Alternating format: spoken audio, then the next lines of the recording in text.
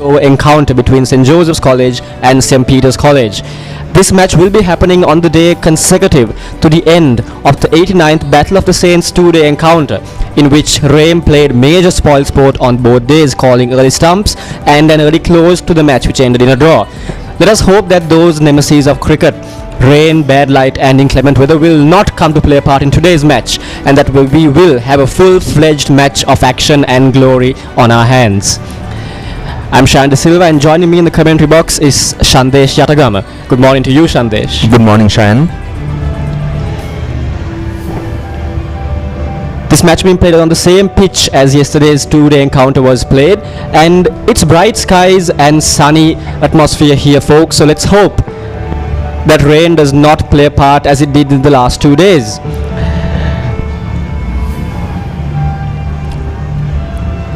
As you can see, the crowd slowly filing into the stands, and we have had news that this match is nearly a sold out and that the venue will be packed to the brim as the day goes by. A summary of the two-day encounter which just concluded yesterday. Sandesh, would you like to take us through it?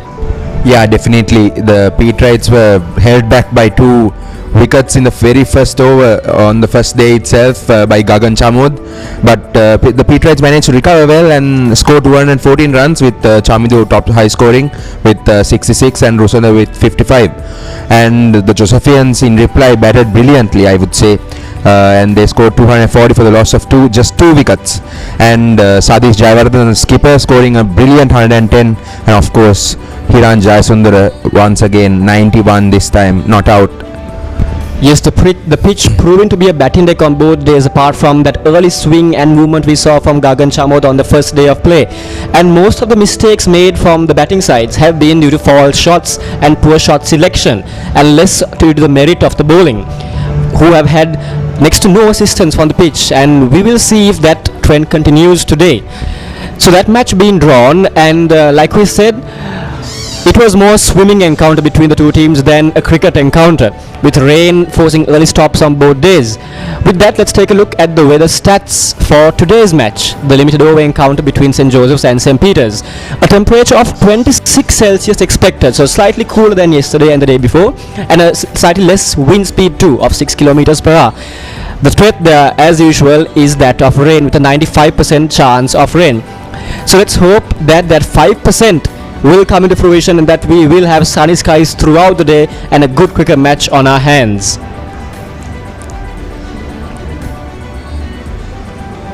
With that, we will now be taking you to the scenes of the toss which just concluded a few minutes back. We are all set for the coin toss of this 49th limited overs encounter between St. Joseph's College and St. Peter's College. I have the match referee with me, Mr. Manoj Mendes, and the two captains, Sadish Jayawardene of St. Joseph's College, Nimuthu Gunawardena of St. Peter's College, and the standby umpire, Hemantha Boteju. The home team captain for the limited overs game, Sadish Jayawardene, will now spin the coin.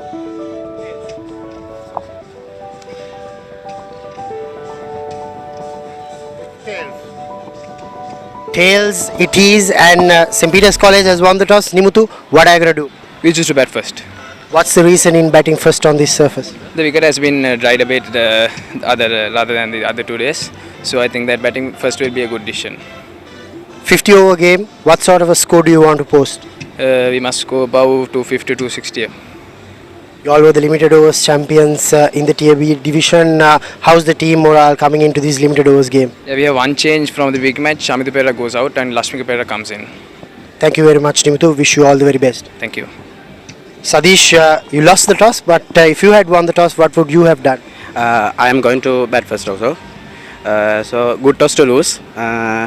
We are hoping to get them under low score as much as possible. So we always try our basics to do correctly. You became the first Josephian to score 2 consecutive hundreds in the big match. How happy are you with your performance in the two-day encounter? Yes, I am very happy about my performance, and also I am very thankful to my teammates to give me such a wonderful support. So I am, yeah, that's it. Now with the weather playing around, do you all want to restrict the Peterites to a minimum over number? Do you all have a plan like that? No, we are hoping to manage basics correctly. Yes. Is there any changes from the big match for the team? Yeah, there are one change. Manas Madhubhashan goes out and Kenneth DNK comes in. Thank you very much, Sajish. Wish you all the very best. Thank you. So the news from the centre is St. Peter's College has won the toss and they will bat first.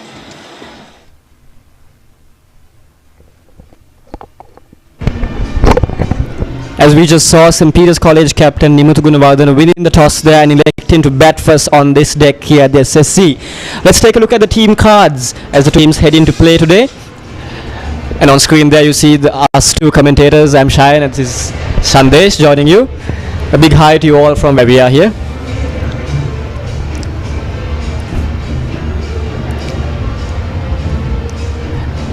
So And the Josephian batting card there, the skipper Sadish Jayawarna lead in the front with the opening batsmanship and Nare Muldaran. More or less the same card with just one change there. Kenneth coming in, a wicket-keeper batsman, and Manasa Madhubhashana going out. He was a bowler who bowled only 3 overs in the big match encounter.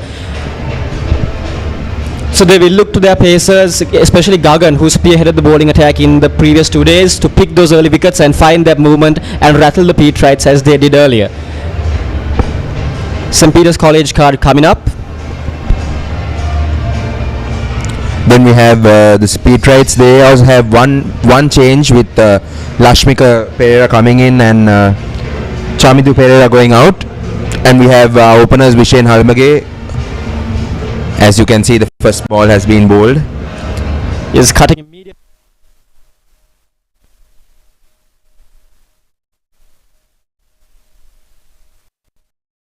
The left hand like then opening the bowling for the Josephians will be their go man Gagan Chamol, picking up 5 wickets on the first day of the big match encounter just 2 days prior.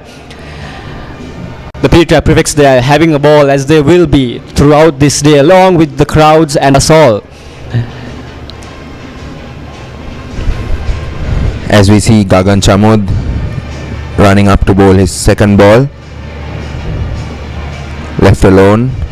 On the wide line there, but not called so by the umpire.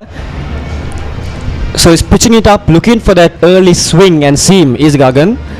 Yeah, definitely, as he got a wicket in the very first ball of the big match, swinging it into the left hand, I would say, and getting the wicket of Ovin Salgado. He would be hoping to score some runs today. Owen won't be looking to go out LBW again like he did before, but Gagan on the other hand will be hoping he gets him LBW ball called behind anything as long as it's a wicket. Third ball coming up on the stumps and that's flicked away towards the leg. Off the pads I imagine, collected by fine leg. So first runs on the board for St. Peter's in this limited over encounter between St. Joseph's and St. Peter's. A single there and a bye, so the first runs will be an extra.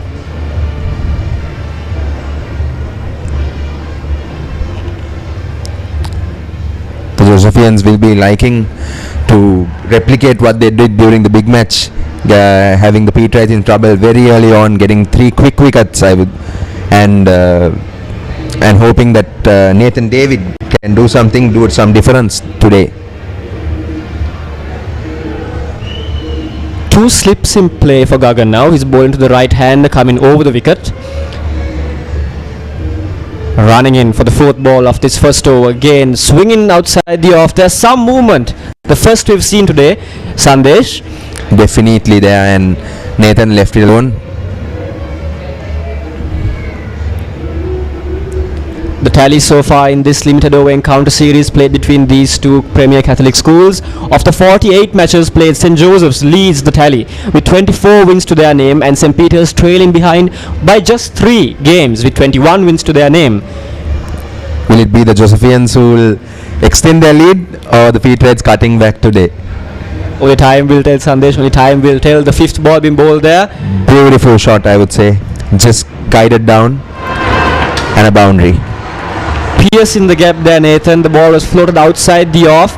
A hint of movement as before, but Nathan was up to the task and guided it in between the point and cover fielders towards the boundary for his first runs. And the first runs of St. Peter's off the bat.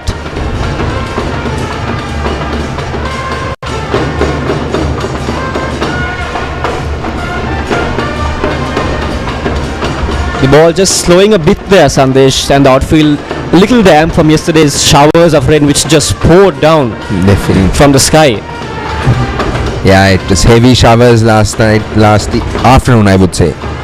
And the groundsmen have done a wonderful job to get the ground clear for us on time today. Last ball of the over, better ball there. About 4th, 5th off stump line, pitched in, angling in and swinging away. Good carry to the keeper as well. So with that we end the first over of day's play in 50 over encounter between St. Joseph's and St. Peter's. St. Peter's College taking first lease of the wicket, 5 for the loss of none. දකුණු ආසියාවේ ලොකුම camera market එක ටෙක්කෝ shop එකට නැත්නම් web එකට cameralk.com.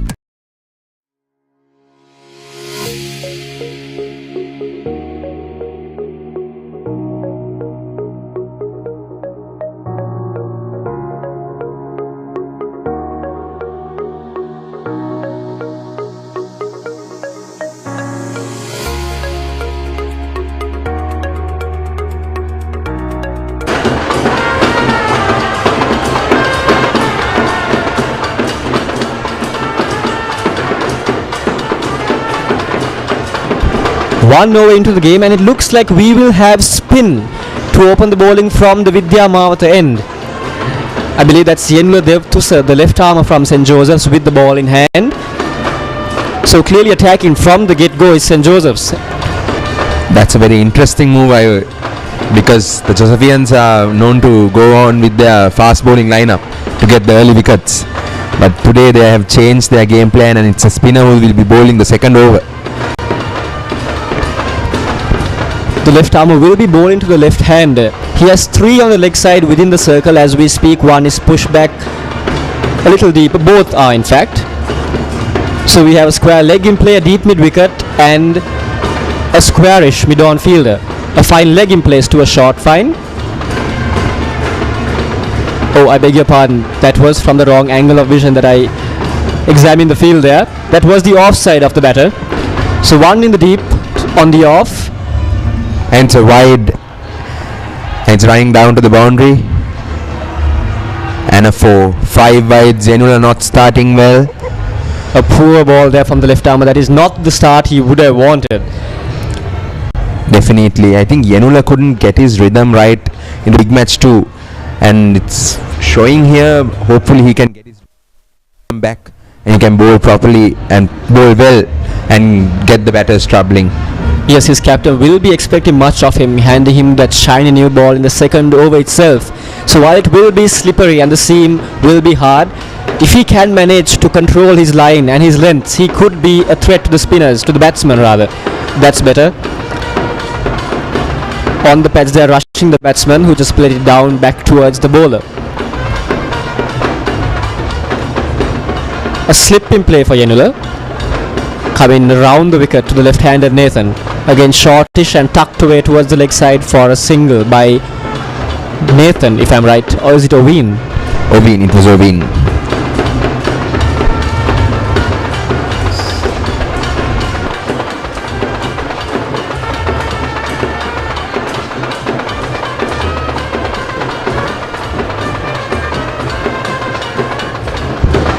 The Peterite and Josephian flags begin to wave as we speak by the prefects and the onlookers who are gradually filling in the stands of this lovely venue.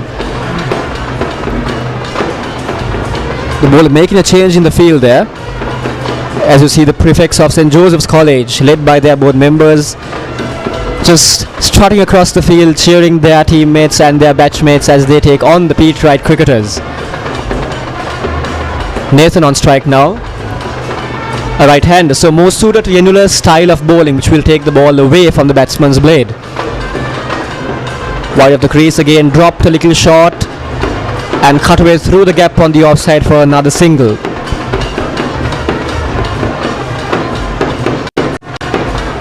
So 3 balls into his over and Yenula still seems to be searching for that correct length in the first place. Sandesh, his line is now better. It's better, but his length is still too short for his liking, I would believe. Yes, definitely very short. And hopefully that was a better delivery, but it was almost on the pads. You see the spectators slowly but surely filling up the stands. Wide of the crease there, just a little shortish but pushed towards the fielder at short extra cover.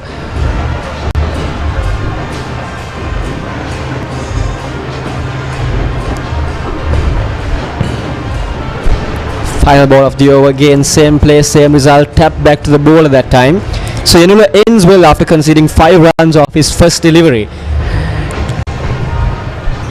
St. Peter's at the end of 2 overs are 12 for the loss of no wickets. දකුණු ආසියාවේ ලොකුම camera market එක කෙක්ක shop එකට නැත්නම් web එකට cameralkit.com. Welcome to NCHS. Studying has never felt this good. It's not just studying. This is what a lab should be. Whatever I want, whenever I need. I don't miss a single class office. I'm flying to Australia next week. Commence degree pathways at NCHS and continue in Australia, Malaysia or USA. Unlock your future.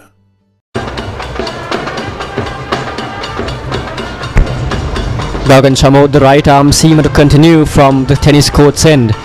2 slips still in play for him, a deep third in place. On the stumps there, and that's glanced away just wide of the mid-wicket fielder for a single by Nathan.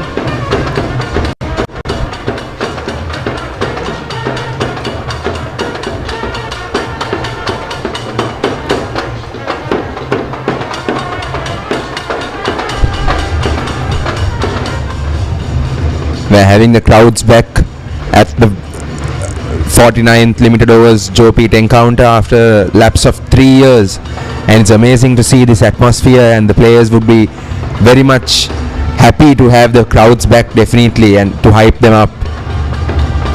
Definitely Sandesh, and win or lose, draw or no result, I'm sure all these players are just delighted to have the chance to play in front of crowds after 2 long years. Dribbling along the ground there, and a diving stop by the fielder at short extra.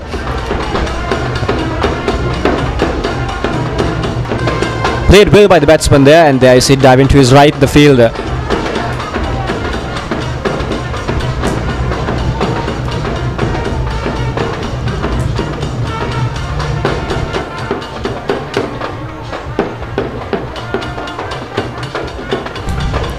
Gagan running in for his 3rd ball. On the stumps there, India for a while and just short of the fielder at cover.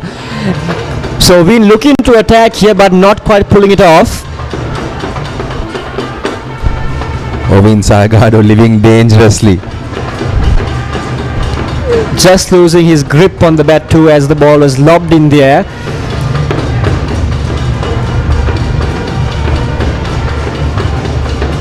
One of 9, he seems to be just a little nervous in starting his innings, especially against Gagan, I think, whom he was gotten out to in the big match. Might be getting his memories back of getting the first ball duck in the big match. I'm sure that's a memory anyone would want to forget if you're on the Peterite side, especially the batsman himself. Definitely. Ovin has scored just 1 run of 8 balls.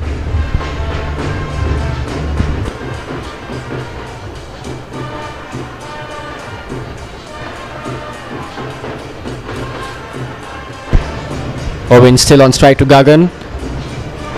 Ball on the stump, swinging away this time, and that's a lovely ball by Gagan Chamod.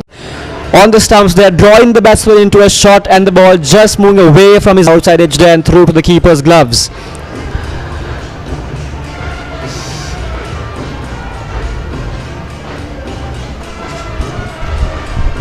Gagan Chamod, as usual, doing what he does best, troubling the batters in the middle.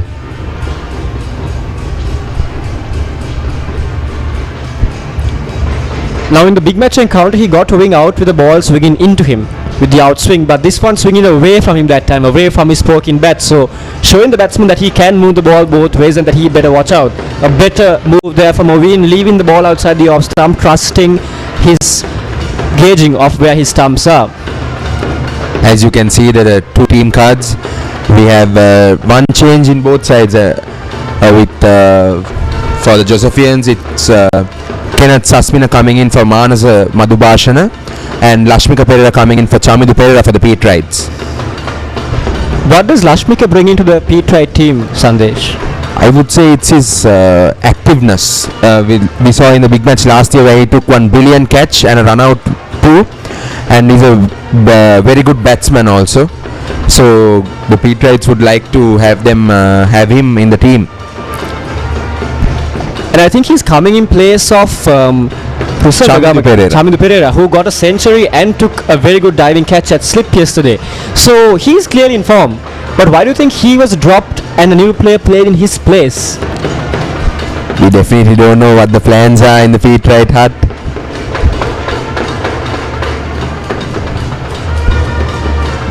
Henler to continue with his left arm from the Vidya mouth end.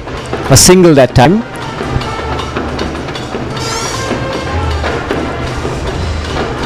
St. Peter's College 3.1 overs into their innings, 14 for no loss, so quite a good start for them, Sandesh. They've not lost a wicket as they did in the big match, and they're going at quite a good clip as well, facing the new ball. And even though Gagan has troubled them, they managed to negotiate the spin from this end well. That is an appeal on the pads there by Yanula.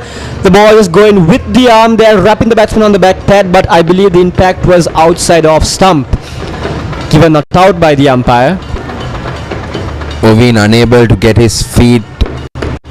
That was close. That was close. It was maybe just the angle from round the wicket, taking the ball away from the stumps that time. The left-hander lucky there not to be caught in a bad position. Oveen still trying to find his feet in this 50 over encounter. That ball bounced in quite a bit. Look at the replay. Pitching almost full and then just going through to the keeper's hands very quickly. So the pitch, even though it was raining yesterday, is still very good for both the bowlers, and if the batsmen choose their shots, for the batters as well. Pushed down towards the long on field there by Oveen for 1 run. So he'll be glad to get off the mark finally. Definitely Oveen.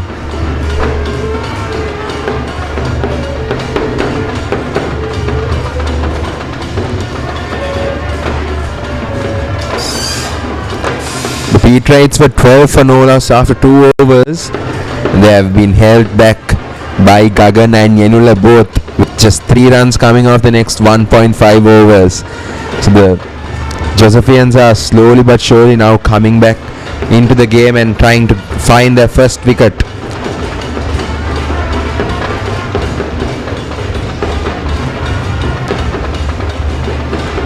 Good bowling by Yenula, coming back in his second over, giving away just 2 runs at the end of 4 overs. St. Peter's College 15 for the loss of 0 wickets.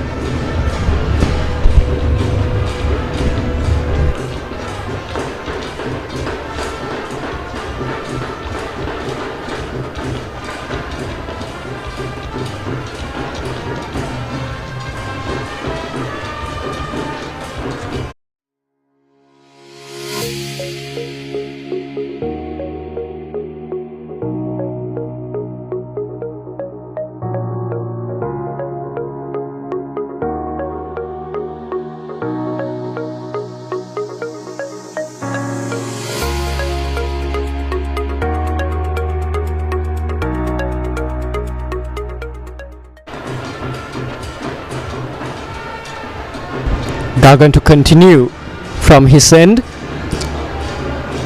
A summary of last year's encounter there on your screen as Gagan finishes his first ball through to the keeper as the batsman shoulders arms.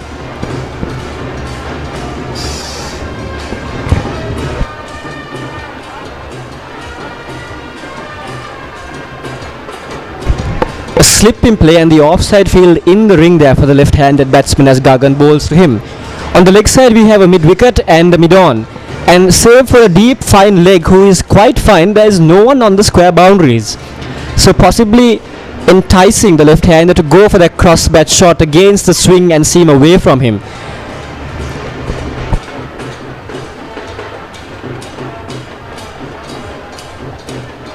Again back of a length on the stumps into the batsman's bat that time, watchfully defended by Oveen.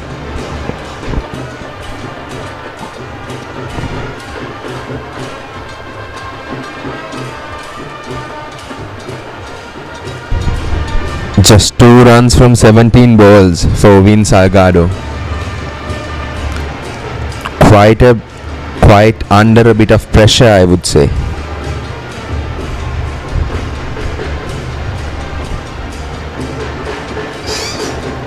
Outside the off, they are left alone by the batsman, just dying on the keeper that time.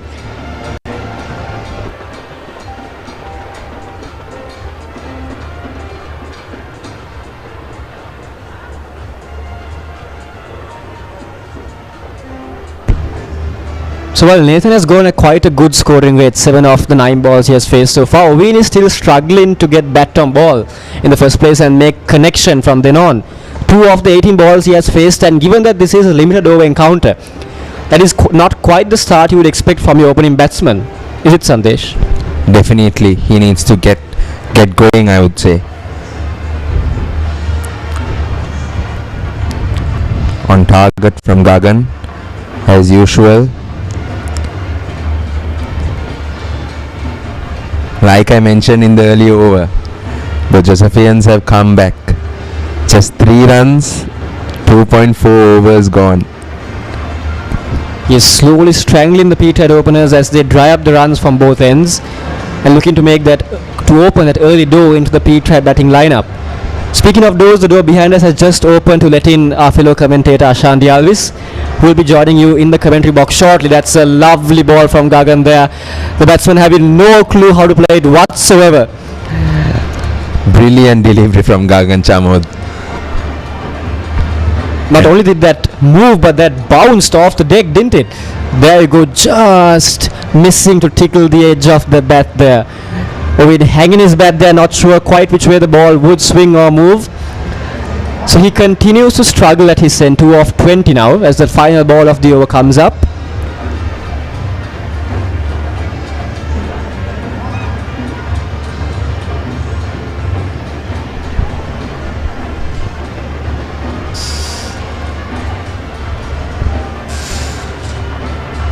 Once again, Oveen not able to connect the bat with the ball. Struggling very much. St. Peter's 16 for the loss of 0 wickets at the end of 5 overs.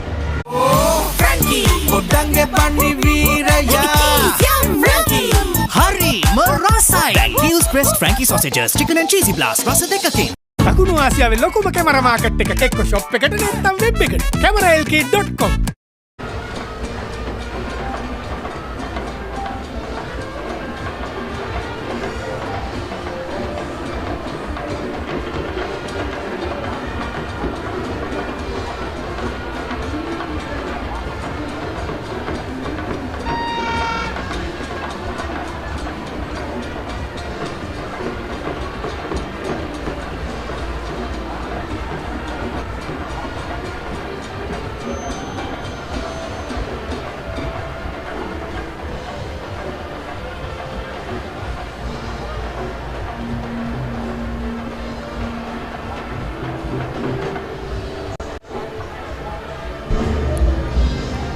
Yenula bowling his 4th over now. His 3rd, I beg your pardon. Just outside the off there, still a little too short for his liking. A fumble by the fielder there. No run is taken by the batsman, so no harm done. Now if Oveen is looking for a release point, he could target Yenula, the left armer, bringing the ball into him and not getting much, extracting much movement or spin off the deck as such.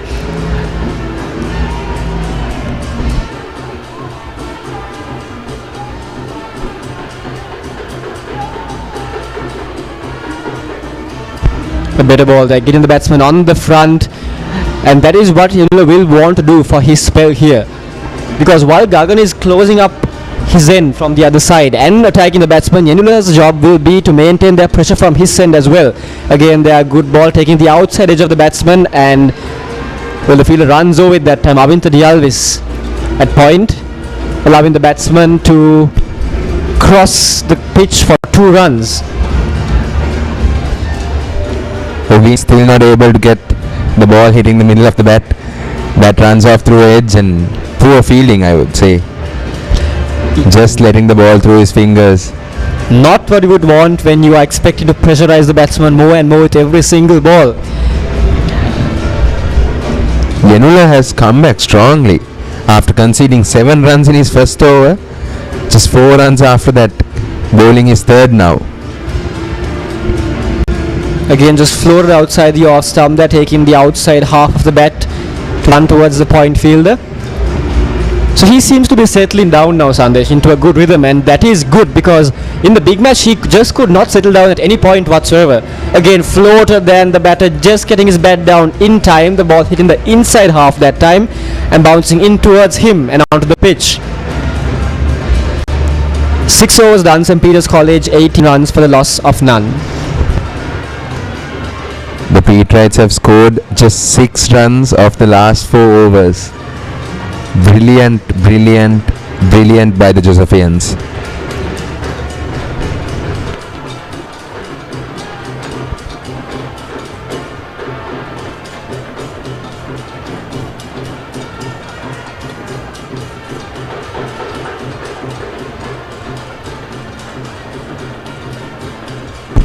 It is because while St. Joseph has not managed to pick up those early wickets as they did in the big match, they have maintained that slow run rate, which has ensured that the possibility of wickets is still there just around the corner. They have not let the batsmen go out of control. They have kept the leash and the reins on the two Peterite opening batters. And Gagan especially is attacking the batsman as he bowls there again. Played down the track by the batsman defensively. So he's getting some bounce from the pitch, is Gagan.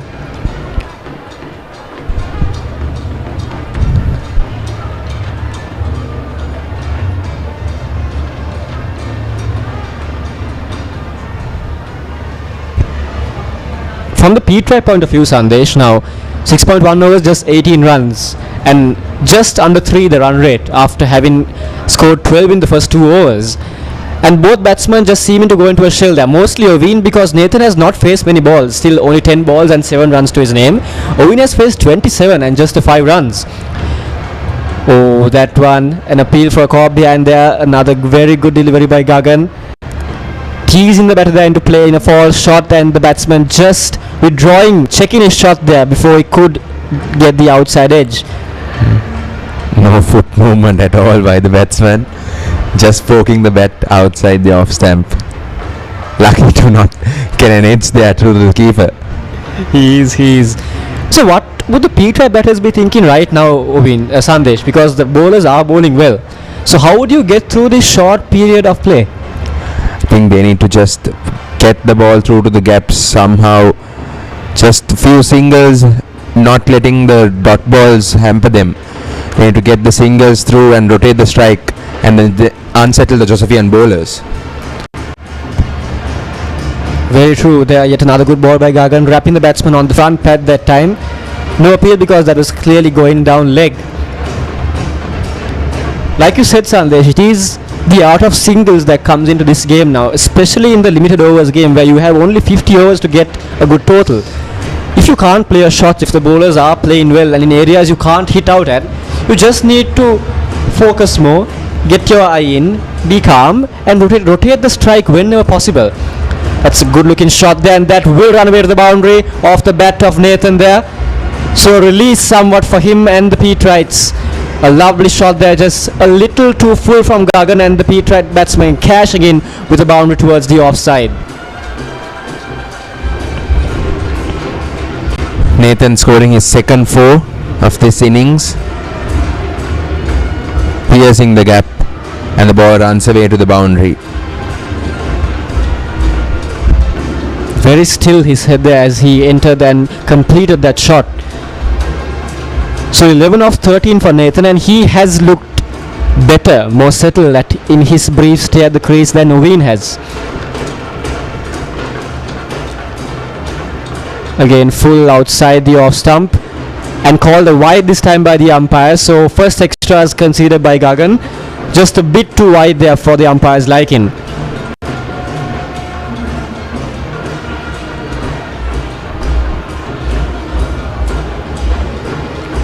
Yes, definitely too wide there, the keeper having to move almost across away from the pitch and its line to collect that ball.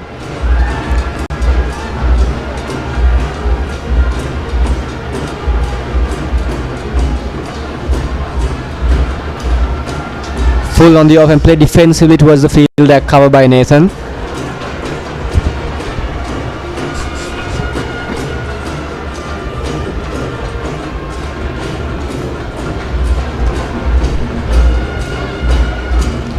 Gagan still looking for that away movement in the air and off the deck from the right hander.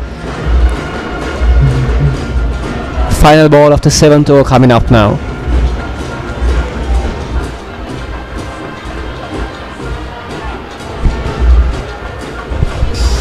Nathan there slashing outside the off stump.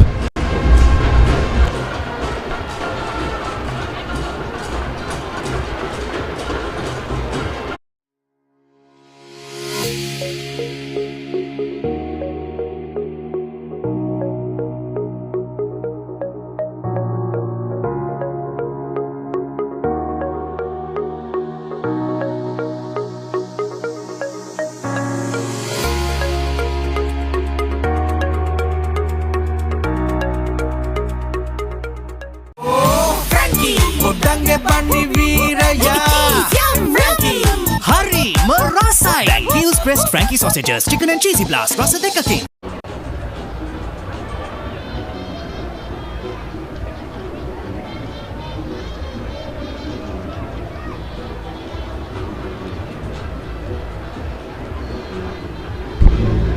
The fast and spin bowling combination from the Josephians to continue. Yellow into his fourth over there on the stumps there, played down by the batsman.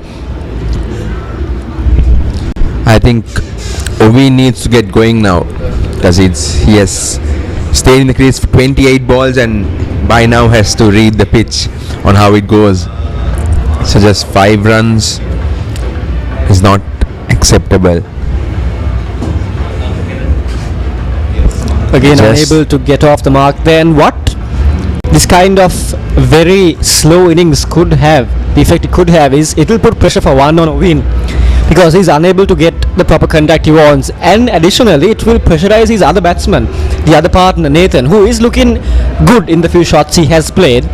But as Ovin continues to struggle and not be able to rotate strike or get runs from his end, Nathan will have the onus on him to score those runs, and in that sense he could be lured into making the big shot, the fall shot, and losing his wicket in the process.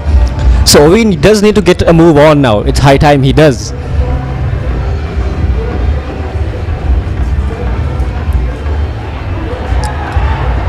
And there he perishes, trying to score some runs, and he's out. Just as we were speaking about it, Yenula Devdusa picks up the first wicket for the Josephians, and it is that of the outer form Ovin. He departs for just 5 of his 30 balls faced.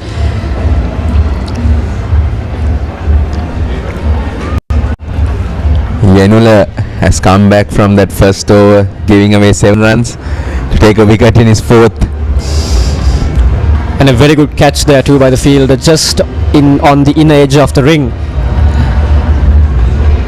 So first blood for St. Joseph's College, and the Peterite opening batsman Ovin has to walk back to the dugout, scoring just 5 of his 31 balls. St. Peter's College 23 for the loss of 1 wicket now. And you can see the Peterite skipper coming onto the crease, Nimuthu Gunamardana. He was also out for a duck, a 5-ball duck in the very first over of the big match. Hopefully he can get some runs today and not be bogged down by Josephian bowlers.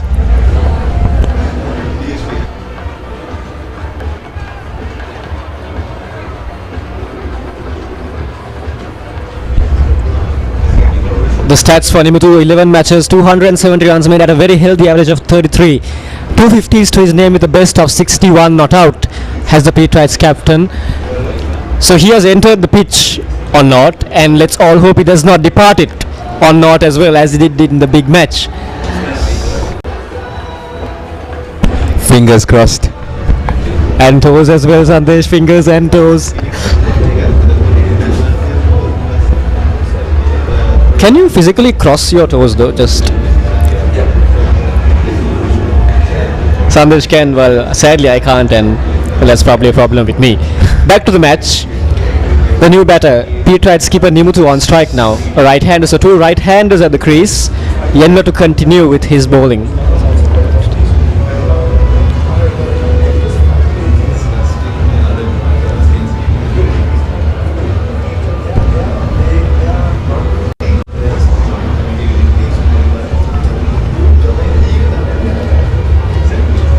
The wicket which has just fallen, that of Oveen, looking for that release shot and just ending up chipping it straight into the hands of the fielder who jumped up to snaffle it on the edge of the ring. The Peterites are 23 for the loss of 1 wicket after 8 overs.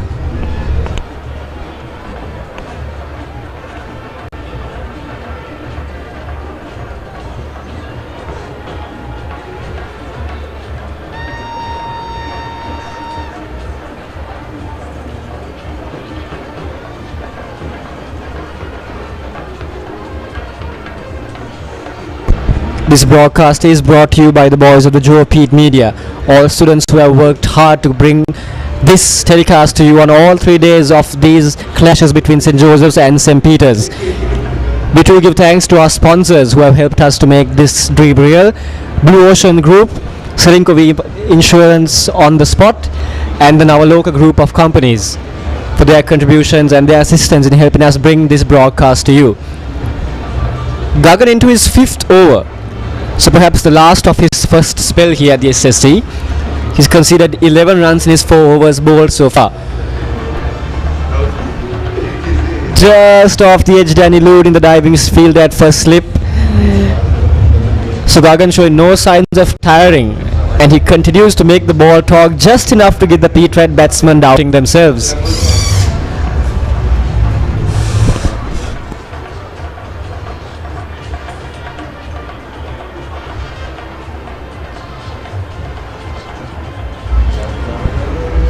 Slip moves just a little wider than he was after that ball is completed.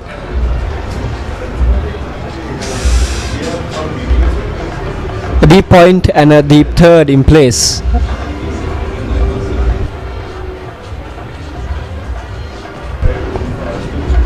No one on the boundary on the leg, just 3 fielders in the ring, on the stumps, then defended by Nimuthu Gunawardena.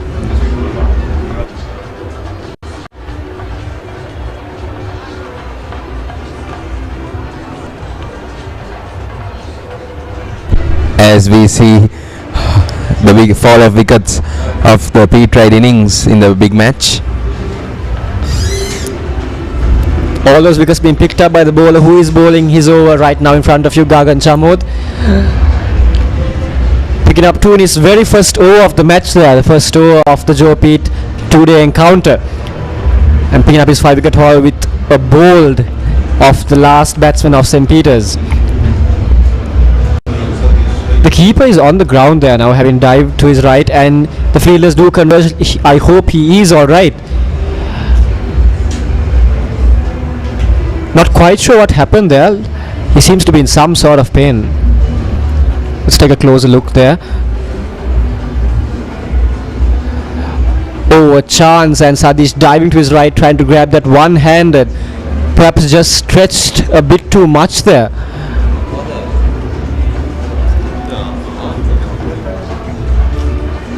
Well, he is still on the ground, and things do not look good for the Josephian skipper right now.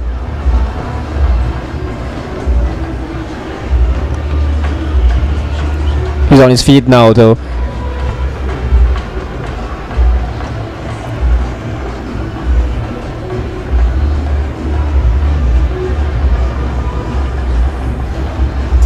All of us in the commentary box here on our toes, hoping that he will be alright. And indeed he does seem to be. He's on his feet now and he's getting ready.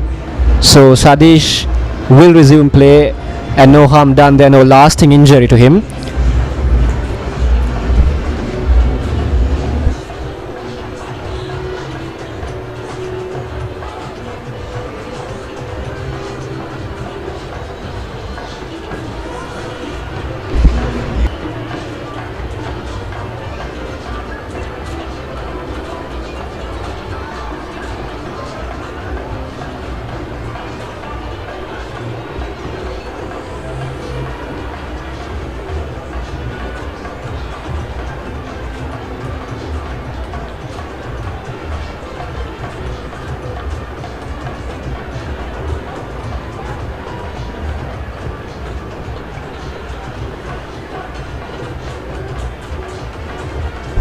Sadish back on with the gloves, so he's alright.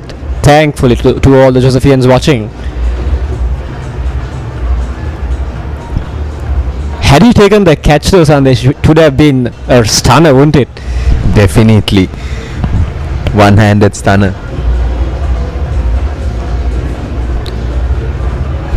Too wide there by Gagan, and rightly judged by the umpire, another wide.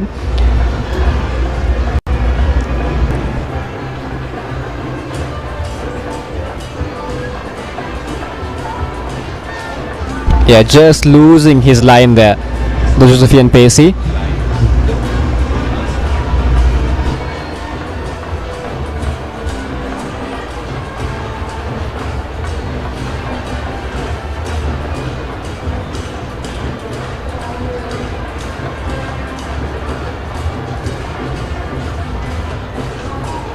Nathan David on strike now.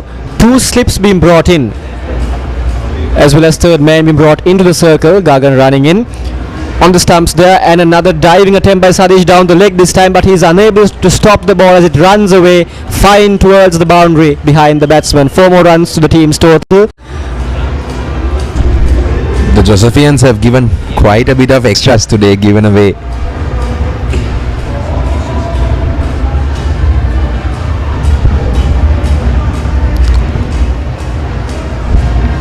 Sadish walking just a little gingerly, diving again to his left side there to stop the ball as it raced past him.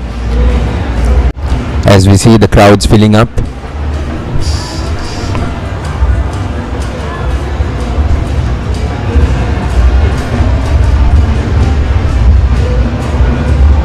Better ball there by Gagan on the stumps, played down by the batsman.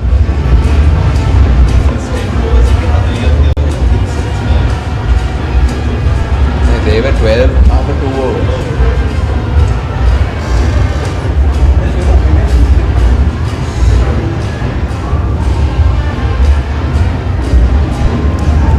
The new player for the team, Kenneth, on the field on your screen. 2 slips to continue as cover is pushed back to a few meters away from the fence.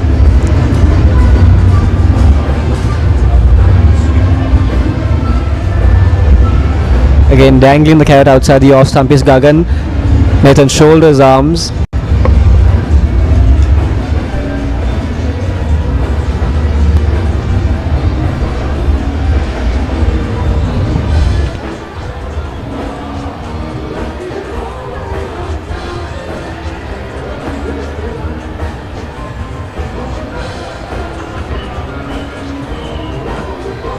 The crowd's filling in the stands as we speak, Sandesh.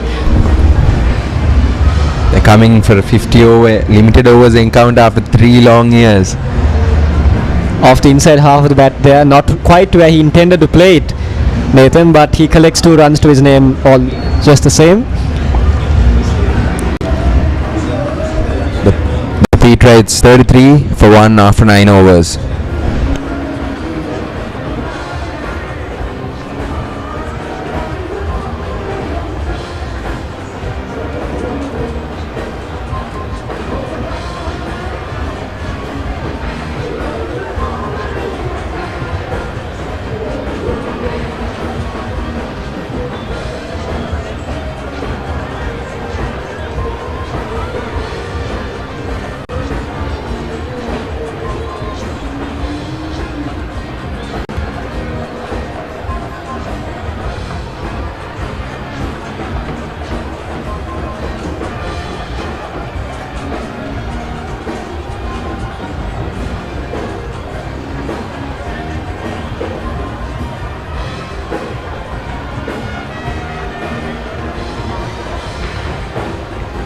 Who picked up the first Peterite scalp in his previous over to continue his spell into his 5th over now from the Vidya mouth end. A slip in play to him against the right-hander. Played defensively by the batsman there.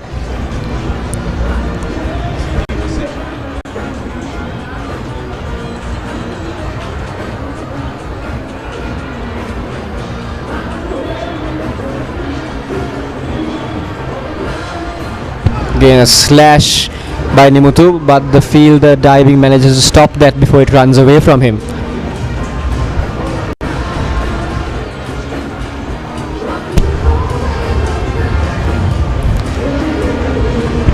In the big match, Sandesh, we saw Yanula struggle to settle down as he was bowled in two spells, one from the Vidyamath and one from tennis court's end.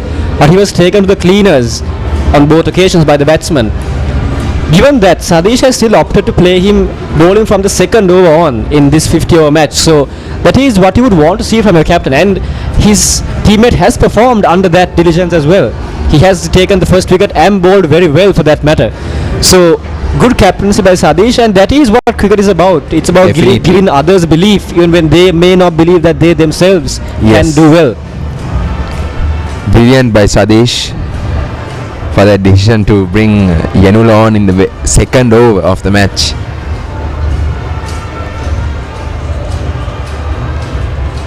And Yanula playing that all the trust by getting his wicket, getting the first wicket of the Josephian innings, Peterite innings rather.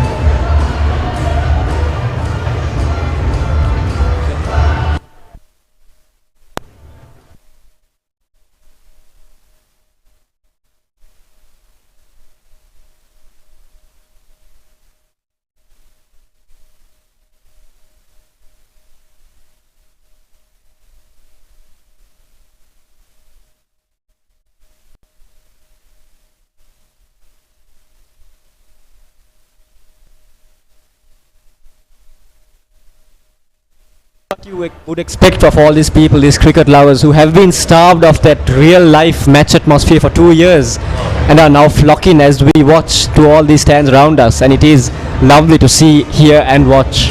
Yes, and as we say that, Peterites are 33 for the loss of 1 wicket after 10 overs.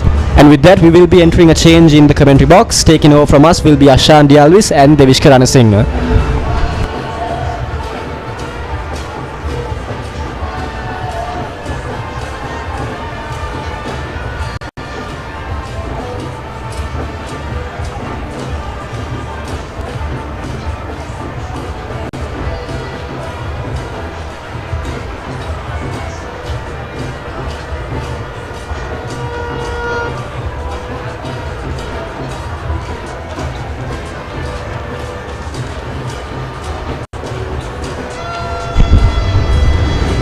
Thank you, Shayan, and thank you, Sandesh.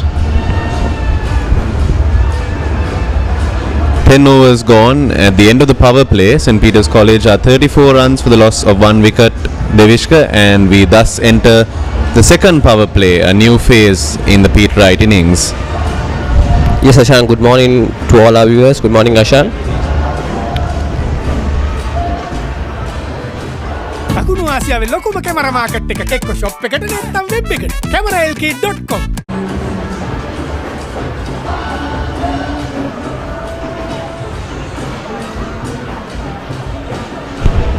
Lahiru Amarasekara is the new bowler, and the captain Nimuthu bunts that down to the onside field for a single.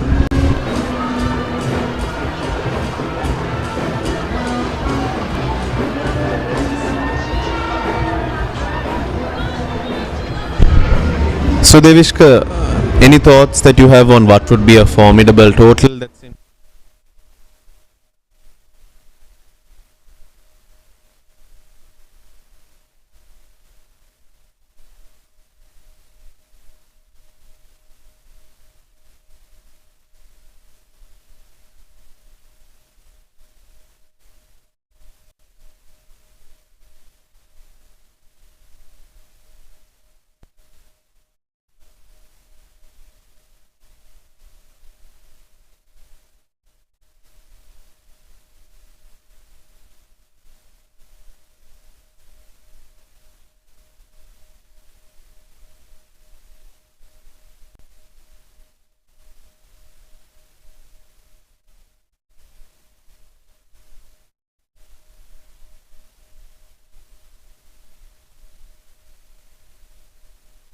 Dot balls will be key for the Pete.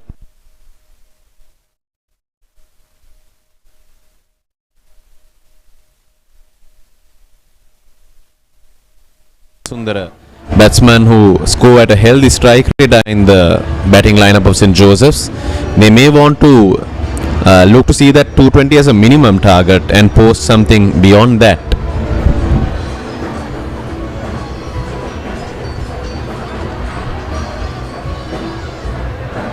At the moment, the Peterite seem to be struggling little bit.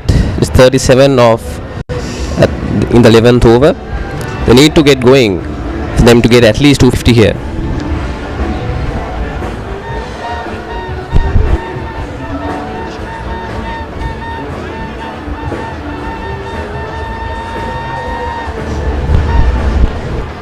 Nice shot. That's a nice shot by the Peterite batsman. Then the end of the 11th over, it's 38 for the loss of 1 wicket. Blue Ocean, a unique brand of luxury apartments in Sri Lanka. Discover the ultimate investment and the privilege of ownership in a unique paradise destination. Blue Ocean extends their real estate ventures with a range of landmark condominiums. An attractive opportunity for local and foreign investors who wish to enjoy a green living environment. Invest now and reap the rewards. Blue Ocean Group of Companies, leading the way to the future.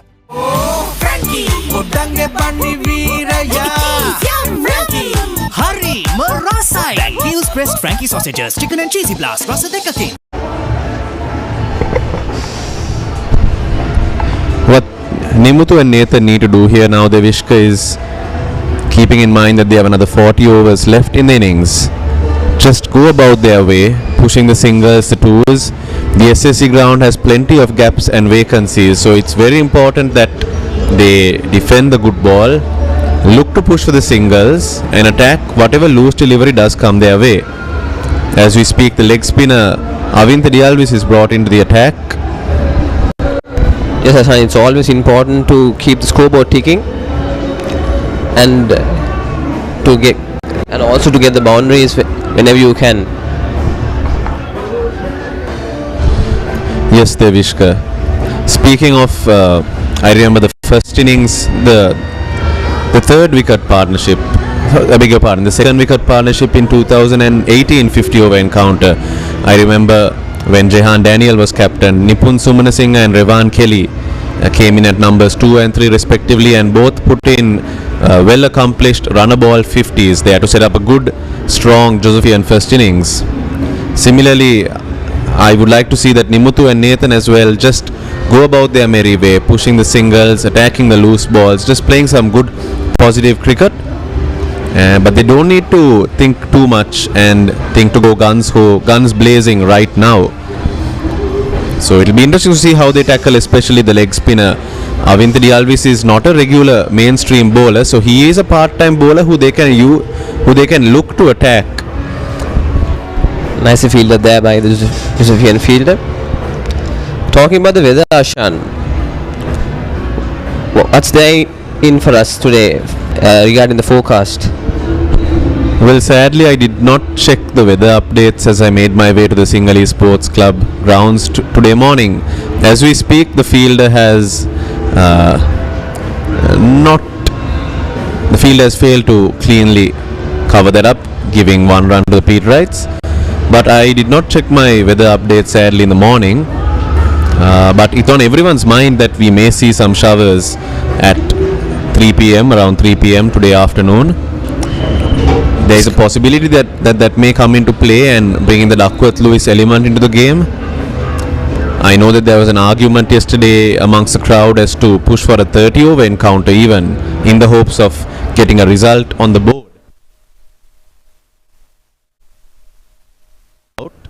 There are no signs of significant rain clouds around the SSC, so we'll be hoping for 100 overs if possible of good clean cricket today. As we speak, 12 overs are gone, 42 runs for the loss of a single wicket.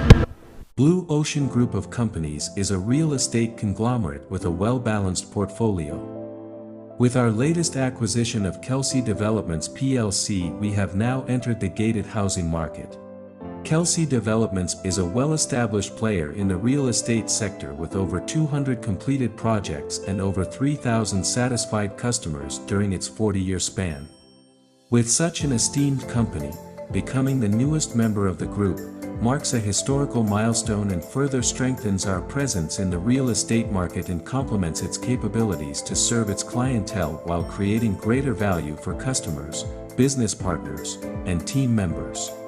Link Engineering Private Limited, a proud member and the construction arm of the Blue Ocean Group of Companies, is a household name in Sri Lanka for construction and is one of the first few construction companies in the country with experience spanning over 4 decades. Having been recognized with many awards for its construction excellence over the years, Link Engineering has undertaken a number of successful government and non-government projects in the past and continues to forge ahead in its trailblazing journey, keeping in line with its promise of quality, stability, and integrity.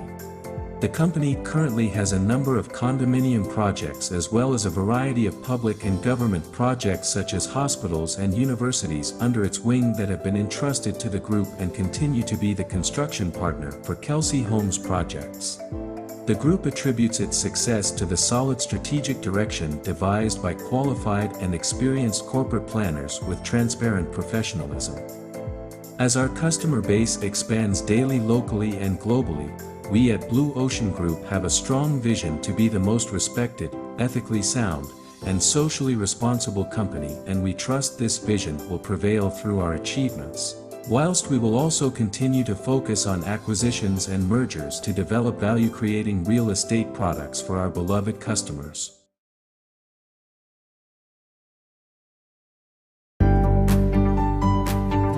Welcome to NCHS. Studying has never felt this good.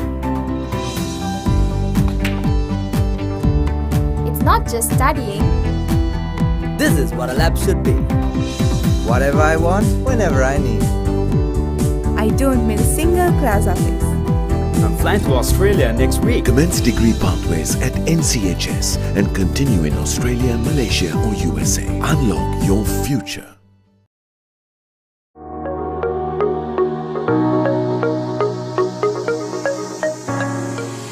Blue Ocean Barnes Avenue is a 6 residential floors and 18-unit condominium with a unique appearance.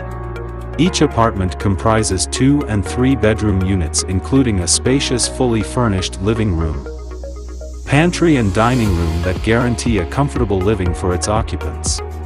The neighborhood surrounded with 5-star hotels, renowned schools such as St. Thomas College and many more within the walking distance from the residences. Barnes Avenue Mount Lavinia project will comprise uniquely designed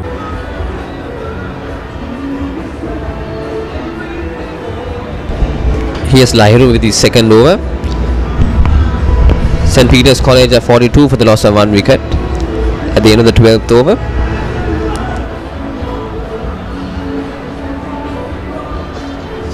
We're seeing a lot of spin today, Ashan. We're seeing a lot of spin today, Ashan. What do you think the pitch would offer the spinners?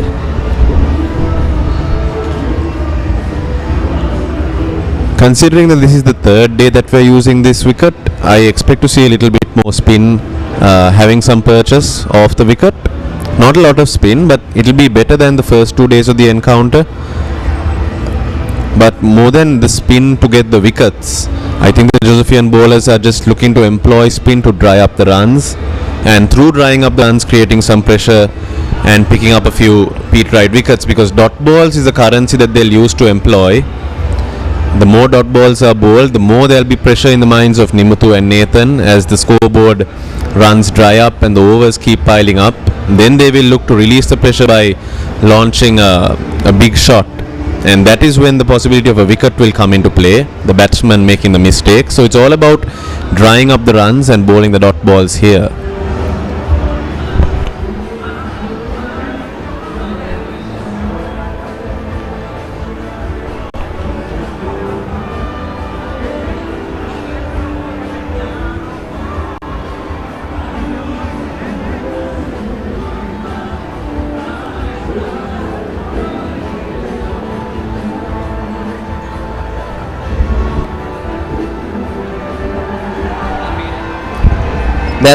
That's out. The captain Lahiru has taken the wicket of the Peterite skipper Nimuthu. That's a brilliant catch by Sadish behind the wickets. Sad to say, it hasn't been a very improved performance from Nimuthu over the last 3 days of the Battle of the Saints. I don't think we have even seen a boundary come off his bat, and I am being a little bit critical, but I have not seen anything such as a fluency in the batting or a bit of incentive in the batting, some aggression from him. We haven't seen anything like that, and as you would expect from your skipper, that may not be the best thing that St. Peter's would have wanted.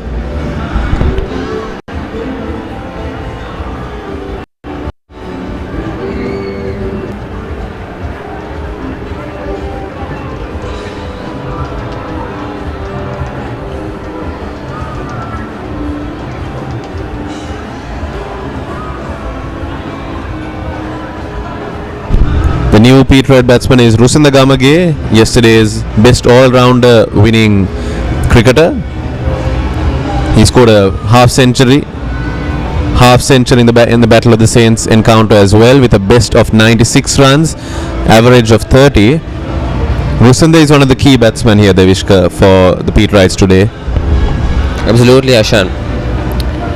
It was Rusinda who brought the Peterites back into the game on that first day of the big match, 89th Battle of the Saints. I think he should play a major role here today, getting the Peterites to a good score.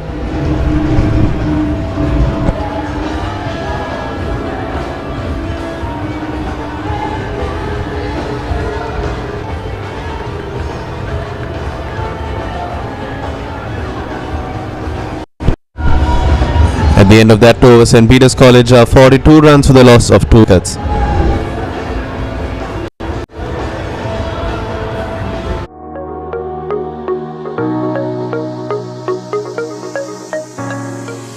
Blue Ocean Barnes Avenue is a 6 residential floors and 18-unit condominium with a unique appearance. Each apartment comprises 2 and 3 bedroom units, including a spacious, fully furnished living room, pantry and dining room that guarantee a comfortable living for its occupants. The neighborhood surrounded with 5-star hotels, renowned schools such as St. Thomas College, and many more within the walking distance from the residences. Barnes Avenue Mount Lavinia project will comprise uniquely designed modern luxury apartments with sophistication and elegance splendid in tranquility at an Here's Avendra Realvis coming for his second over.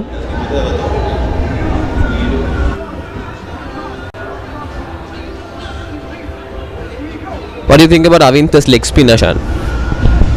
Well, first of all, I'm happy to see a leg spinner back in the St. Joseph's College lineup, because I believe the last leg spinner to have made a somewhat of an impact in the bowling lineup was Dinesh Jayakodi in around the 2018-19 season. But he too was not a frontline leg spinner.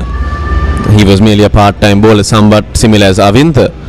But Sadish is employing Avindha early on in the exchange, possibly to tempt the Peterite batsman to make an aggressive stroke. As you notice, the leg spinner is flighting the delivery very well, and while it does come with the possibility of extra runs being leaked, it also brings in the possibility of wickets as well.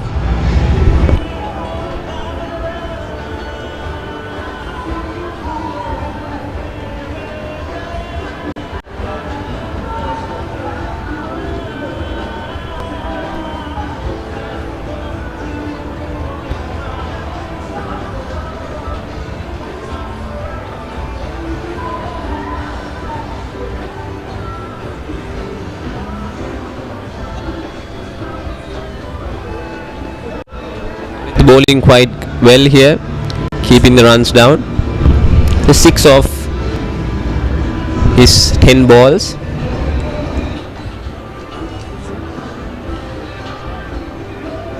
Nicely low by Avindha there. It's nice to see Avindha having a role in today's 50-over encounter, because although he was part of the team for the Battle of the Saints, neither did he bat, neither did he bowl, so he'll be really excited with the opportunity presented to him to do something for his school. Nicely delivered there again by Avindha. And the end of that over, St. Peter's College are 44 for the loss of 2 wickets.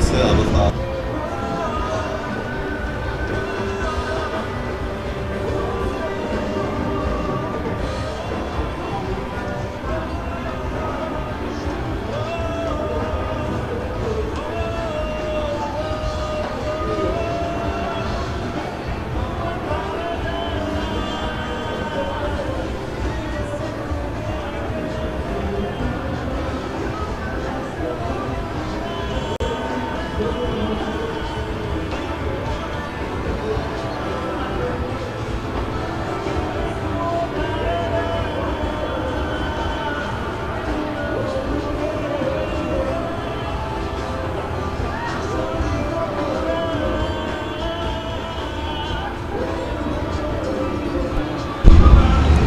off spinner will continue to the southpaw.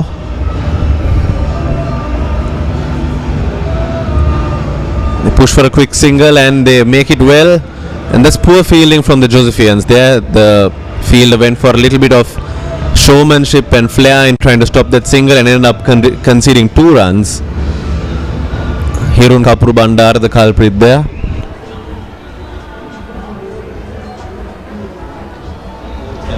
Ashan, the only department that the Josephians were, I would say, bad at was in fielding.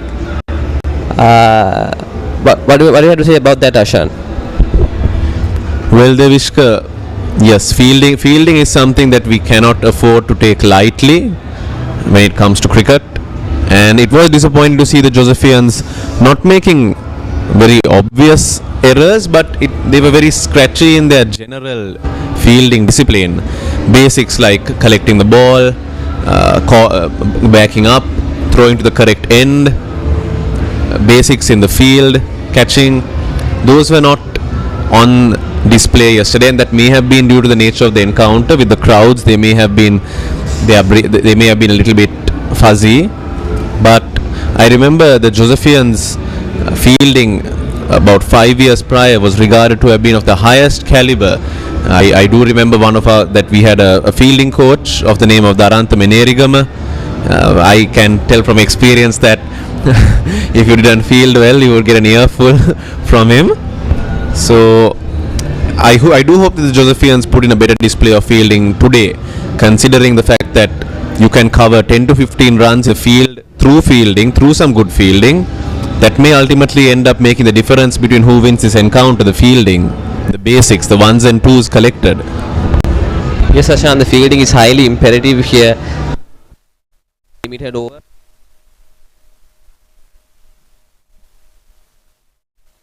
Nice by Nathan. 2 runs there. And at the end of that over, St. Peter's College are 47 for the loss of 2 wickets.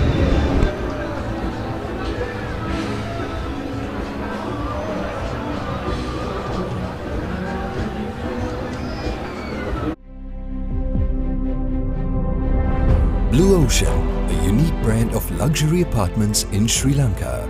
Discover the ultimate investment and the privilege of ownership in a unique paradise destination. Blue Ocean extends their real estate ventures with a range of landmark condominiums. An attractive opportunity for local and foreign investors who wish to enjoy a green living environment. Invest now and reap the rewards. Blue Ocean Group of Companies, leading the way to the future. Welcome to NCHS. Studying has never felt this good. It's not just studying.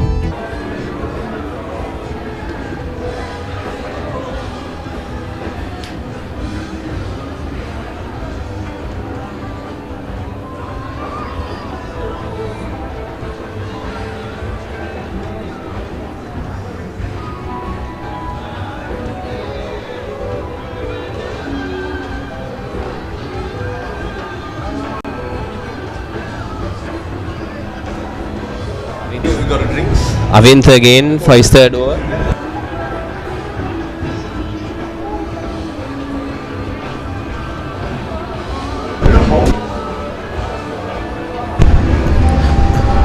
Talking about the previous encounters, Devishka, the Joe Pitt limited overs encounter last year.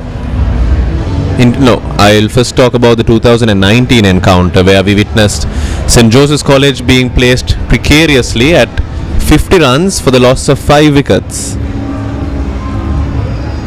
Staring down the barrel, the pair of Lakshan Gamage and Sachinda Mahindasinghe produced the highest partnership at the Joe Pitt limited overs encounter. Lakshan scoring a whirlwind century and Sachin the Mahinda Singh supporting him with the 75. And that ultimately ended up with St. Joseph's winning the encounter in 2019. And very strangely, in 2022, last year, we witnessed St. Peter's College being 50 runs down for 5 wickets. In almost exact parallels, Vanuja Kumara, the Peterite captain, scored a 100, while Danal Hemanand supported him with around 70 runs, and they fell just 5 runs short of that record partnership by Lakshan and Sachin.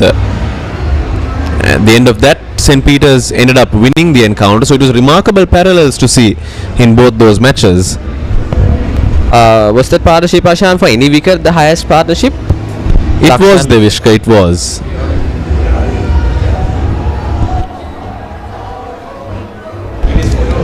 Last ball there by Avinta. Just pushed it down for a single there. St. Peter's College are 51 for the loss of 2 wickets.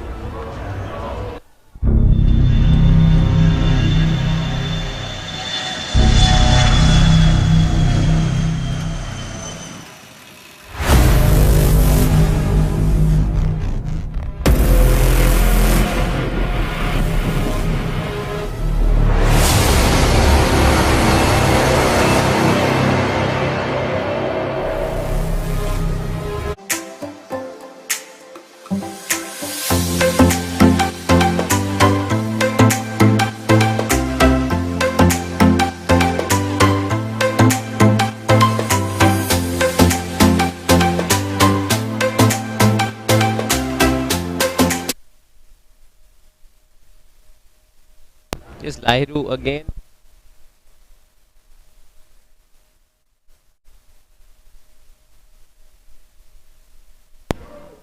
Lahiru has been successful today, Ashan, picking up 1 wicket for his 9 runs.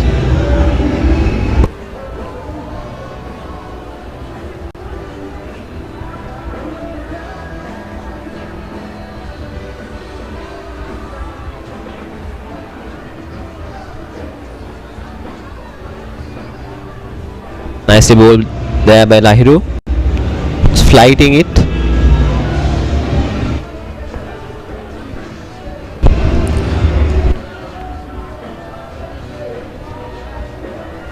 If I'm not mistaken, Ashan, Lahiru has over 50 wickets in the season. Oh yes, Devishka. Him and Yanula have been the spearheads of the Josephian bowling attack.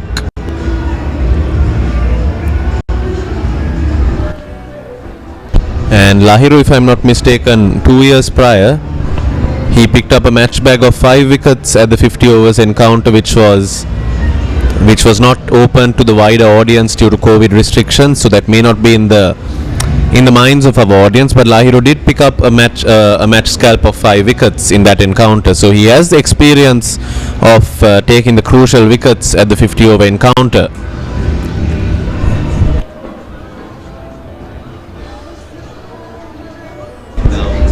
This is the last ball of the over by Lahiru.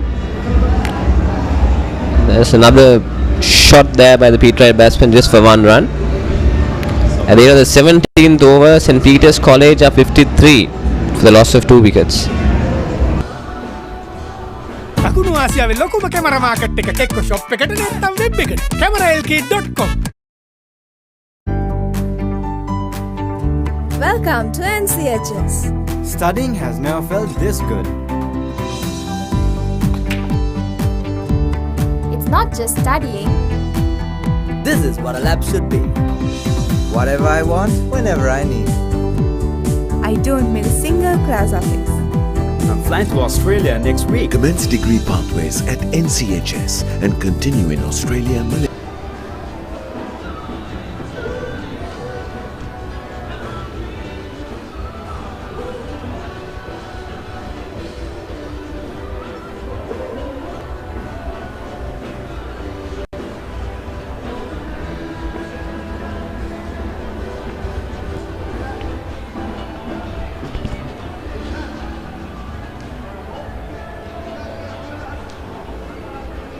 Yes, Avinta again.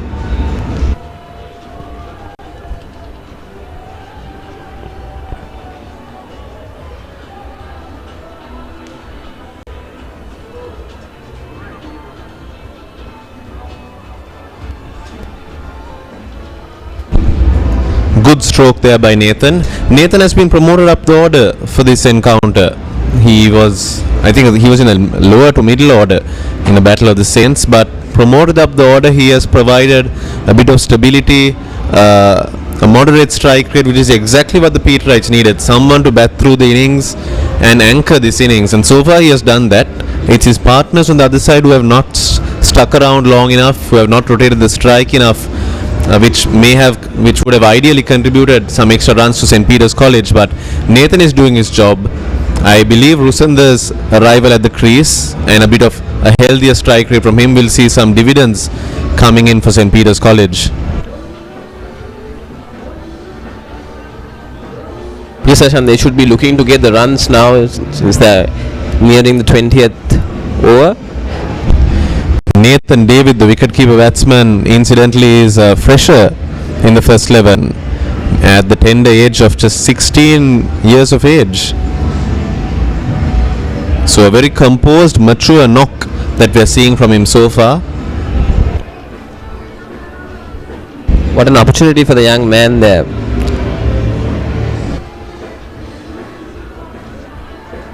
Excellent batting. This is what they need to do. Nothing extravagant, just bunting the ball around, collecting singles, put some runs on the board and get the scoreboard moving. Excellent batting from the Peterites. Ashan, talking about age, what do you think that getting a young as 16, the benefits he would have, but also the downsides, having little experience in these conditions? That was a close one. The ball just crept. I'll get back to that question at the end of on the other side of the over, Devishka. The ball just crept under the bat there and almost struck the off stump. Avinta would be a little bit unlucky there.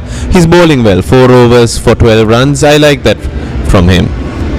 But answering your question, Devishka, as a youngster coming into the battle of the big match phenomenon, there's obviously pressure. The advantage of playing so young is that down the line you will have experience coming into the following encounters, but at that age it's very hit and miss. By chance you are able to pull off a good performance, it will empower you like nothing else. But I believe that he has come into this game having performed with the backing and the confidence of the coaching staff and his players. Therefore he is not someone who's just blindly walking into the first 11 lineup. He has done his homework, he has done his performances, therefore he is being rewarded with this opportunity. Hence why him being out here in the Battle of the Saints and him performing right now is not something to be overtly surprised of. It's exciting to see such performances coming from youngsters, for sure, and this opportunity has been given to him because of some excellent prowess that he would have displayed in the second 11, the first 11 as well as the under 15 ranks. Therefore I believe an individual debuting in the Battle of the Saints at the age of 16 is not someone who is just been thrusted into the spotlight, but someone who has earned that call up. Therefore it can be hit and miss, but Nathan on this day is raising his hand up for his college.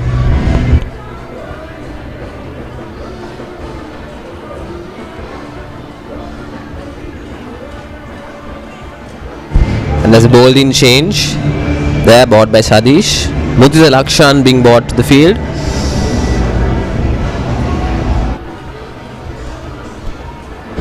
Mudita Lakshan is a nippy fast bowler. His job here as well will be to dry up the runs and frustrate the Peterite batsmen.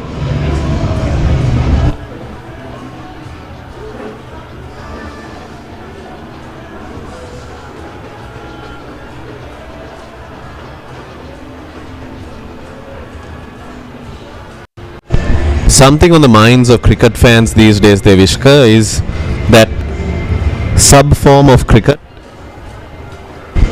is that sub-variety of cricket known commonly now as that of baseball, Devishka. Could we have your thoughts on this cricketing phenomena? Talking about baseball, Ashan, well, if I'm not mistaken, was bought by Brendan McCullum as he was appointed as coach. That's the test coach for Test cricket for England. And actually, to my knowledge, it has been successful. I think in the World Test Championship cycle, England were, I think, with a few wins. And after Brendan McCullum got in, they managed to finish up in the top 5 in the World Test Championship cycle. I think it's good evidence for that baseball is effective, but I don't think that it is appropriate for a game like Test cricket.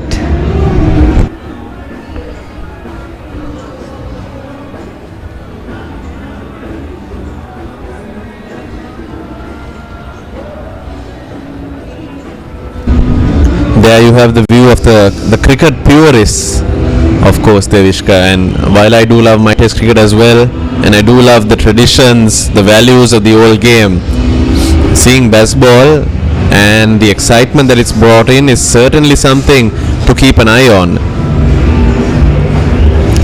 I wonder if we'll be seeing a little bit of baseball here in today's encounter as well. Yes, sir, hopefully by Siobhan Daniel, who's usually aggressive. Hasn't seen much of him lately.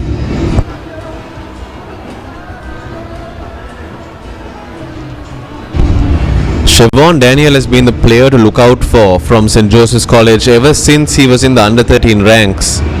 He's always been talked of as a national prospect, someone who can take the game away from you in the matter of a few hours of play. And this being his last, I believe Sadish's last encounter wearing the blue and white of St. Joseph's College, he will look to do something really memorable for the Josephian community. I hope he does, Ashan.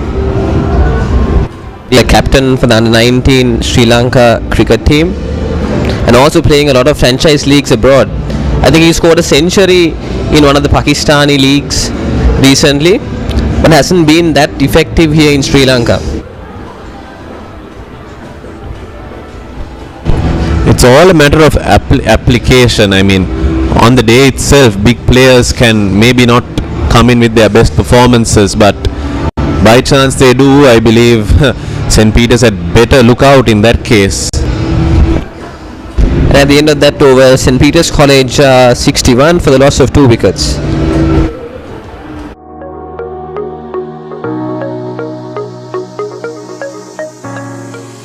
Blue Ocean Barnes Avenue is a 6 residential floors and 18-unit condominium with a unique appearance.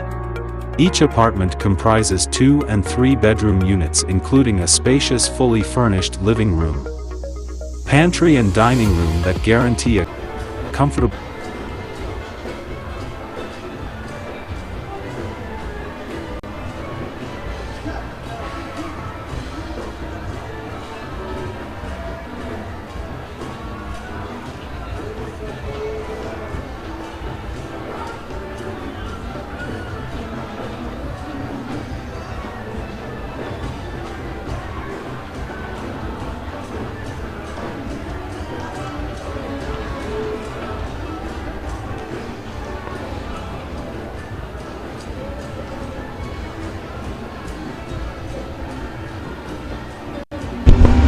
Rusinder and Nathan have proceeded to put on a few runs at a good strike rate. Once again, Devishka, I was slightly disappointed with the performance of the Peterite captain over the last 3 days. St. Peter's College would have loved to have had him out at the wicket right now, pushing the strike rate and pushing the Peterite innings forward.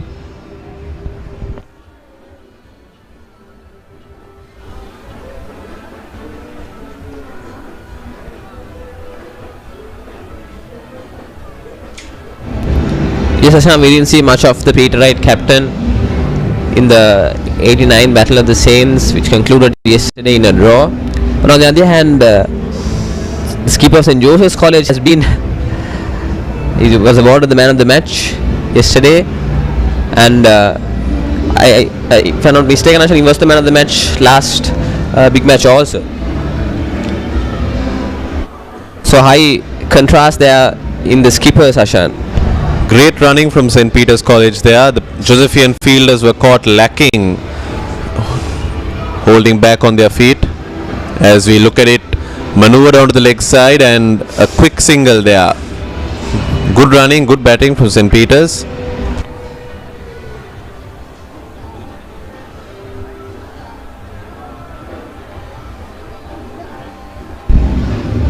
So I think the Peterite captain, since he was not successful in his batting, should try to get some wickets today with his off spin, and also as a captain to make the right changes in the field, which is highly important in a match like this.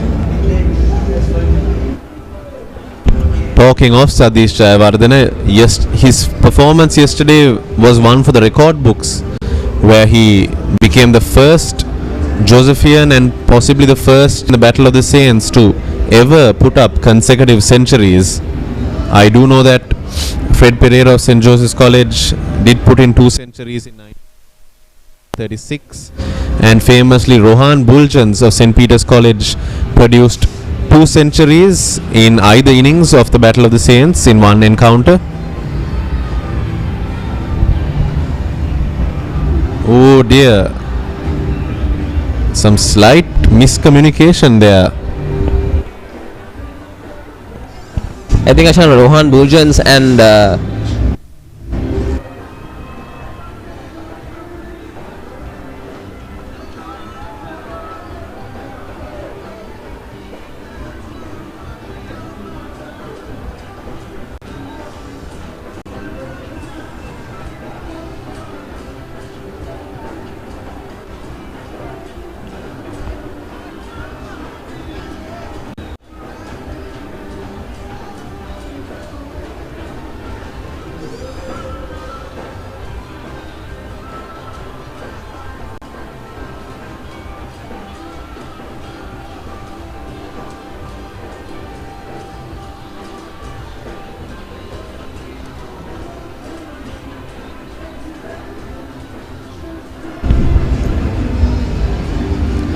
As we look at the footage, we have some footage of yesterday's big match encounter.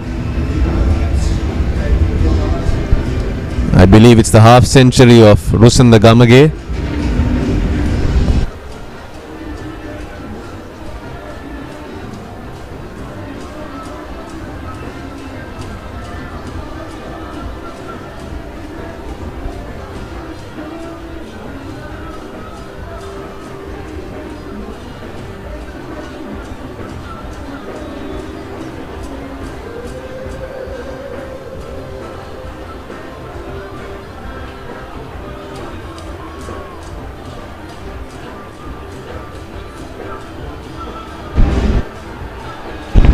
Glorious stroke from Nathan David, piercing the field on the offside. That was, I think I would lay that the shot of the morning so far.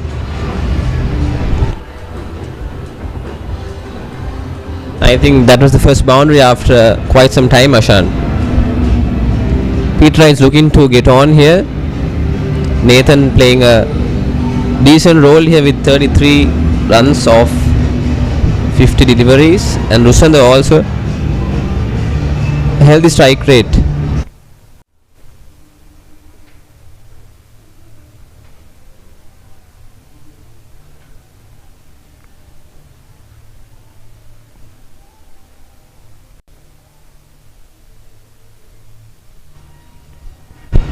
Nathan's promotion up the order has paid dividends for St. Peter's College.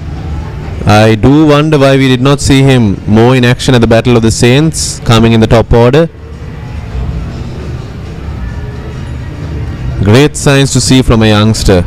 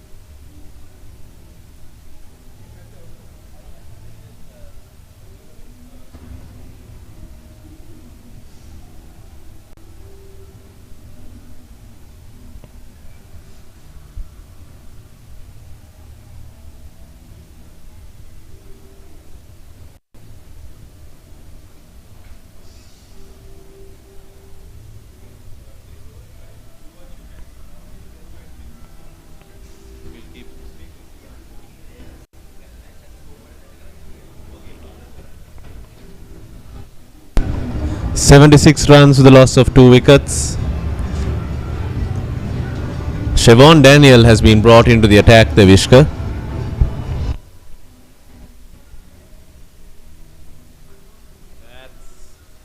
A leading edge which falls short of the fielder. Siobhan Daniel, although he's not a frontline bowler, he is not someone you should take lightly. He knows his bowling, knows how to bowl in the short form of the game.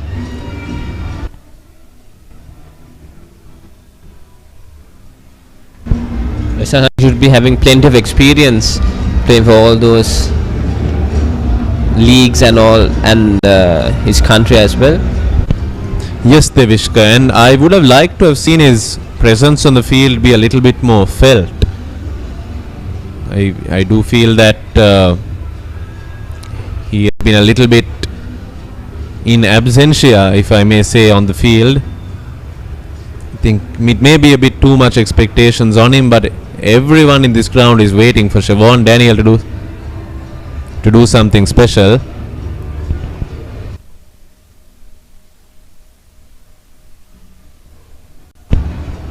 Looking around at the crowd at the SSC today, Devishka, we are seeing a huge crowd in comparison to the Battle of the Saints. We see the old boy tents, the sentinels, the pearly gates are back after 3 years, and they are packed with people, packed with families, friends, old boys and present boys, even well-wishers, mere people who just like the game of cricket, just like St. Joseph's College and St. Peter's College. They have turned up in numbers today, and it is a spectacular sight to see. The air of festivity, the celebration, the fellowship. Do you intend to partake in these celebrations, Devishka, in the latter half of the game? Of course, Ashan, why not? It's all part of the game here. As you said, Ashan, it's cramming out here today with all the. I've been told that all the tents have been fully booked.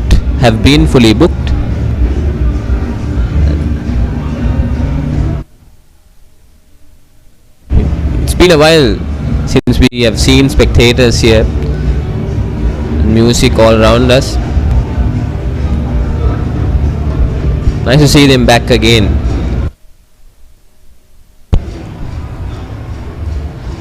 That is a terrible piece of fielding there from the Josephians. Roshinda Gamage reached across the field and swept that to the mid-wicket boundary, and the fielder misjudged that. He ran in and the ball went over him, and it bounced where he would have been had he just stood still. I am not certain who the fielder is, but a slight error in judgment from the fielder there.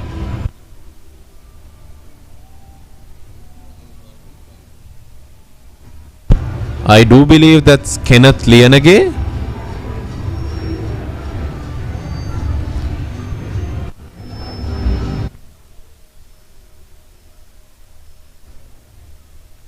Has been taken off by Sadish there. This is another important bit of captaincy that needs to be done. You need to have your best fielders in the best positions. Now, Hirun Kapur Bandar is one of St. Joseph's College's best fielders, and he has been moved down there to the mid-wicket boundary. You need to have your, it was often reminded to us as players, you need to have your best fielders in the best players, because once an opportunity goes, it's gone, and by chance an excellent fielder happens to miss it, it's fine. But if you don't have your best fielder in that place and then a catch goes a-begging, it is an error in vain.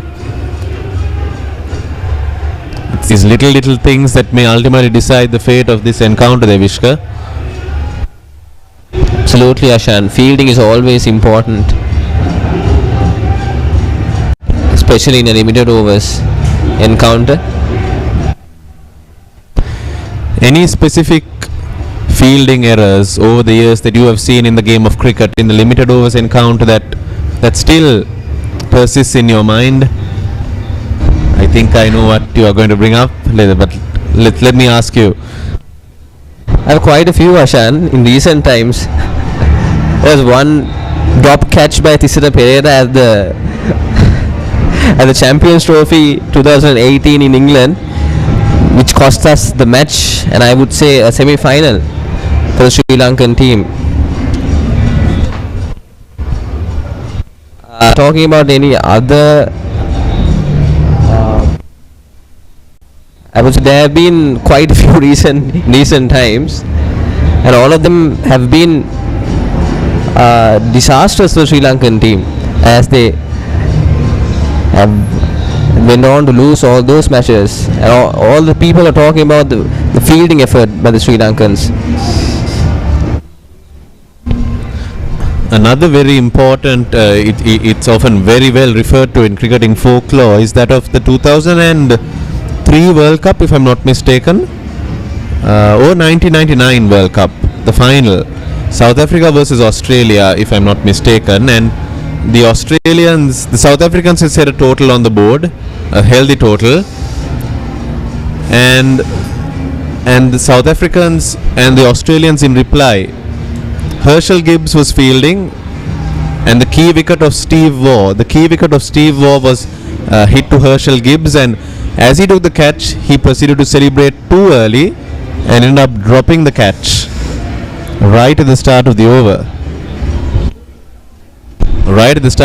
And the Australian batsman, to rub salt into the wound, proceeded to walk up to Herschel Gibbs and say, "You just dropped the World Cup, mate."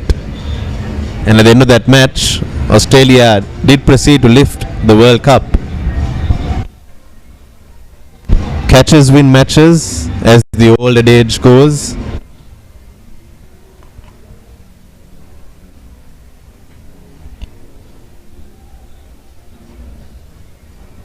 And talking about fielding, Ashan, how has Sadish managed to be behind the wickets? And he has been quite good, I guess. Sadish is a very attentive wicket keeper, Devishka. It can't have been easy, because I do believe he has been out on the field the entirety of the Battle of the Saints. While St. Joseph's were bowling, he was there for all 60 overs. While batting, he carried his bat through the innings, if I'm not mistaken. That is another record, if I do bring your attention as you speak, because carrying the bat through the innings is another record that is made of note in the souvenir of the Battle of the Saints.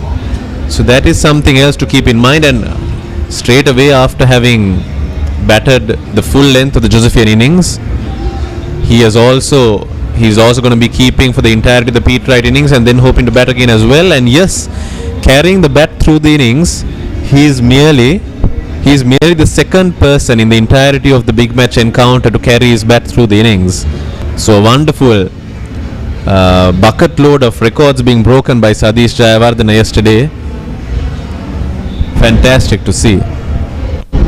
Talking about carrying the bat, Ashan, Dimut Kanaratne has a very special record in carrying the bat at the World Cup. I think, if I'm not mistaken, it was the last World Cup in 2019, where he carried the bat against New Zealand. And he's just among a few people who have carried the bat in a World Cup match. And Dimut Kanaratne being an old Josephian.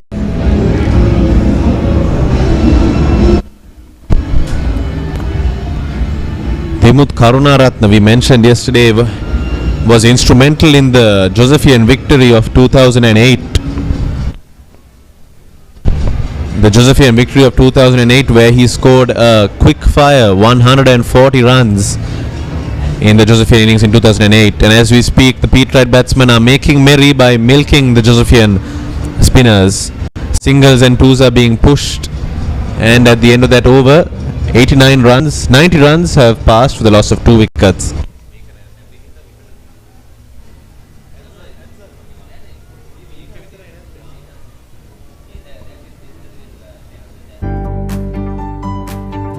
Welcome to NCHS. Studying has never felt this good. It's not just studying. This is what a lab should be. Whatever I want, whenever I need. I don't miss a single class of it. I'm flying to Australia next week. Commence degree pathways at NCHS and continue in Australia, Malaysia or USA. Unlock your future.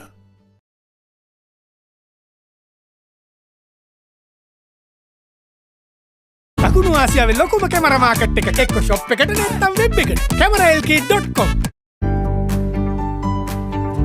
Welcome to NCHS. Studying has never felt this good. It's not just studying. This is what a lab should be. Whatever I want, whenever I need. I don't miss a single class of it. I'm flying to Australia next week. Commence degree pathways at NCHS and continue in Australia, Malaysia or USA. Unlock your future. Blue Ocean Group of Companies is a real estate conglomerate with a well-balanced portfolio. With our latest acquisition of Kelsey Developments plc, we have now entered the gated housing market. Kelsey Developments is a well-established player in the real estate sector with over 200 completed projects and over 3,000 satisfied customers during its 40-year span. With such an esteemed company, becoming the newest member of the group marks a historical milestone and further strengthens our presence in the real estate market and complements its capabilities to serve its clientele while creating greater value for customers, business partners, and team members. Link Engineering Private Limited, a proud member and the construction arm of the Blue Ocean Group of Companies, is a household name in Sri Lanka for construction and is one of the first few construction companies in the country with experience spanning over 4 decades. Having been recognized with many awards for its construction excellence over the years, Link Engineering has undertaken a number of successful government and non-government projects in the past and continues to forge ahead in its trailblazing journey, keeping in line with its promise of quality, stability, and integrity. The company currently has a number of condominium projects as well as a variety of public and government projects such as hospitals and universities under its wing that have been entrusted to the group and continue to be the construction partner for Kelsey Homes projects. The group attributes its success to the solid strategic direction devised by qualified and experienced corporate planners with transparent professionalism. As our customer base expands daily locally and globally, we at Blue Ocean Group have a strong vision to be the most respected, ethically sound, and socially responsible company, and we trust this vision will prevail through our achievements. Whilst we will also continue to focus on acquisitions and mergers to develop value-creating real estate products for our beloved customers.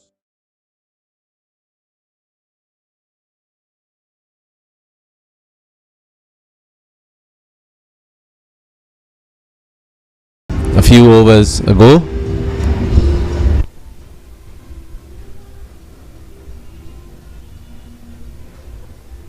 great stroke from Rusanda. They're rushing back for the second run. This will be close and they have made it. Great batting and great running from the Peterites.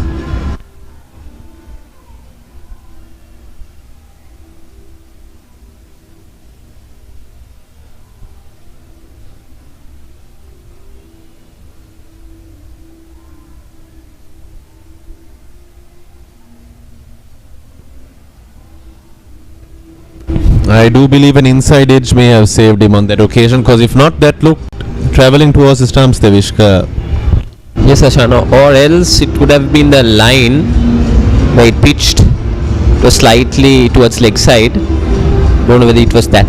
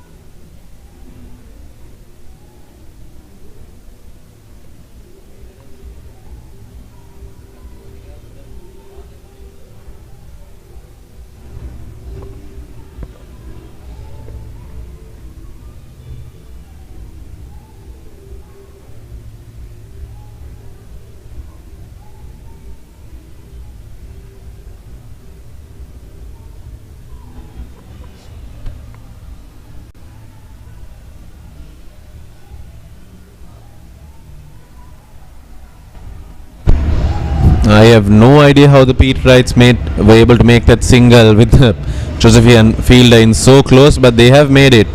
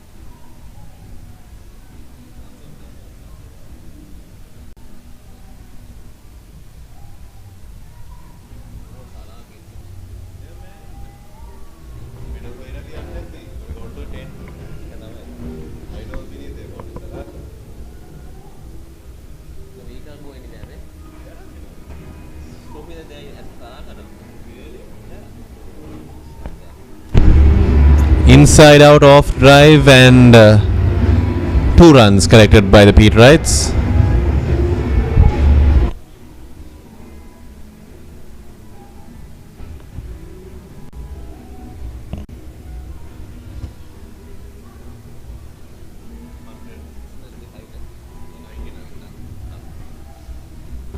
The Peterites are closing in on the 100-run mark.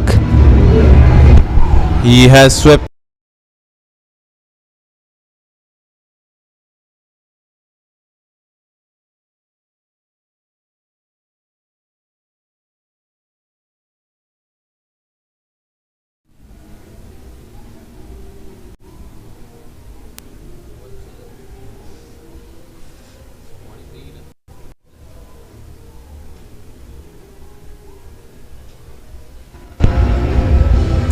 and the new batsman in for St. Peter's College is the vice captain Sanjay Gunathilaka. So we will have 2 right-handers at the crease again. I think Devishka we still have 25 overs left in the Peterite innings. It's almost 100 runs on the board. I do not believe that they have a lot of batting left to come, hence these 2 will be critical. What do you think? Of course, Ashan. They are already 3 wickets down, and just the 25 overs left. They are just under 100 runs. To get at least 230, 250 on the board, they should at least go at around 5 to 6 an over. And hopefully they'll accelerate in the last 10 overs and give the Josephians a good total to chase. I think St. Peter's College just has to focus on batting the 50 overs. If they bat the 50 overs, they will end up with a total in excess of 200, and I think that is what they should aim at, rather than seeking to go ballistic right now. Batting the 50 overs is crucial for them, hence the importance of both Nathan and Sanjay. A quick single again.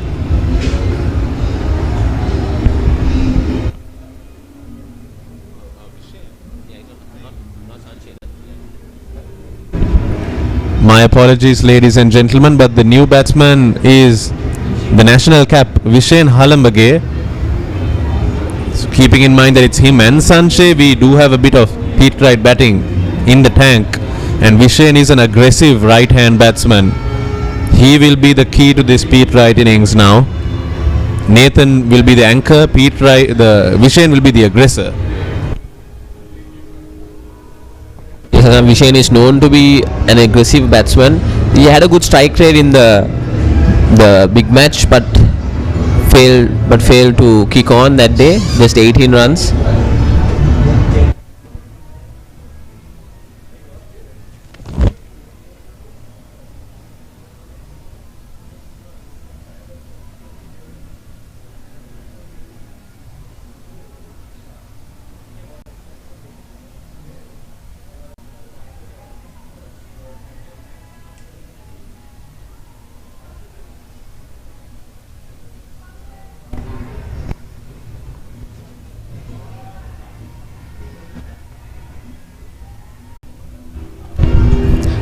Vishen Halambage Devishka has had a prolific season for the Peterites, both with the bat as well with the ball. He has been a match winner for St. Peter's College.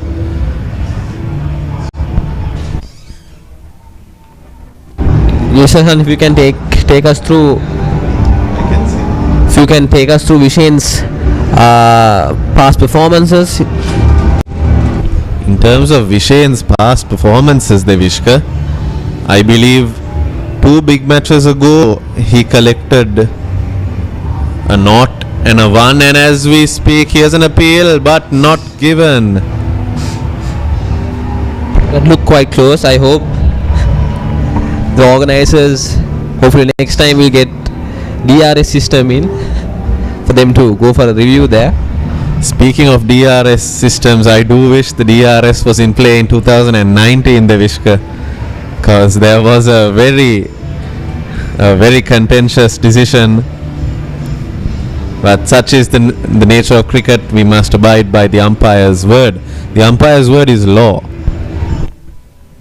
That's typical, Ashan, in Sri Lanka. As you know, we are at least 10 years behind the rest of the world. But speaking of DRS, Devishka, I do recall about 3 weeks ago we did attend a talk, a small conference, and at that venue we did witness a gentleman having an interesting conversation about the DRS, Devishka, and there is often a slight conversation going around Sri Lankan cricketing circles that the DRS was introduced the DRS was a brainchild of a Sri Lankan, and that it was a Sri Lankan who suggested it to the ICC. Of course, we have no verification of this matter. It is talk that I have often heard, Devishka. But would it surprise you that Sri Lanka has introduced something that is now very well utilized in the world of cricket? Yes, sir. So Sri Lanka is known to be innovative in many things. So considering the DRS, the innovation of the DRS system, I'm quite unsure about that. But as you know, as Sri Lanka has been playing cricket for a while now, it's nothing surprising that a Sri Lankan could bring up something like that. But I don't think, Ashan.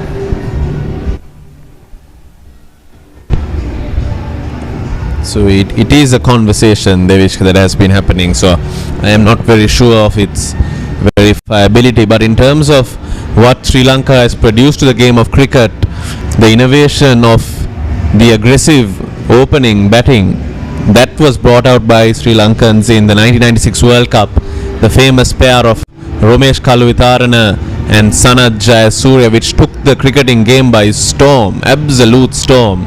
And I believe that innovation in 1996 by the Sri Lankans, or as Tony Gregg called these little Lankans, that is what has ultimately led in a domino effect to even the IPL, if I'm not mistaken, because that aggressive brand of cricket gone.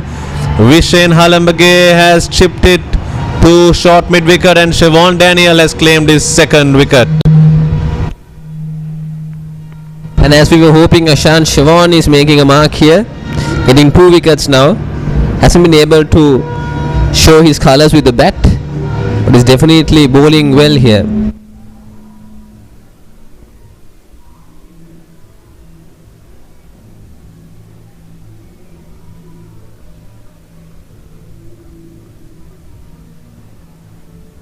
That's a big scalp, and that of Vishen Halambage, who's known to be aggressive.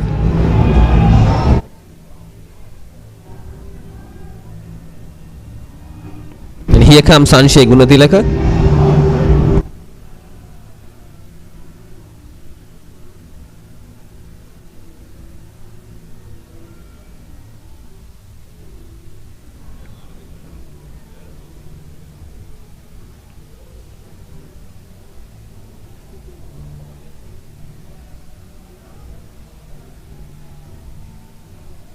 That's just very stupid, no?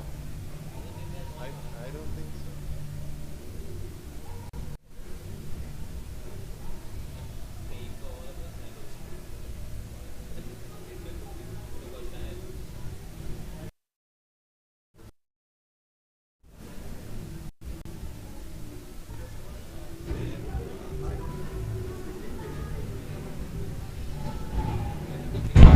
Sanshay Gunathilaka, as you can see on your screens, in the limited overs format he has a best of 70, a good average of 30.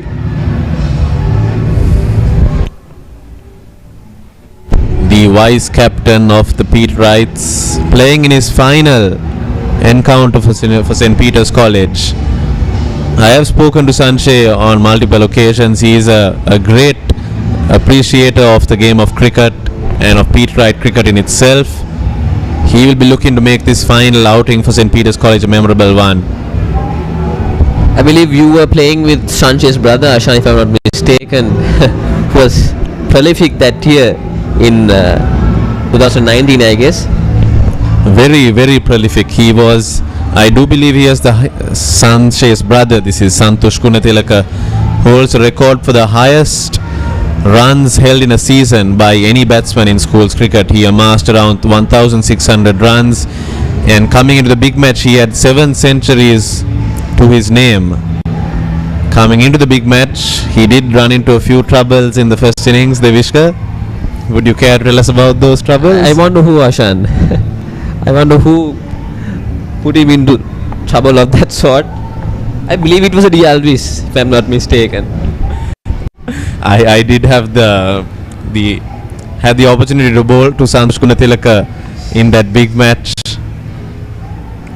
where it did impact him in certain ways. However, in the second innings he put in one of the all-time great performances, scoring a match-saving 160 not out, eclipsing Malinda Varnapura's 157 at the Battle of the Saints.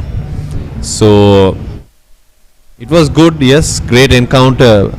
As a fast bowler myself, taking on Santosh Gunathilaka, who was the leading run scorer, that was something exciting, that we as the Josephian lineup, the Josephian bowlers that year, that he was the batsman that we were talking about, that we wanted to get out. So Sanshay Gunathilaka is this younger brother of Santosh, and wonder if he will be able to put in a similar performance as that this year. Session would have been a whole different scenario had that happened that day. Santosh going on to score a brilliant 150.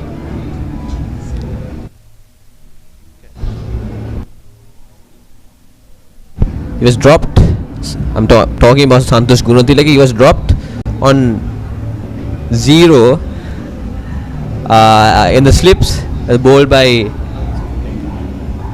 my fellow commentator Ashan Dialvis, and again another LBW call was turned down by the umpire, which I believe to be hit in the sound. I don't know whether I'm being biased here, but again the DRS introduction of the DRS seems imminent now. Some good memories there from the Battle of the Saints.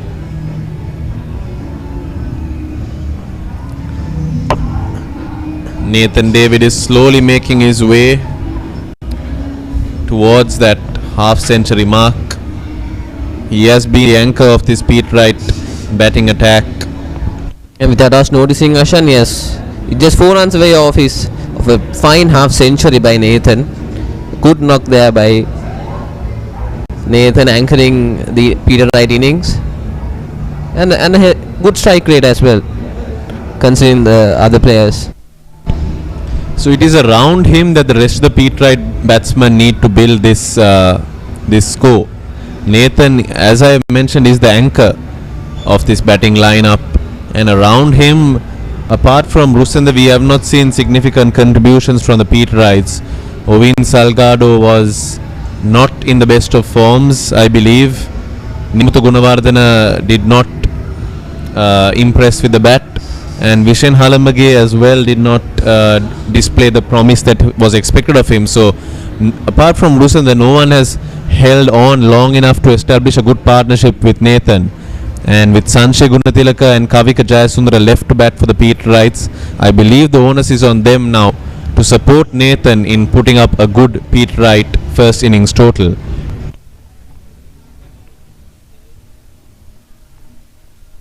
And that should be a record if he gets through his 50, Ashan. Nathan, just being 16 years old, should be one of the youngest players to get a half century here at the limited overs encounter.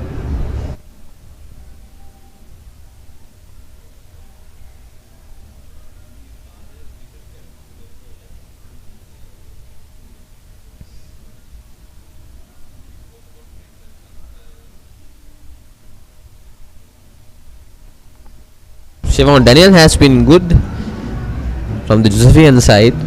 The 2 wickets for 18 runs.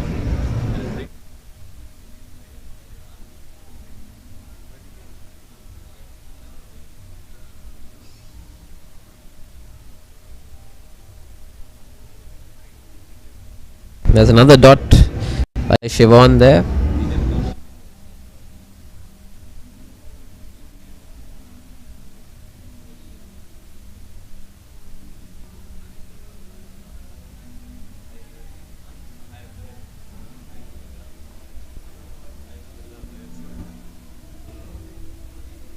Another run for Nathan. He's got his score up to 48. And as we speak, Ashan, I hope there is no unfortunate events happening, as we have Nelson on the scoreboard. Until Nelson passes, we must not interrupt Nelson, but Nelson has passed. Nelson has passed Devishka.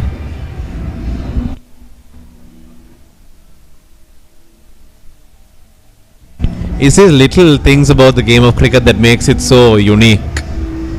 There is a wild throw. Siobhan Daniel has thrown the ball for 4. There's no other way to say it. A rush of blood, and so Siobhan Daniel has gifted 4 runs to St. Peter's College. And that's his half century. So Nathan David will do well to thank Siobhan for that. A well made half century from the fresher Nathan David.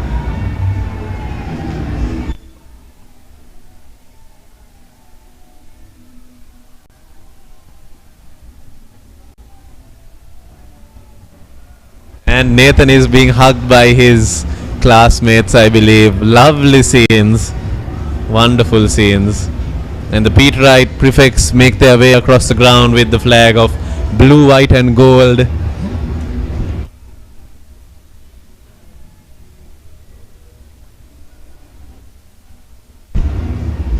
"50 not out. 50 not out" from Nathan David, the fresher, the wicket-keeper batsman of St. Peter's College. Thrust up the order for this limited overs encounter. He has been the mainstay of this Peterite batting lineup. Yes, I want to knock by him. 50 runs in his first year at the limited overs encounter, and he should go on, Ashan, to get hopefully a century here, and that would also be a record, I guess.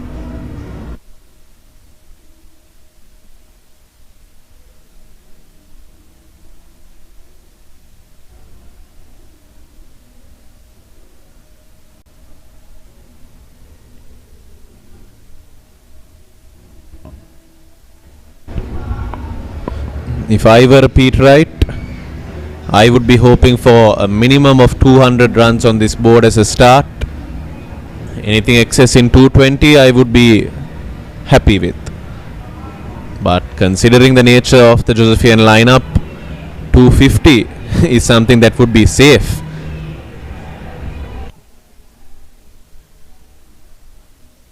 Yes, Avintha again to his second spell. It's bowled quite well, Ashan. Very well. Economy, excellent economy. It's not the wickets that reflects the effect that the bowler has, but his contribution, as we say, dangerous moments for Sanjay, but Avintha's contribution from this side by drying up the runs has ultimately paid dividends in the remaining Josephians having picked up wickets. As we speak, Cheyenne De Silva returns to the commentary box, having earned himself a well-earned. As we speak, Avintha De Alves has picked up the wicket of Sanjay Gunatilaka.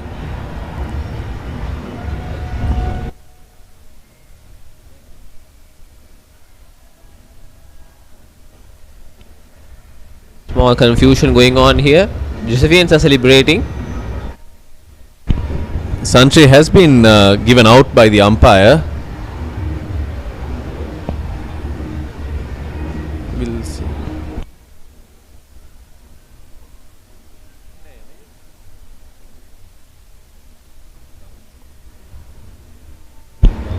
There seems to be a slight confusion as to whether the ball bounced, but we will have to have a closer look at that replay.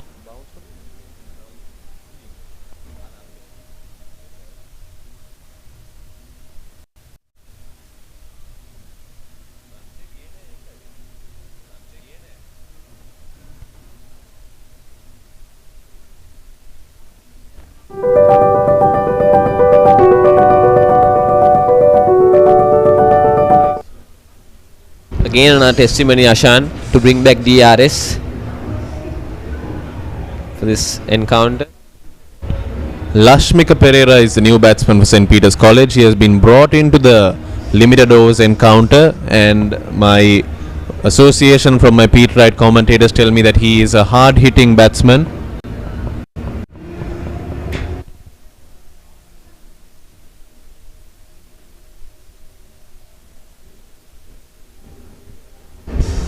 But I would be very interested to see that replay of Sanchez's dismissal, Devishka. Exactly, Ashan. Sanchez wasn't happy about it, and he was the closest who would have seen what had happened. But as you said, Ashan, umpire's call is the final call. Begging your pardon, ladies and gentlemen, but the new batsman is Kavika Jayasundara, who also has 100 to his name in the two-day format.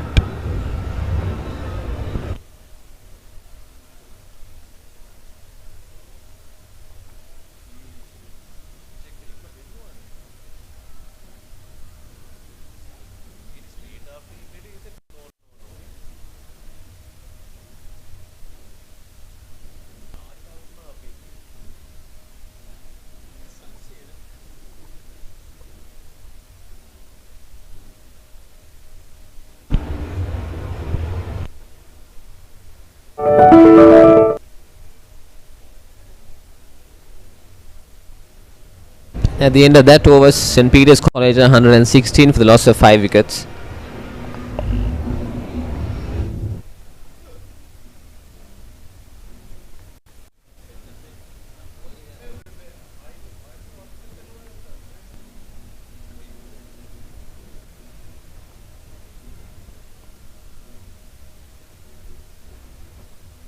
Some highlights of Nathan's innings.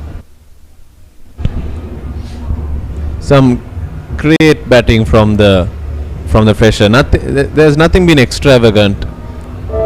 He has merely occupied the crease and has pushed the batting total, and he looks delighted with himself there.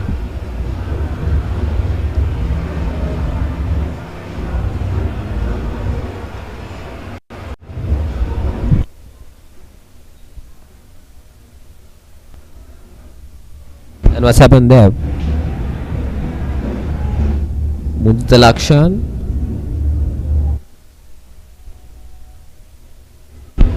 Seems to be in some agony.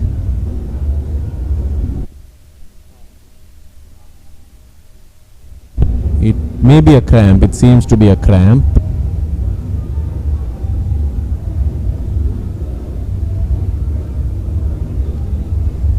I think while he had gone down to collect the ball, seems to have affected his leg muscles.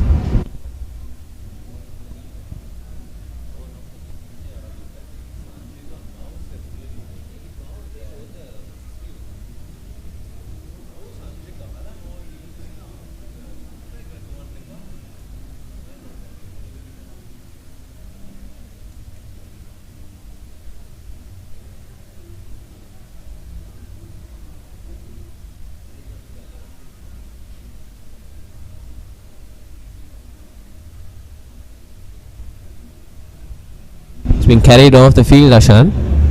Doesn't seem to be a cramp. It will be interesting to see when he may return to the field, considering that he is the other fast bowler in the Josephian bowling lineup. So St. Joseph's College would want to have him on the field. However, I do know the game of cricket, and I do know that players have a tendency of heading on and off for injuries. So I do hope that he will be back on field.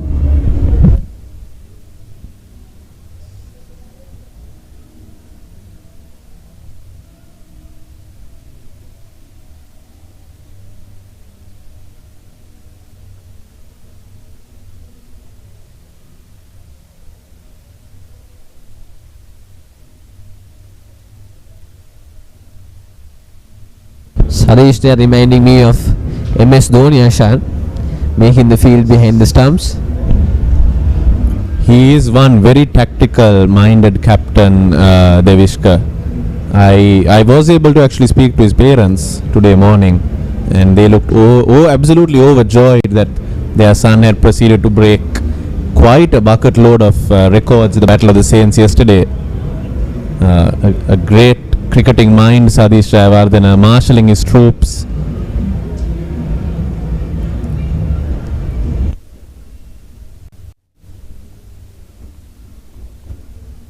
This is his last game for St. Joseph's College, having turned out for the first 11 for around 4 to 5 years, both him and Siobhan Daniel. They will want to end this on a high note, on a positive note.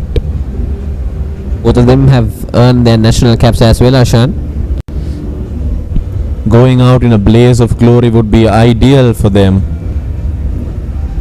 With the crowds back, I believe, being carried by their supporters off the field, that would be something they are looking forward to.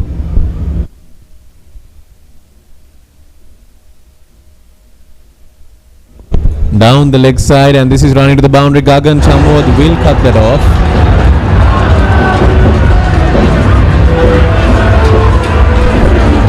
I wonder if the time is ripe to bring Gagan back into the attack, Devishka.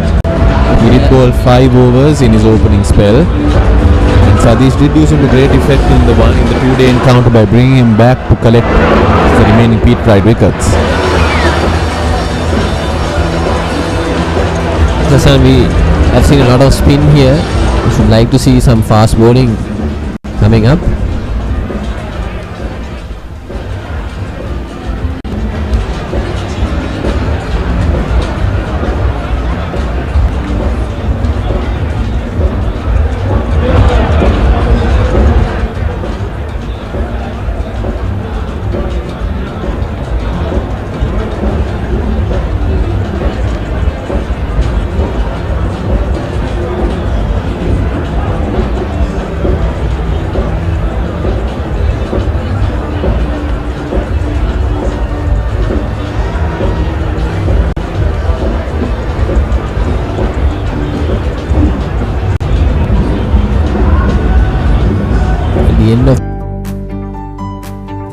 Welcome to NCHS. Studying has never felt this good.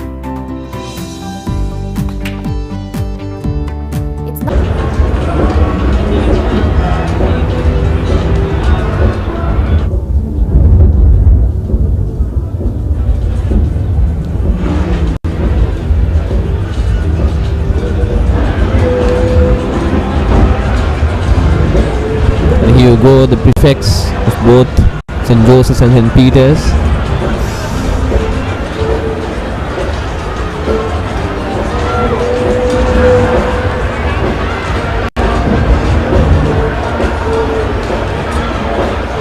And that has been a new addition this time, Ashan. As you can see on your screens, the projected score for St. Peter's College is 188.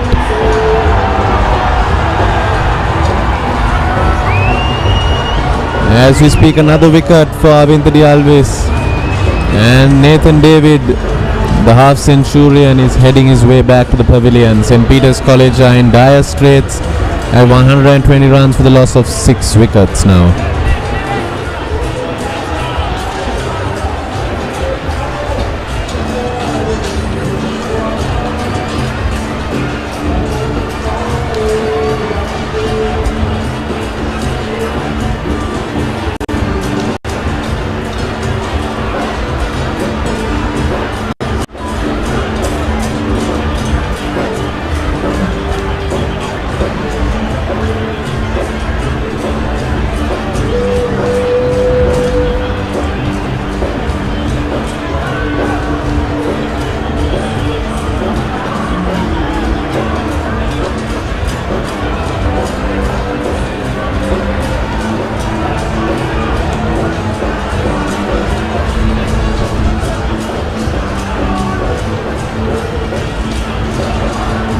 batsman comes out for St. Peter's College.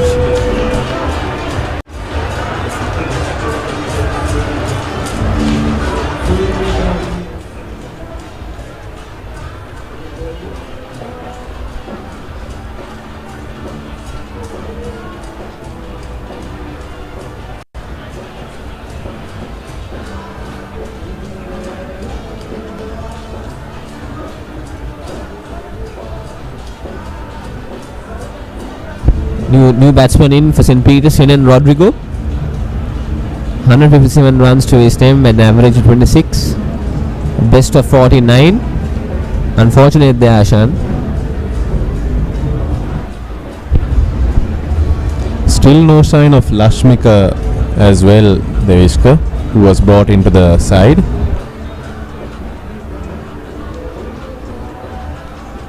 And he's off the mark straight away. The question now is what is the total that St. Peter's is going to aim at?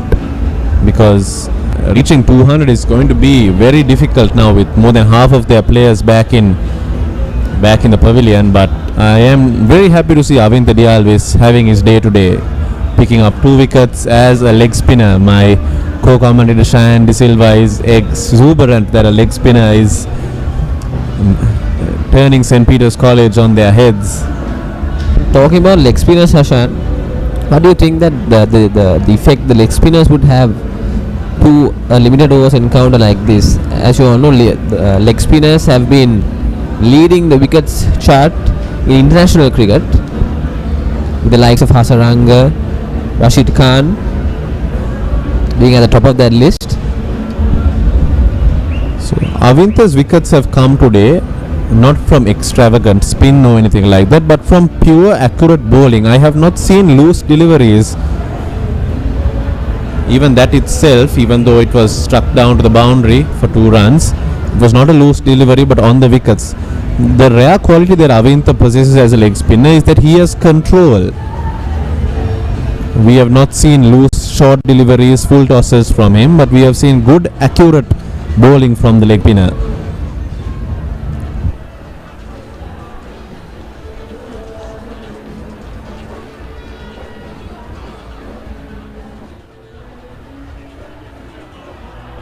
And another wicket. That's the 3rd wicket for Avintha Dialvis.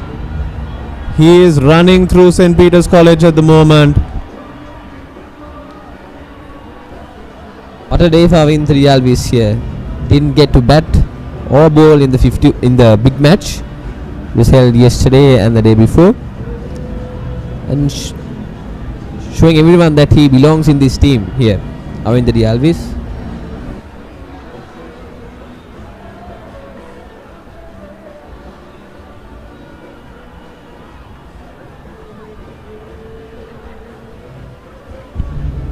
Well, I know that the talk around the ground was that we need to have a 30 over game in order to produce a result, but by the looks of it, we may be seeing a result coming in soon unless St. Peter's College does something pretty out of the hat. The sky seems glorious today, Ashan. Speaking about the weather, I hope it stays that way.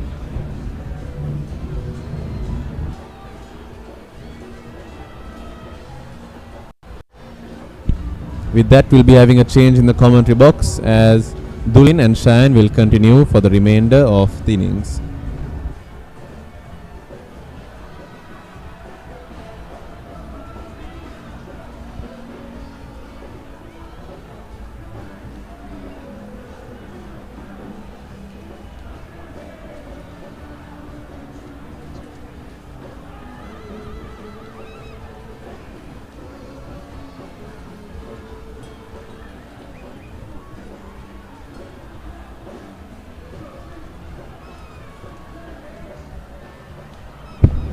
Thank you, Ashan and Devishka. And St. Peter's College staring down the barrel somewhat now with 7 wickets down and only 125 runs on the board.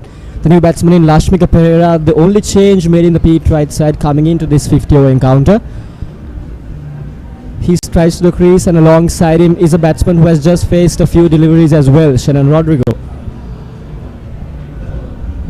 alongside Ms. Dulming. Hello to you, Dulming, and to everyone else out there who is joining us on this broadcast of the Saints limited over encounter. Yes, a very good morning to you too, Shayan. A big turn of events here at the SSC with St. Peter's College losing about 4 wickets in quick succession after Nathan David and Rusandu Gamage getting a good partnership in. Peters haven't really been going after that. Yes, the last 3 wickets have been taken by the leg spinner Avin Dialvis, weaving his magic as he gets the pitch to work for him, taking the ball bounce and spin just enough to get the batsman playing those 4 shots right down the throats of the waiting fielders. Yes, extremely good bowling by the leg spinner Avin Dialvis. We have seen that the Peterite batsmen have never been able to read the mind of the bowler, haven't they?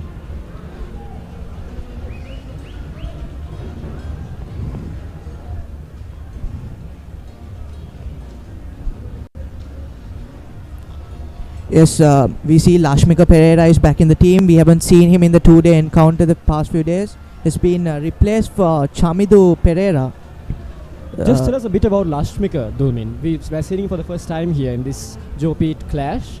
Yes, of course. Lashmika Pereira is a really good fielder and a very aggressive batsman also, I would say.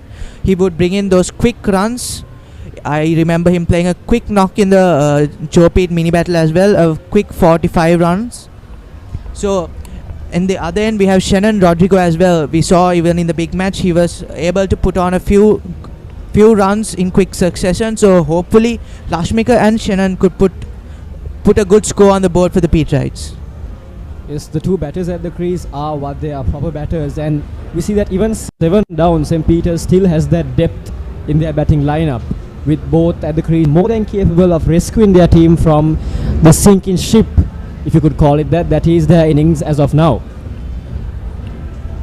Yes, of course, Shannon Rodrigo is an experienced player in the team, playing his 3rd big match this year. So hopefully he would step up, play a really good knock for his team. As an experienced player, he should be able to bat under pressure and put his team into a good position, so that as a bowler, Shannon Rodrigo, he knows that unless if they have a good score on the board, they are unable to defend the Josephian batting lineup, especially having Sadish, Siobhan, Daniel and good national caps in the team.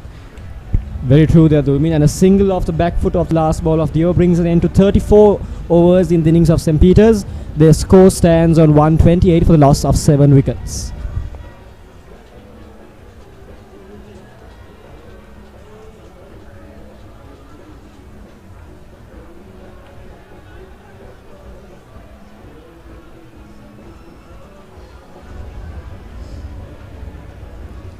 දකුණු ආසියාවේ ලොකුම camera market එක එක්ක shop එකට නැත්නම් web එකට cameralk.com.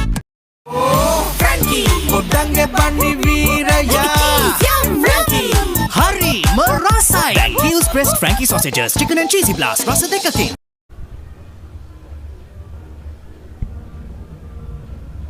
Avin Dialvis, the young leg spinner who was bowling from the tennis courts and being replaced, an interesting change by the captain.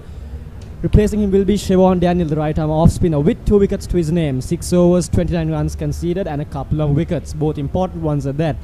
Perhaps what goaded the captain Sadish into this change when Avintha was bowling so well, Dulmin, was the fact that Lashmika, the new batsman, is a left-hander. Left-hander, yes. Siobhan bowling is a right arm off spin. On the stumps there, just a little short. The batsman works that way towards the mid-wicket fielder. A dot ball to start off Siobhan's 2nd spell. Into his 7th over now. Given that St. Peter's have lost 7 wickets with the score on just 129, Dulmin, they've still got 16 overs left in their innings, given that rain does not play a part. What would you think they would be targeting right now, the 2 batsmen at the crease? What would be their target for the next 5 overs at least? Yes, I think it's really important to bat the next few overs, especially at least up to the 40th over, without losing another wicket. St. Peter's cannot bear to lose another wicket, especially not these 2 batsmen, because the remaining batting lineup cannot really put on a good score. So in fact, these 2 should remain, save their wicket at least for the next 4 to 5 overs, at least till the 40th over, and then go for big shots, put on a good score, at least a 6 per over after the 40th over. They can get to a score of at least 200, because they would be looking for a 200 plus score. If not, it will be really hard to defend the Josephian batting lineup.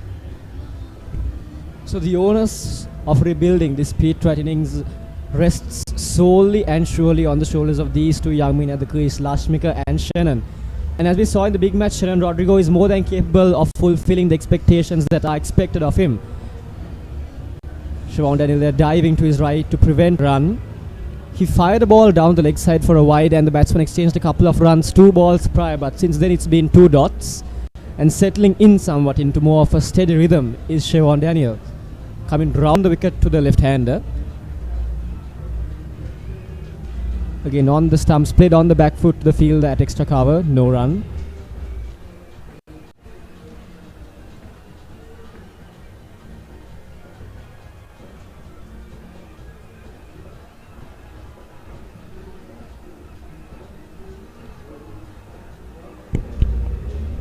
This is good bowling by Siobhan Daniel after bowling a wide in the first delivery. 3 dot balls putting the pressure back on the Peterite, especially Lashmika Pereira trying to get runs for his name. Still a single for 9 deliveries. Nicely played between the gap, racing towards the boundary, but a brilliant effort by the fielder.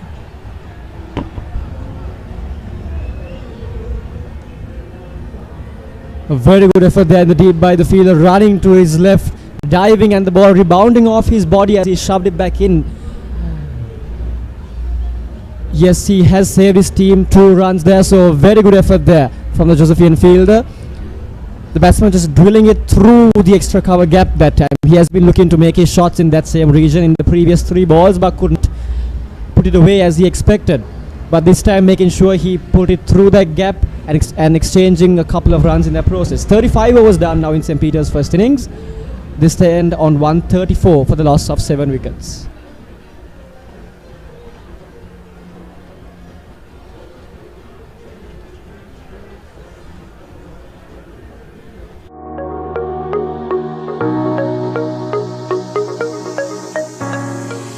Blue Ocean Barnes Avenue is a 6 residential floors and 18-unit. An error on my part in the previous over, folks. The last ball of Siobhan Daniel's over conceded not 2 but 3 runs to the Peterite team off the bat of Lashmika. He remains on strike now in the next over. Lahiru to continue. So 2 off spinners from both ends now, and clearly attacking the left hand here is the Josephian skipper. No slip, but a few fielding changes been made. 3 on the off for the batter, 1 in the deep, and the long on is being brought into the circle as we watch, with mid wicket being pushed squarer. Third man and fine leg in place as Lahiru walks in for his first ball of the over. Tossed up again, a tad short, and that is through the fielder's legs, and that is running way to the boundary. Will it be taken? No, it is stopped. It is stopped with a very good effort in the deep.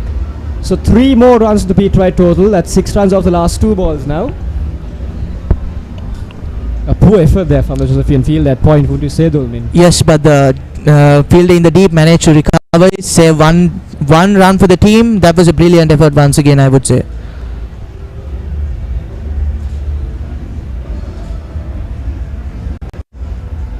Just managing to target in before it hit the boundary ropes that time. Arvind Dialvis, I believe, in the deep. Again fired in straight to the fielder, who again fumbles there, so another single conceded. Now St. Joseph's, while on top, cannot afford to let these minor fumbles happen, because while they do seem minor in the context of the game, they can lead to big innings being made, because the pressure which you build up all this time is released even in some small scale with these mishaps on the field.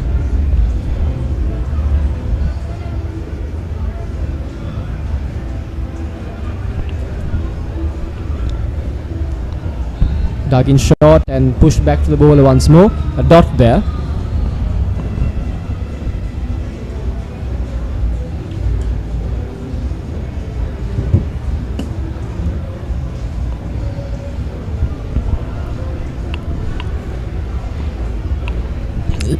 Lashmika they are trying to chip it through the fine leg gap, but then once again hitting it straight to the fielder.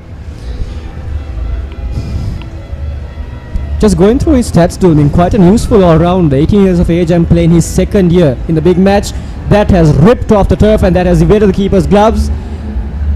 The fielder third man pulls it in and the batsman run 2 in the process. Was there an outside edge on that though?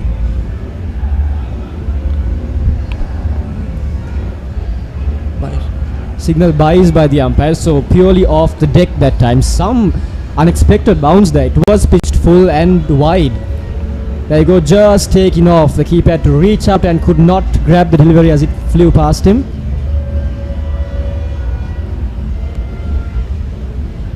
A dot to end the over. St. Peter's 140 for the loss of 7 after 36 overs. Blue Ocean Group of Companies is a real estate conglomerate with a well-balanced portfolio. With our latest acquisition of Kelsey Developments plc, we have now entered the gated housing market. Kelsey Developments is a well-established player in the real estate sector with over 200 completed projects and over 3,000 satisfied customers during its 40-year span. With such an esteemed company, becoming the newest member of the group marks a historical milestone and further strengthens our presence in the real estate market and complements its capabilities to serve its clientele while creating greater value for customers, business partners, and team members. Link Engineering Private Limited, a proud member and the construction arm of the Blue Ocean Group of Companies.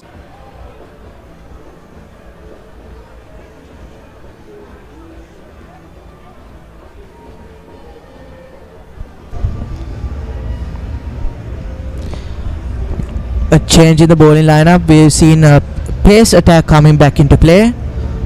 Yes, the Josephian spearhead pace bowler Gagan Chamod, after bowling his first spell for 5 overs at the very beginning of the innings, being brought back by the captain. So the message is clear. The bowler is back to get the wickets and get the wickets fast. He will be bowling to Shannon Rodrigo, also a left-hander, with a slip in play. Coming back to Lashmika's stats, Dulmin. He is a very useful all-rounder. Now 11 matches, an average of 31 and 21 wickets with a best of 6 for 19. Now that is very good, and while his team definitely need much from him in the batting perspective, they will look to him for contributions in the bowling later on in their innings. Of course. I would say Lashmika is one of the best all-rounders in the team. So St. Peter's will certainly look forward to him when they will be bowling. A lot will be expected by the youngster, not even in the bowling attack, but now especially with St. Peter's down with 7 wickets just for 140 runs, they will be expecting a lot from the young man. He's averaging over 29 runs, which means he is capable of scoring runs. So let's see how he works under pressure. Cricket truly is a test, is it not? Not just of your body, but of your mind as well. Because in these situations, pressure can make you crumble. But those who do manage to rise from it, from the ashes of what their predecessors have left them, well, their names are etched in the history, in the annals of history, and the books and the souvenirs which we are here for purchasing at this big match venue and the 50 overs venue as well. We did see someone rising up to the occasion like that in the form of Nathan David, just 16 years of age, opening the batting in the 50 overs. He held his end, didn't he? And apart from that loose shot he played, which cost him his wicket, played a very steady and controlled innings to earn him his half century. Yes, of course. For a youngster like Nathan David, having so many more years of cricket in his life, I would say he did exceptionally well today, especially playing his first big match yesterday and first 50 over encounter today. I would say that he did quite well today, especially opening the batting for St. Peter's and batting throughout the innings, anchoring the innings and making sure to put on some runs on the Peterite scoreboard. Just played 2 innings prior to this and scoring just 4. So an average of 4.5 for Nathan David before this innings, but he has risen to the occasion and splendidly so, scoring a sparkling half century. Even while his senior most batsmen in the form of Ovin, Nimuthu and Rusanda came to bat made their starts but could not convert and fell in quick succession around him. He held his nerve, held his end. And I think it was not just the Peterites but the Josephians who were disappointed to see that he could not convert that start, and their good half century got into something much bigger. Yes, another brilliant shot there by the batsman Lashmika Pereira, but quite unfortunate not getting it through to the pens. Over the top there, just over the fielder's head there at mid-off. So Lashmika looking to make his shots even though his team are 7 wickets down. There you go. Just not getting the connection he wanted. He was lucky it didn't go to the fielder's hands there. Like I said before, Lashmika Pereira is quite the aggressive player, so he will be looking forward to scoring runs rather than just playing defensive strokes. I would say that's quite important as well, because with St. Peter's not having quite the target score right now, just only 143 runs on the board, they will be looking forward to be scoring some runs. Back of a length ball there by Gagan, just dying on the keeper, flying past the bat. Lashmika failing to make contact on that time.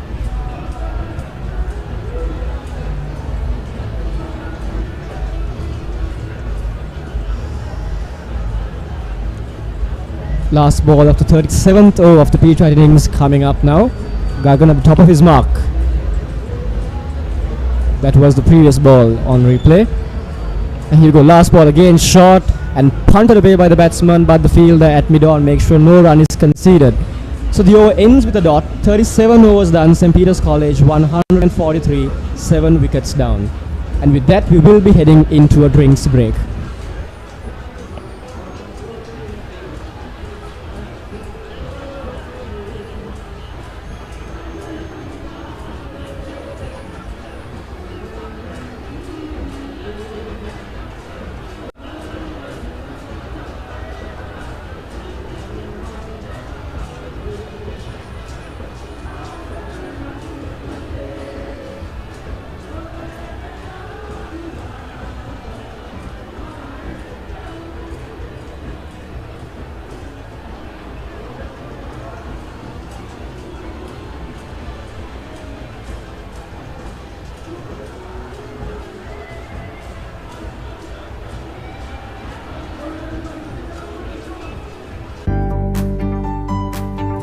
Welcome to NCHS. Studying has never felt this good. It's not just studying. This is what a lab should be. Whatever I want, whenever I need. I don't miss a single class of it. I'm flying to Australia next week. Commence degree pathways at NCHS and continue in Australia, Malaysia or USA. Unlock your future.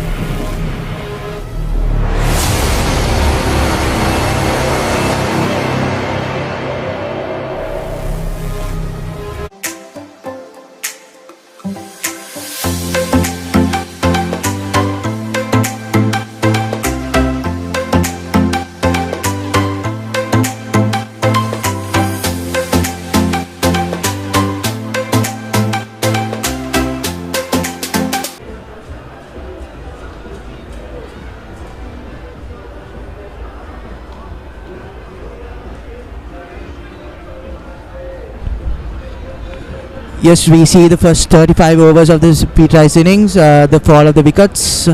Nathan David dismissed for 55 runs. Kavika Jayasundar chipping one off to the point fielder.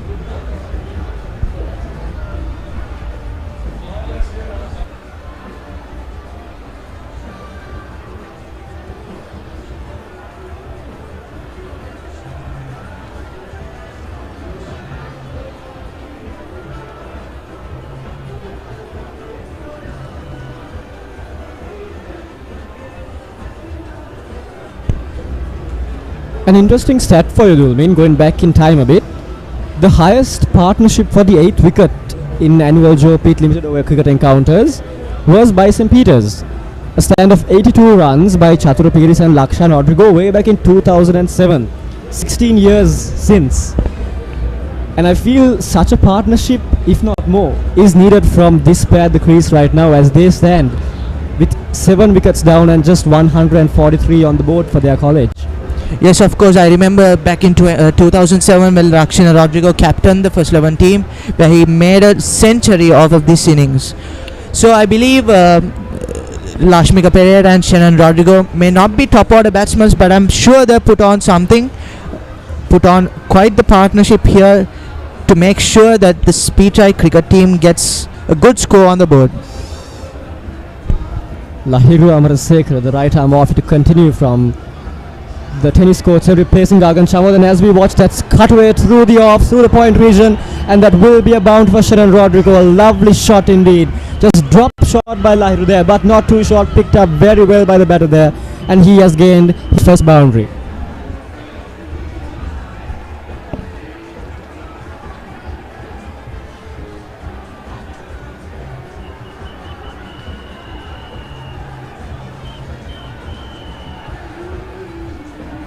Lovely use of footwork there by Lashmika, I beg your pardon, that was Lashmika on strike, the left-hander. So good note to start the over on. Again a little short and work through the off into the gap for a single by Lashmika.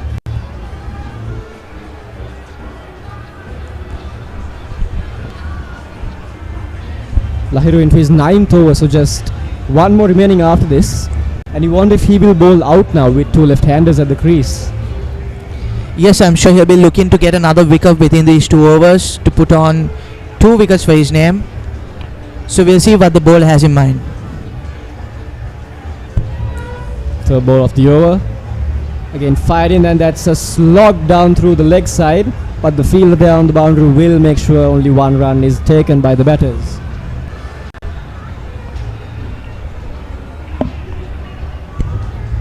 St. Peter's scoring will not at the clip they would have wanted, to a projected score of 198 if they do complete their 50 overs at this same run rate. However, I'm sure both batters at the crease will be looking to dig in and get their eye in, and once they do, will look to take the attack to the bowlers, as we see signs of now. Lashmika making his shots and the crowds enjoying themselves here at the SSC.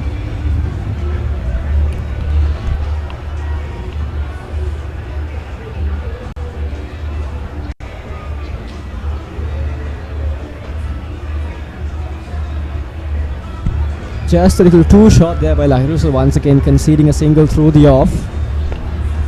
Both batters on 10 now. Lashmika off 20 balls and Shannon off 9. That one they're taking the outside edge.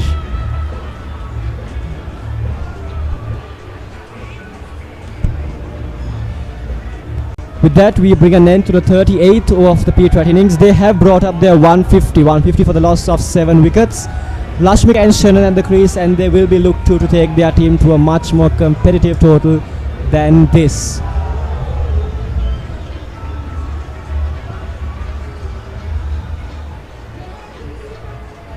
දකුණු ආසියාවේ ලොකුම camera market එක එක්ක shop එකට නැත්නම් web එකට cameralk.com. Frankie ගොඩංගේ පන්නි වීරයා Frankie හරි මරසයි Frankie's pressed Frankie sausages chicken and cheesy blast රස දෙකකින්.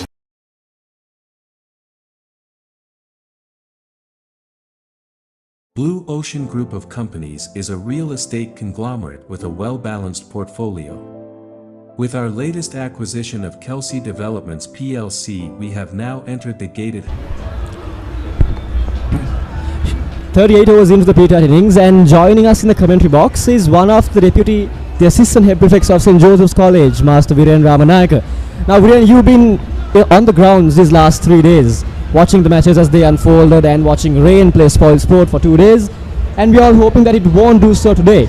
But just tell us now, after 2 years we are seeing crowds here at the SSC. What's your take on the atmosphere it creates, the vibe it gives us, not just us, but the players in the middle of the field as well? Yeah, Shai, no, so like you said, it's been a long time since we last had a big match event with this atmosphere, with this much of an audience. And I have to say, the energy is just amazing, honestly. The turnout, and we had the vehicle parade in the morning as well, and there was a massive turnout over there as well. And for whoever that saw certain highlights of it, there you could see like different forms of vehicles as well, and that itself attracted a massive crowd to come and watch the match.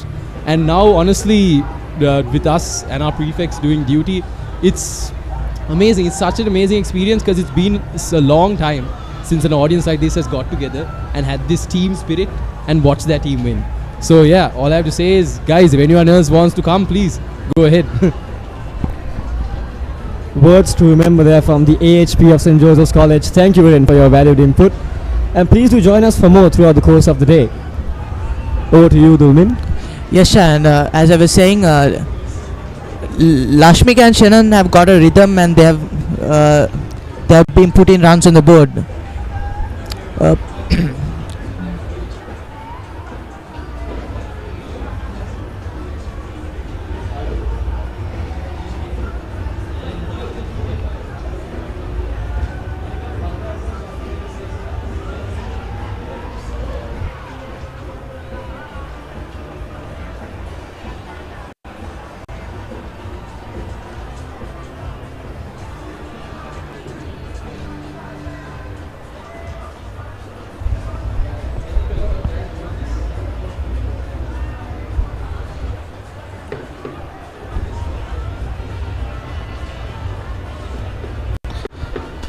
Like I was saying, Shannon, Lashmika and Shannon have been getting a rhythm of scoring. They have put on a partnership for 26 runs for 35 balls.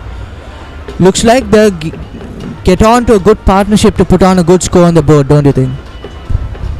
Yes, they're scoring at a good strike rate, Dulmin, 26 off 35.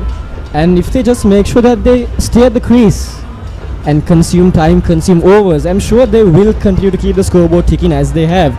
That time, well, what I just said does not come into fruition. The commentator's curse working against us that time as Mudita Laksham picks up the 8th wicket of the Peterite innings. Lashmika that time just chipping it straight back to the bowler's hands, and St. Peter 8 down now for 151. Dulmin will take you through the rest. Yes, quite unfortunate there. Lashmika Pereira trying to chip it over the bowler's head, but Mudikshan, the fast bowler, hangs on to that with a brilliant catch there as the 8th wicket of the Peterite innings fall down. That was perfectly placed, Dulmin, just not placed to the correct place by Lashmika, if I got his name right. Well, the new change for the Peterites departs without having made the contribution he would have wanted to.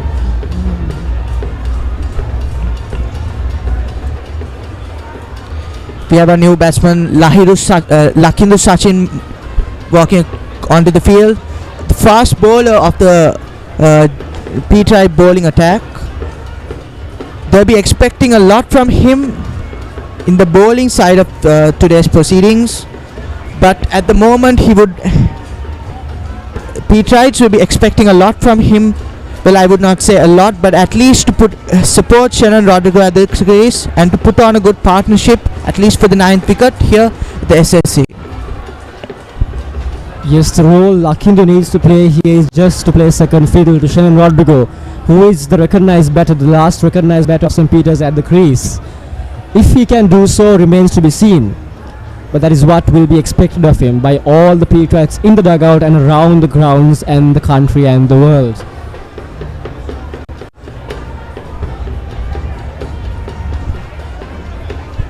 Lahiru Amrasekara to continue from the Vidya mouth end, which is off spin. And on strike will be Shannon Rodrigo.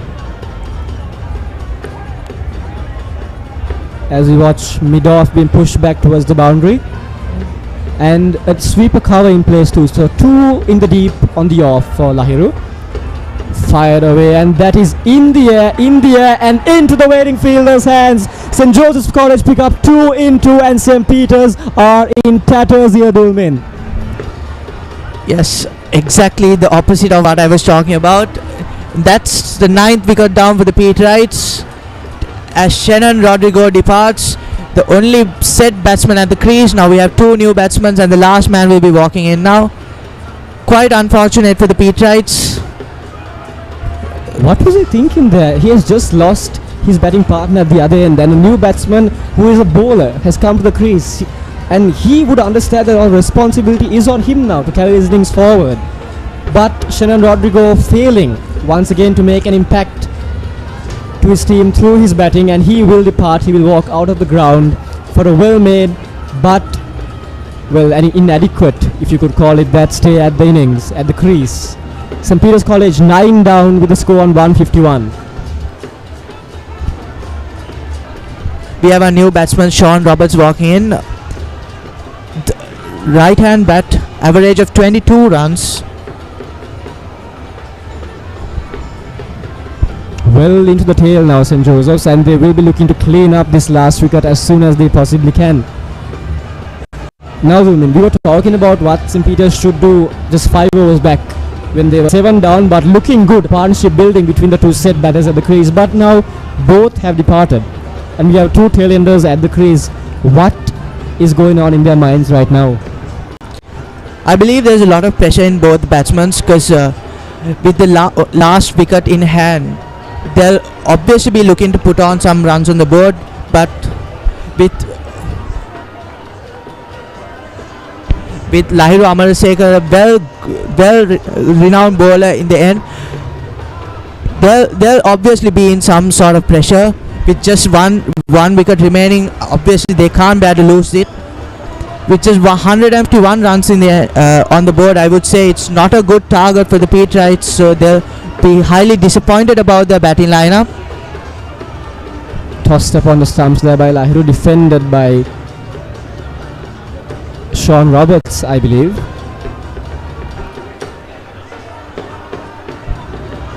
The last wicket to fall, Shannon Rodrigo just slicing that over cover into the fielder's hands on the boundary. Now, if I remember right, Shannon Rodrigo lost his wicket in a similar fashion in the big match when he had just lost Chamidu Pereira to an unfortunate run out and was the last recognized batter at the crease. He too lofted a similar looking shot, this time over the mid-off region into the hands of the long off fielder, and today we have seen the same thing happen, where Shannon just loses his wicket when his team needs him to take responsibility the most. What do you think causes such rash actions, maybe from the part of the batter? Maybe because as well as a big match and in the 50 overs encounter right now, Shannon Rodrigo put on a good partnership with Chamidu in the big match, and here at the SSC with Lashmika Pereira as well. So I would say that after putting on a good partnership, and once you lose your partner when you have been batting well, I would say put some pressure on the batsman, and maybe Shannon Rodrigo wasn't able to put on with the pressure. With less runs on the board, he was trying to score some runs, and obviously he got too excited and chipped it on to long on. Very unfortunate there for Shannon and his team on both occasions. This time much more so, as St. Peter's are on a cliff here now. 9 wickets down, just 150 on the board and 10 overs to go. The leg spin Avintha Diallo is brought into the attack now by Sadish Jayawardene. So I like this. It's very attacking by the captain, when he can resort to Gagan Chammo to just clean up the last wicket with his pace. He has gone to the young man Avintha Diallo, who has picked up 3 so far. 2 fielders in the point region, 1/3 man, an extra cover and a sweeper cover, as well as a long off. Just a little too short there, played on the back foot by Lakindu back towards the bowler. So a dot to begin Avintha's second spell.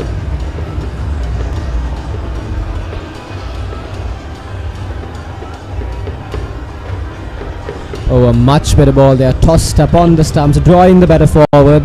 Negotiated well by Lakindu in the end, but that is where Avintha will want to bowl, in that corridor of uncertainty where the ball could turn either way and leave the batter grasping for where it could go.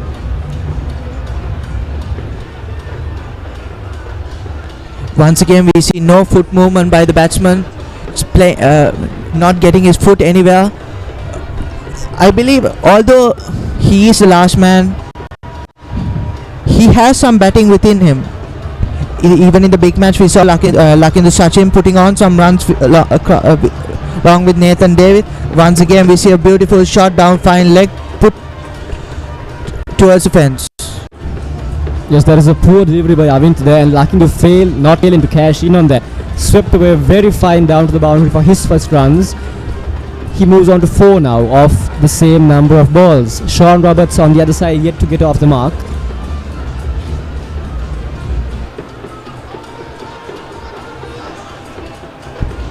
Four balls into Avinter's over, and he has looked to push it through the air, give it those revs, make it get more pressure off the pitch. Again, just a little too short, but through the keeper's gloves there.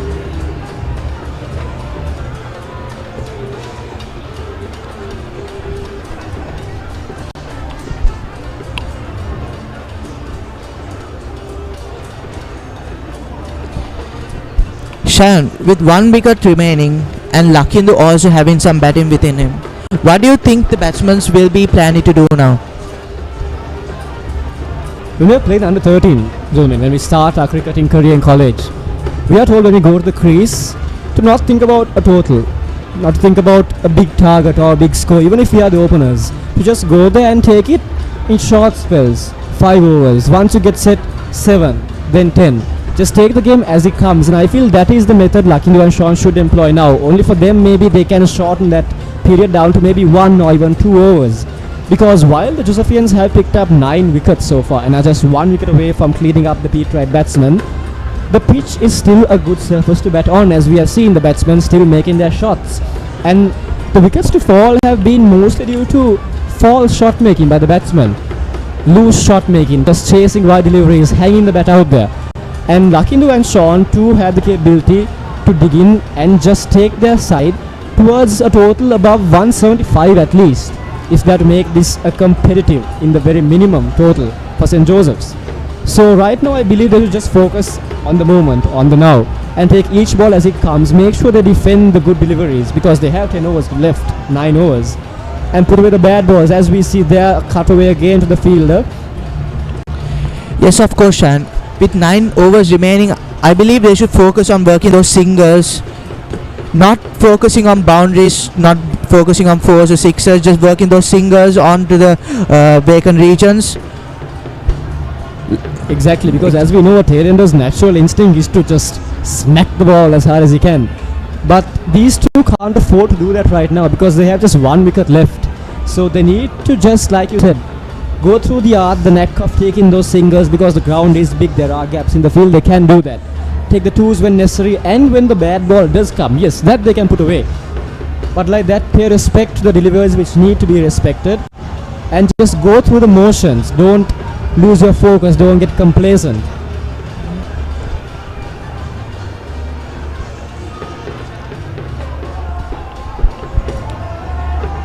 Lahiru Amrasekara being replaced by Yendradev Tusa, the left-arm orthodox spinner from the Vidya Mouth end this time, bowling the 42nd over. He's into his 8th over as we speak, 17 runs conceded, 1 wicket to his name. Wide of the crease then, that is a shout for LBW, and that is given, and with that St. Peter's College are all out for 156. Lakindu being dismissed by the left arm spin of Yendradev Tusa, just prodding forward to a ball on the stumps, and which went on with the arm, missing it completely, and the umpire deeming it out to dismiss St. Peter's for 156 on the board. 41.4 overs done, and well, would you be a happy camp if you were in the Peterite dugout right now, Durmin? Actually speaking, Shayan, no. Even right now, I'm actually a bit sad, because I know being the underdogs, true, yes, but still they could have done much better, because as we watched today's match, we knew most of the batsmen got out not to good deliveries but loose deliveries, but just by swinging their bat to like even good, well set batsmen like Nathan David, just chipping it over to the point fielder. So I believe they could have done much better, at least put on a score of 175, 185. I'm sure they could have done a 200 plus score.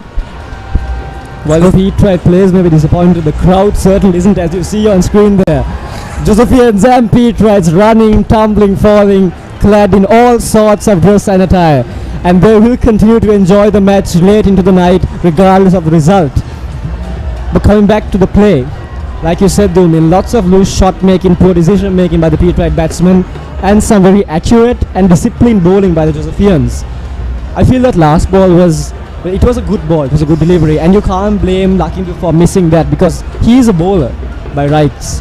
And you feel the fault should lie, if you are to blame someone, more on the top order who could not convert when it was required of them.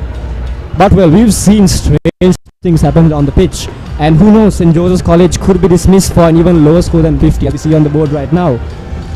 Yes, of course, now with just 156 runs on the board, the Peterite bowling attack will be looking forward to getting some quick wickets in the start of the game, especially batsmen like Sadish, Siobhan Daniel. So I would say the Peterites, we've seen quite the number of crowd heading on to the SSC today. We've seen so many more people than the Battle of the Saints on the previous 2 days. What do you think about the crowd chipping in today? It's just awesome, isn't it though? I mean, after 2 years we've had so many people turn up today, much more than we saw in the last 2 days during the big match. Given that they're working days, that's perfectly excusable, but today they have turned out in their numbers to support their players and their schoolmates. And every stand we see around us is packed, and it is keeps on getting more packed as we watch the papara bands in each one, the DJs in some, and all this just blends to lend a harmonious, if you could call it, despite the blending of many types of music, a harmonious setting to this, the biggest stage for those who play Joe Pete cricket. On the screen there, the fall of wickets for the Peterite batsmen as well as the highlights. Starting off pretty well, they did, carving some through the off, but then the wickets began to fall. The first there with a good catch on the ring by the fielder there, picked up by Gagan Chamod there, bowling and nicking one to Sadish, who gave us a scare with any possible injury, but is back on the field and keeping well, as you saw there. Given out by Lahiru Ramasrekhar's off spin there, again in the air, chipped and straight to the fielder's hands. Not on that occasion, that went over him, but yes, that certainly didn't.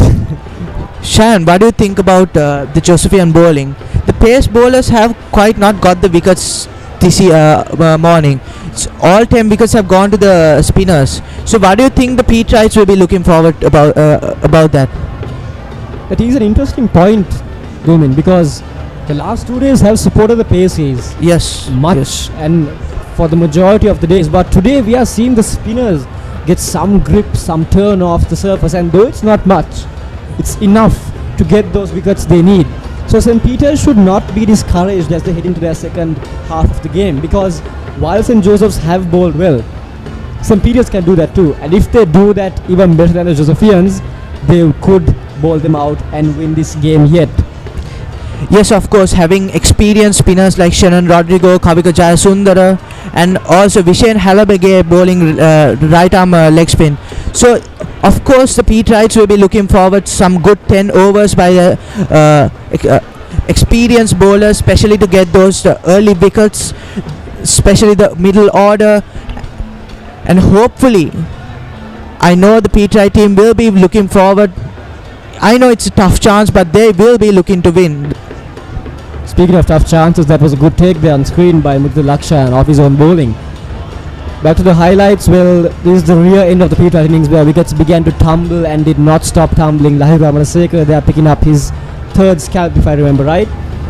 There was a bit of rearguard action from the tail, but he could not wag much, with the last wicket being taken by left armer Yenva Dev to say LBW Lakindu.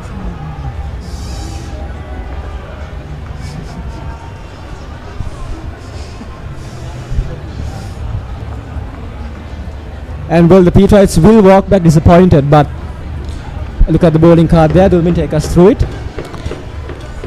Yes, we see Avinta Dialvis with 3 wickets for 27 runs for 8 overs.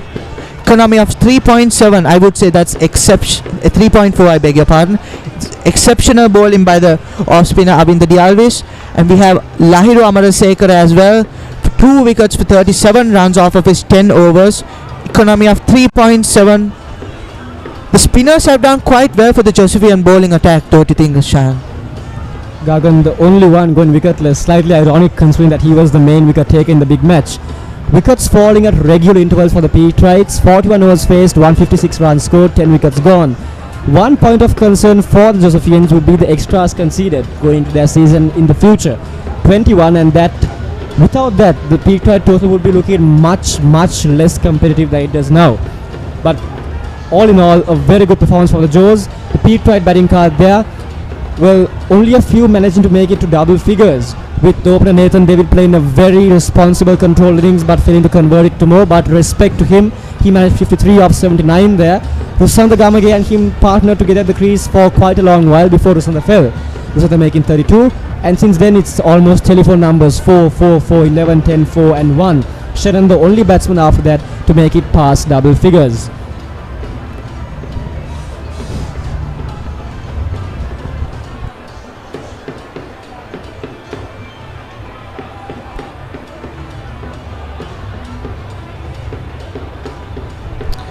St. Joseph's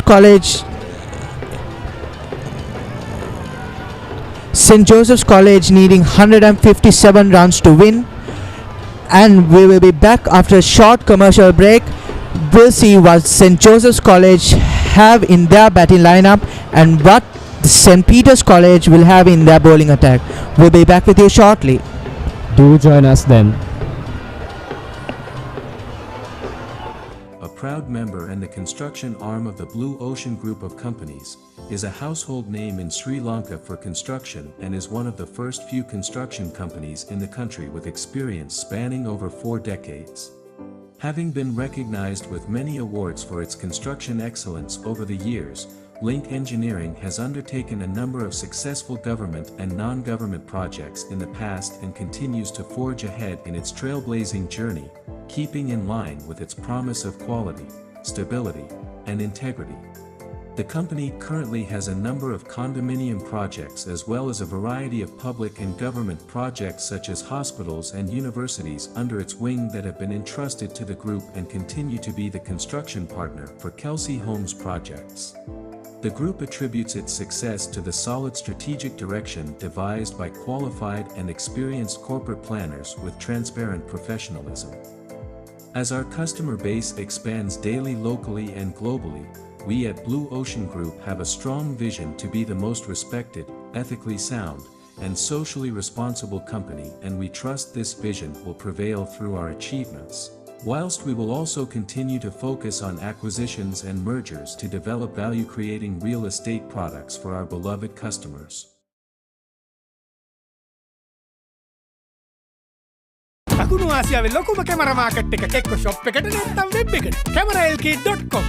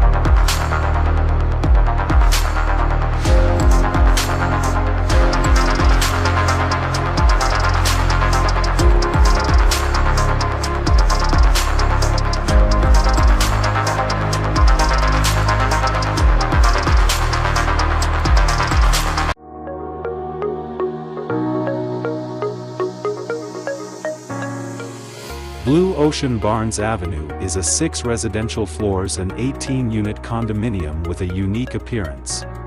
Each apartment comprises 2 and 3 bedroom units including a spacious fully furnished living room, pantry and dining room that guarantee a comfortable living for its occupants.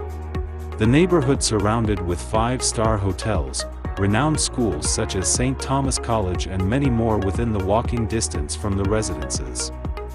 Barnes Avenue Mount Lavinia project will comprise uniquely designed modern luxury apartments with sophistication and elegance blended in tranquility at an early tourist city in the heart of Mount Lavinia.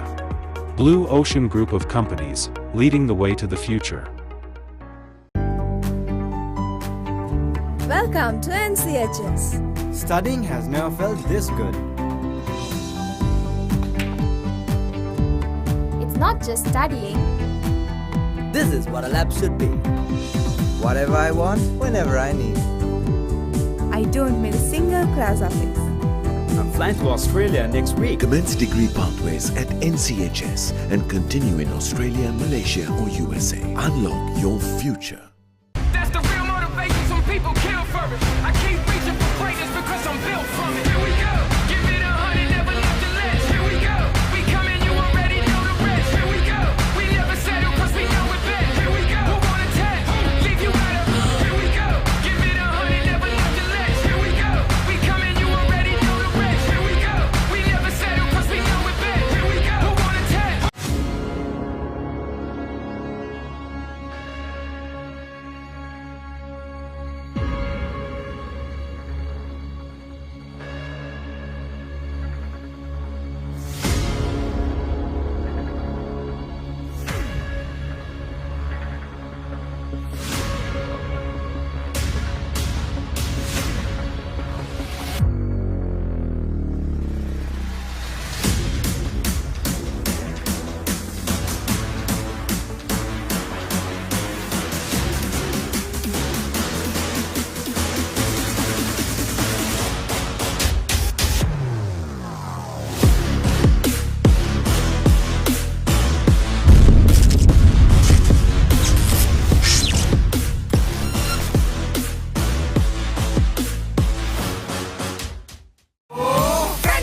Udangge Bani Viraya Frankie Hari merasai Frankie's pressed Frankie sausages, chicken and cheesy blast, rasa dekatin.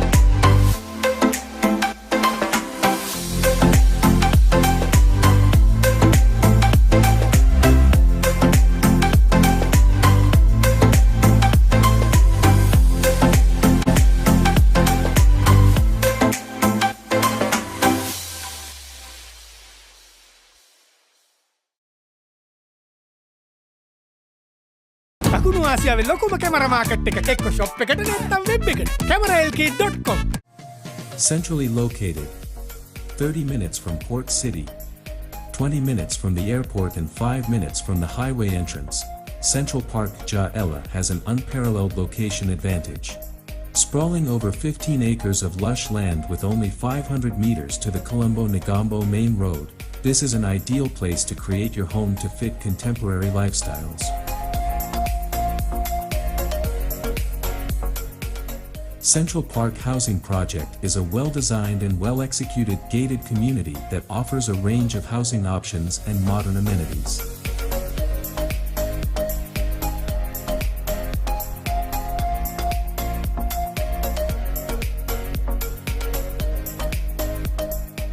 To make your reservation today, call 0777 546 546. A project by Kelsey Homes.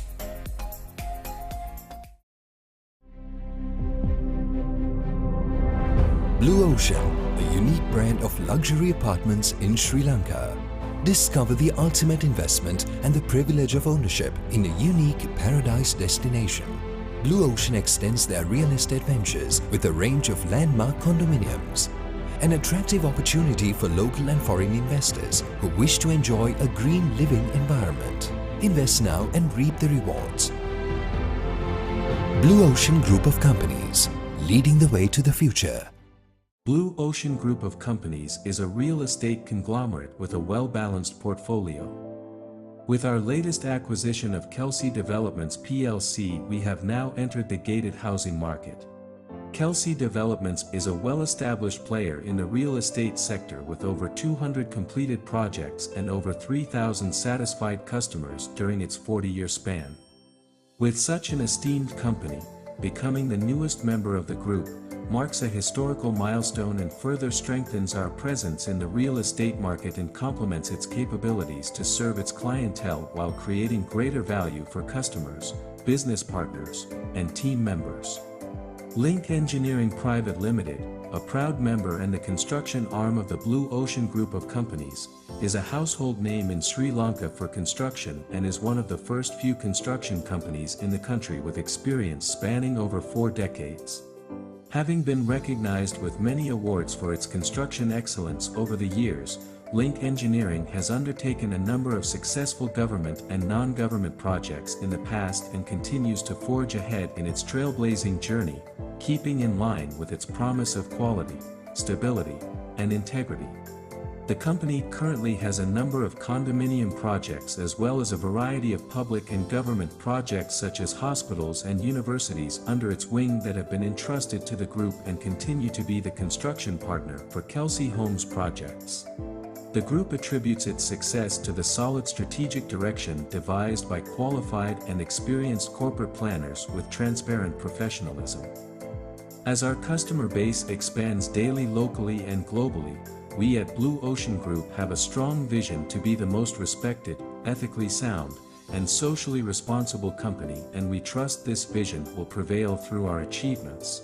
Whilst we will also continue to focus on acquisitions and mergers to develop value-creating real estate products for our beloved customers.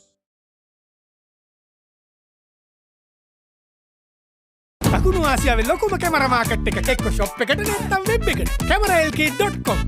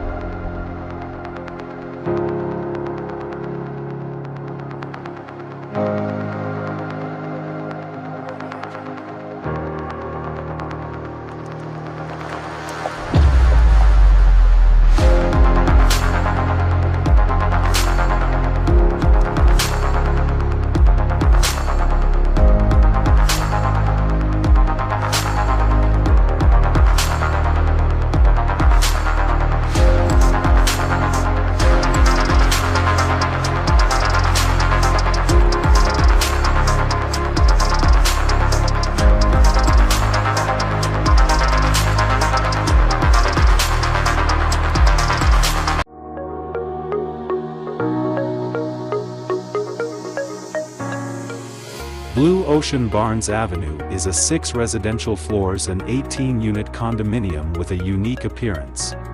Each apartment comprises 2 and 3 bedroom units including a spacious fully furnished living room, pantry and dining room that guarantee a comfortable living for its occupants. The neighborhood surrounded with 5-star hotels, renowned schools such as St. Thomas College and many more within the walking distance from the residences. Barnes Avenue Mount Lavinia project will comprise uniquely designed modern luxury apartments with sophistication and elegance splendid in tranquility at an early tourist city in the heart of Mount Lavinia. Blue Ocean Group of Companies, leading the way to the future. Welcome to NCHS. Studying has never felt this good. It's not just studying. This is what a lab should be. Whatever I want, whenever I need. I don't miss a single class of it. I'm flying to Australia next week. Commence degree pathways at NCHS and continue in Australia, Malaysia or USA. Unlock your future. That's the real motivation, some people kill for it. I keep reaching for greatness because I'm built from it. Here we go, give it 100, never nothing less. Here we go, we coming, you already know the rest. Here we go, we never settle cause we know it best. Here we go, who wanna test? Leave you out of. Here we go, give it 100, never nothing less. Here we go, we coming, you already know the rest. Here we go, we never settle cause we know it best. Here we go, who wanna test?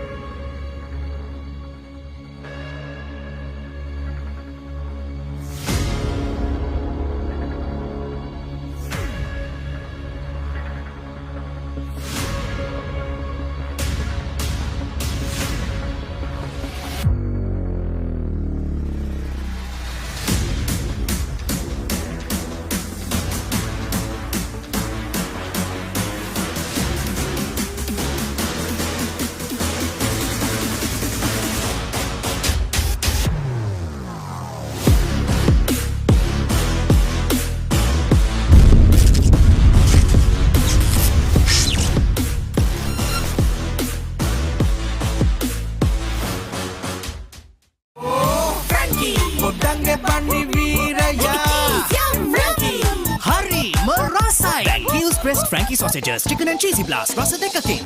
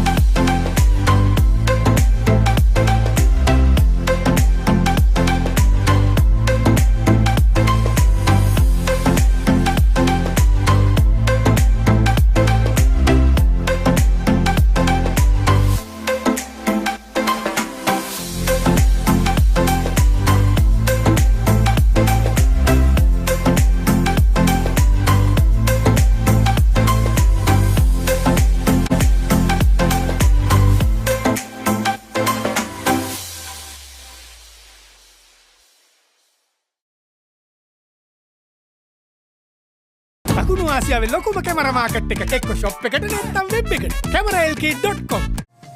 Centrally located. 30 minutes from Port City. 20 minutes from the airport and 5 minutes from the highway entrance. Central Park Ja Ella has an unparalleled location advantage. Sprawling over 15 acres of lush land with only 500 meters to the Colombo-Negombo main road, this is an ideal place to create your home to fit contemporary lifestyles.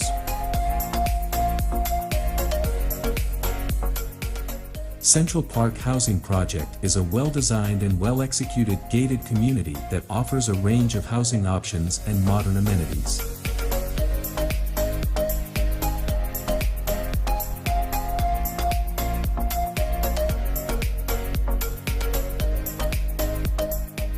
To make your reservation today, call 0777 546 546.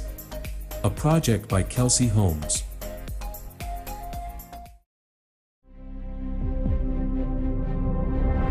Blue Ocean, a unique brand of luxury apartments in Sri Lanka. Discover the ultimate investment and the privilege of ownership in a unique paradise destination. Blue Ocean extends their real estate ventures with a range of landmark condominiums. An attractive opportunity for local and foreign investors who wish to enjoy a green living environment.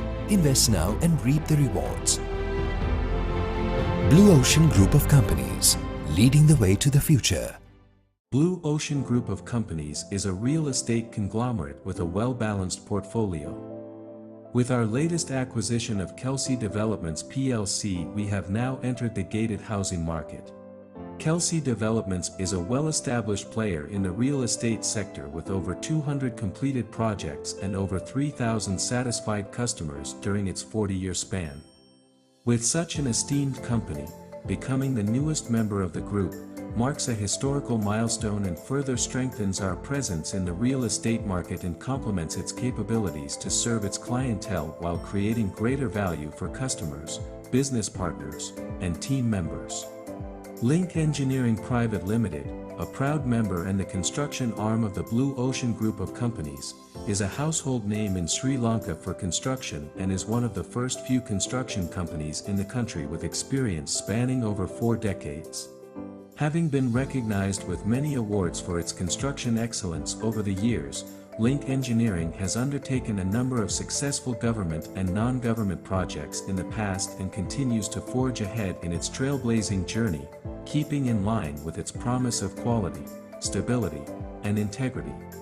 The company currently has a number of condominium projects as well as a variety of public and government projects such as hospitals and universities under its wing that have been entrusted to the group and continue to be the construction partner for Kelsey Homes projects. The group attributes its success to the solid strategic direction devised by qualified and experienced corporate planners with transparent professionalism. As our customer base expands daily locally and globally, we at Blue Ocean Group have a strong vision to be the most respected, ethically sound, and socially responsible company, and we trust this vision will prevail through our achievements, whilst we will also continue to focus on acquisitions and mergers to develop value-creating real estate products for our beloved customers. දකුණු ආසියාවේ ලොකුම camera market එක එක්ක shop එකට නැත්නම් web එකට cameralk.com.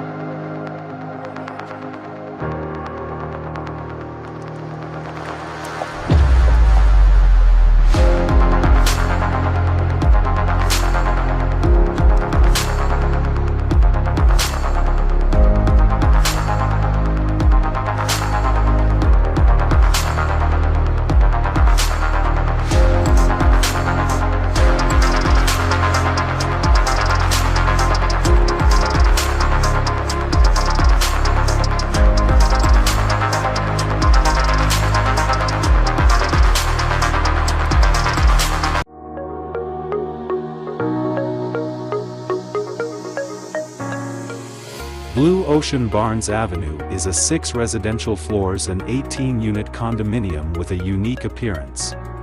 Each apartment comprises 2 and 3 bedroom units including a spacious fully furnished living room, pantry and dining room that guarantee a comfortable living for its occupants. The neighborhood surrounded with 5-star hotels, renowned schools such as St. Thomas College and many more within the walking distance from the residences. Barnes Avenue Mount Lavinia project will comprise uniquely designed modern luxury apartments with sophistication and elegance splendid in tranquility at an early tourist city in the heart of Mount Lavinia. Blue Ocean Group of Companies, leading the way to the future. Welcome to NCHS. Studying has never felt this good. It's not just studying. This is what a lab should be. Whatever I want, whenever I need. I don't miss a single class of it. I'm flying to Australia next week. Commence degree pathways at NCHS and continue in Australia, Malaysia or USA. Unlock your future. That's the real motivation. Some people kill for it. I keep reaching for greatness because I'm built from it. Here we go. Give it 100, never nothing less. Here we go.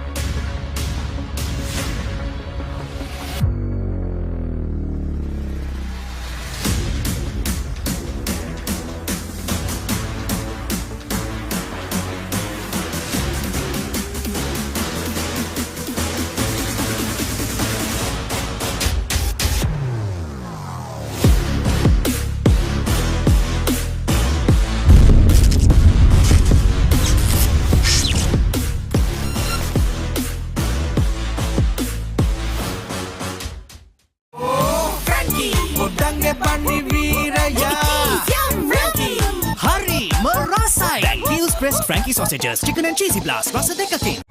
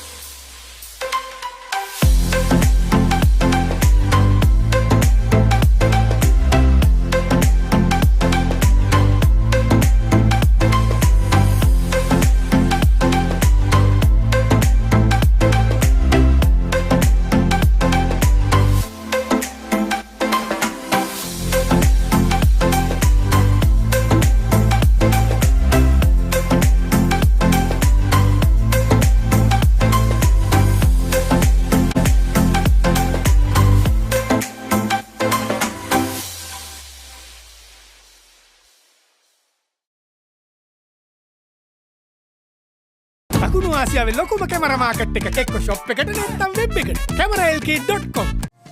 Centrally located, 30 minutes from Port City, 20 minutes from the airport and 5 minutes from the highway entrance, Central Park Ja Ella has an unparalleled location advantage.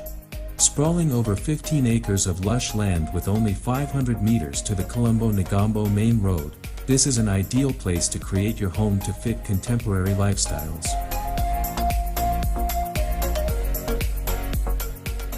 Central Park Housing Project is a well-designed and well-executed gated community that offers a range of housing options and modern amenities.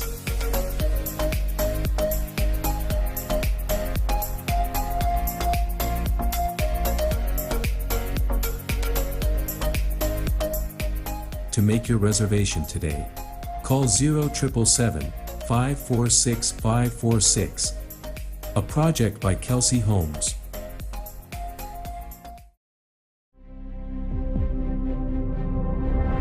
Blue Ocean, a unique brand of luxury apartments in Sri Lanka. Discover the ultimate investment and the privilege of ownership in a unique paradise destination. Blue Ocean extends their real estate ventures with a range of landmark condominiums. An attractive opportunity for local and foreign investors who wish to enjoy a green living environment. Invest now and reap the rewards. Blue Ocean Group of Companies, leading the way to the future.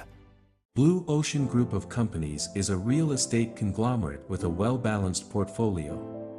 With our latest acquisition of Kelsey Developments plc, we have now entered the gated housing market. Kelsey Developments is a well-established player in the real estate sector with over 200 completed projects and over 3,000 satisfied customers during its 40-year span. With such an esteemed company, becoming the newest member of the group marks a historical milestone and further strengthens our presence in the real estate market and complements its capabilities to serve its clientele while creating greater value for customers, business partners, and team members. Link Engineering Private Limited, a proud member and the construction arm of the Blue Ocean Group of Companies, is a household name in Sri Lanka for construction and is one of the first few construction companies in the country with experience spanning over 4 decades. Having been recognized with many awards for its construction excellence over the years, Link Engineering has undertaken a number of successful government and non-government projects in the past and continues to forge ahead in its trailblazing journey, keeping in line with its promise of quality, stability, and integrity. The company currently has a number of condominium projects as well as a variety of public and government projects such as hospitals and universities under its wing that have been entrusted to the group and continue to be the construction partner for Kelsey Homes projects.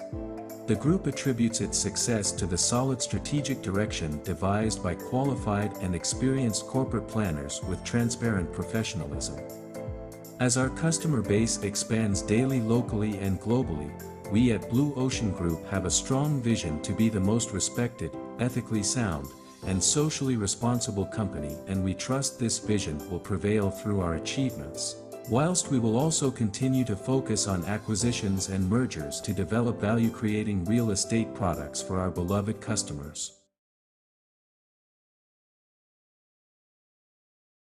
දකුණු ආසියාවේ ලොකුම camera market එක එක්ක shop එකට නැත්නම් web එකට cameralk.com.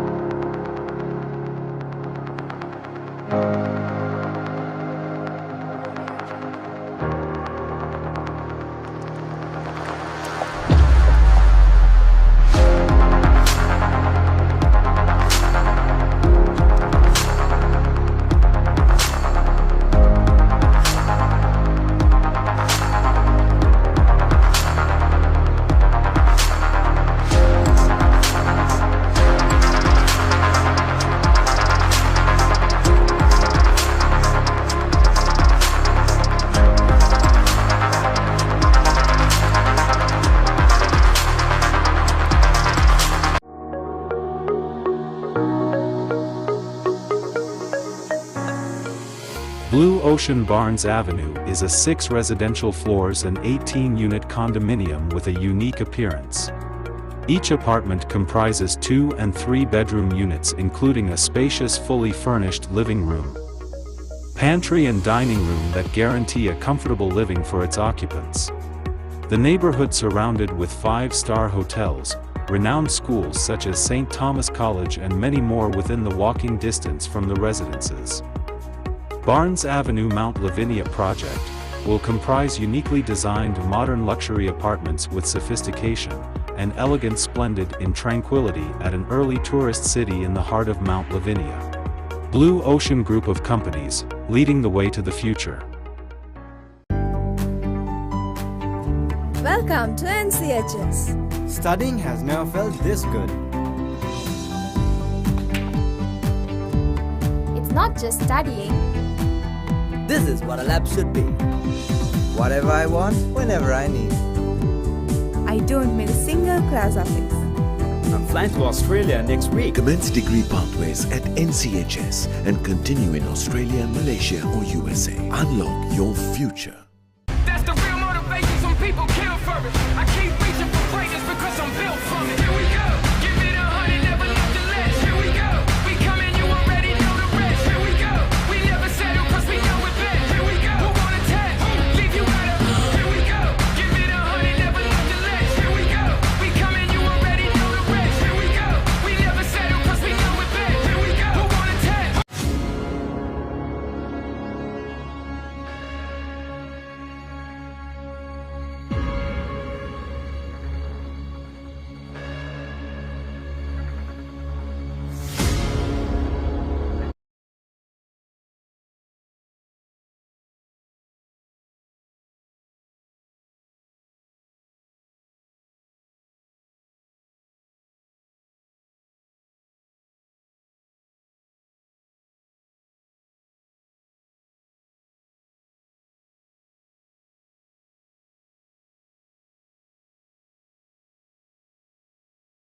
Colombo 4. My name is Ashan Dialvis and I'm joined in the commentary box by none other than Shayan Gunaratna of St. Peter's College. Thank you, Ashan. Yes, it's been a modest first innings by St. Peter's College, but I'm sure they'll go in with a positive mindset, looking to rattle this rather strong Josephian lineup and give it all they've got to make sure that they give the Josephians a challenge in terms of chasing this particular target. But yes, it's interesting to see how the bowlers will go about their tactics, given that this is the third day that this same wicket is being used. Satish Jayawardene off to a conservative start here, but there's no reason for him to look to accelerate this early on given the modest target that they've been set. We have with us Ryan two national caps opening the bat for St. Joseph's College. Currently on strike is Hirun Kapuru Bandara, who toured UAE for the Tri-Series a few months ago, and he is partnered with the captain. He's with Satish Jayawardene, who just came off a century yesterday in the Battle of the Saints encounter. Yes, Ashan, the Josephians will be riding on the confidence of yesterday, given the fantastic innings led by Satish Jayawardene with a century, and I'm sure they'll want to carry on that momentum this evening as well. And St. Peter's, on the other hand, will look to make early inroads, given that this opening stand consists of both national players, so making sure they get early wickets will be critical if they are to defend this total. It has to be said that St. Peter's College's performance with the bat was a tad disappointing, Shine. A subpar total, I would say, considering the batting track that the SSC is, and I would lay the blame at not the good bowling of the Josephians. Yeah, I mean, they did keep a good lines and length and put pressure through the dot balls, but we'll return back to that, ladies and gentlemen. At the end of the first over, St. Joseph's College are 2 runs for the loss of no wickets.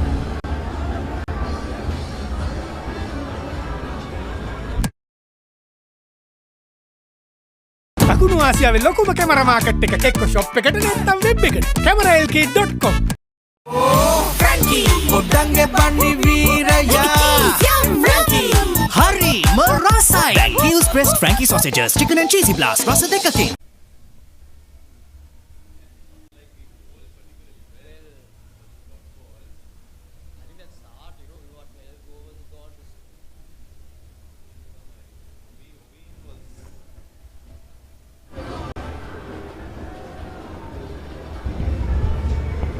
As you can see, ladies and gentlemen, the Battle of the Saints is so much more than just the cricket.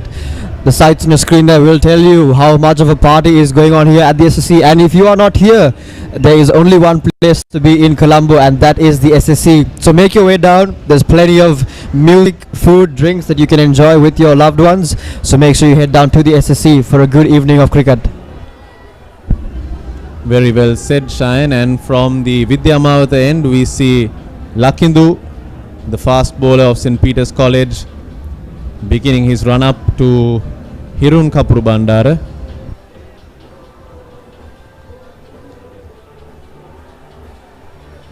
Sharp fielding there from the Peterites. They'll want to be on their toes if they are hoping to defend this score of 156, Shine.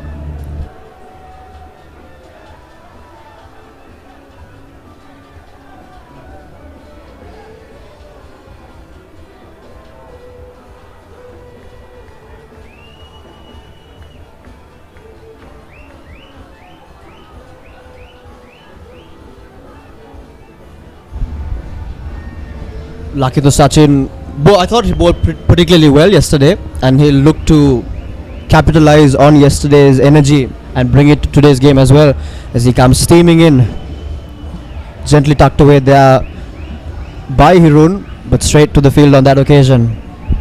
We see that Nimuthu has placed the third man as well as a sweeper cover on the fence on the offside.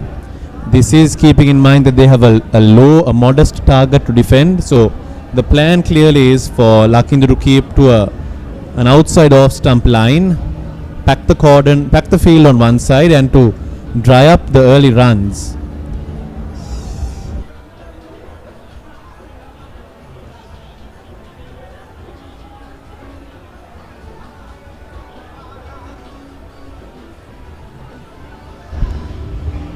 Hirun on that occasion comes charging down the track, gently flicks it away, and it runs away to the boundary for St. Joseph's College with their first boundary of the innings. Tan, I don't think that line is going to help the Peterites, or neither is that length going to. Too full and straying down the leg side. I don't think that's what the captain would want, given the field that has been set. And proactive batting from Hirun Kapuru Bandara, because if you noticed, he skipped down the line and was able to access that gap on the leg side. So In addition to the modest target, they'll also have to counter the proactive batting of this Josephian national pair. And once again heaved over deep extra cover, runs down to the boundary once again, but on this occasion the fielder is able to collect it cleanly. Do you think the rain will be on the minds of the batsmen, Ashan, given how the last 2 days have played? I know it's been a fantastic, the skies have painted very pretty pictures today, but you never know. So do you think that will be a factor that they are considering? Well, the 2-day encounter had Naren Muralidharan as the partner for Sadish Jayawardene, who is a more conservative batsman. Hirun Kapur Bandara's promotion at the top of the order must have been keeping this in mind, because Shayan, even though we don't see clouds hovering right now at the SSC, I do believe that coming towards 3-4, you'd rather have runs on the board than a steady start, considering that St. Joseph's have an advantage right now in having a modest total to target. A few runs on the board, I believe, is something that has been instructed to them from the Josephian pavilion. The Peterites have got to make sure that they don't give away those easy singles. It's the accumulation of those little singles that add up to what could be a rather breeze of a chase. So they've got to make sure that they don't give away the hit and runs just like they did on that occasion.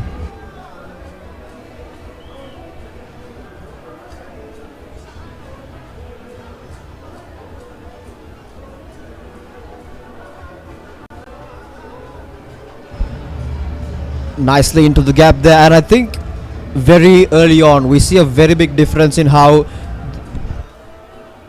the Josephians have gone about the innings in terms of placement. If you watch the first 10 overs of the Peterites, there was a lot of good timing, but they were not able to place the gaps, as we see a few highlights of Sadish's fantastic innings last evening. A well-deserved 100, I thought. Not his first in the big match, only the second Josephian to score 200s at the Battle of the Saints after Fred Pereira back in the 1930s. So a well-deserved accolade. I thought he played fantastically well, and I'm sure Ashad would have a few more to add on to my pointers as well. Yes, Shine. Numerous records being broken by the Josephian captain right there. Sadish Jayawardene becoming the first Josephian to score back-to-back successive hundreds at the Battle of the Saints, and as you mentioned, only the second after Fred Pereira to score 2 centuries in the series. And that is in addition to the famous Peterite skipper Rohan Bulchans from the 1950s, who scored 2 centuries as well. Sadish Jayawardene breaking many records yesterday, some of which we are still tallying, I do believe. But another one is that he is the second person to carry his bat throughout the innings. So fantastic achievements there from the Josephian skipper, playing right now in his final encounter for St. Joseph's College. Shannon Rodrigo just playing with the mind of the batsman on a couple of occasions there, making the batsman yorking himself on one occasion. Shannon is a clever bowler. I have observed him over the last 2 Joe Pete encounters. He is capable of extracting turn as well as bowling the arm ball, and he is a thinking cricketer. Hirun Kapur Bandara, I see, is trying to maneuver and move around the wicket. So it will be a cat and mouse stuff from Shannon and Hirun.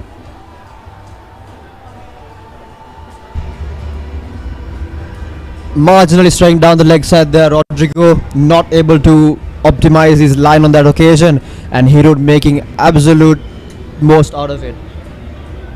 Cheeky there, nothing too fancy, nothing flamboyant there, just making sure he times it well and places it equally well and gets the most out of it.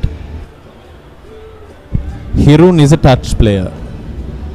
Working the gaps, timing of the ball is his currency.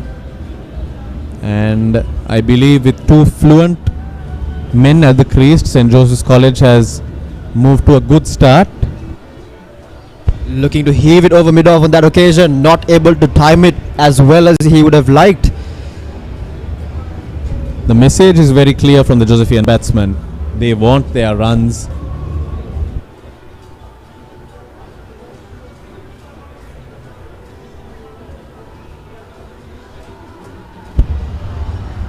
That slogged over square leg, is that a maximum? Yes, it is. The first of the innings for the Josephians.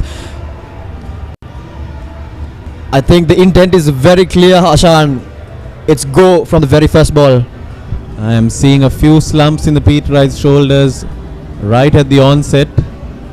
The first 6 of the match, in fact, by Hirun.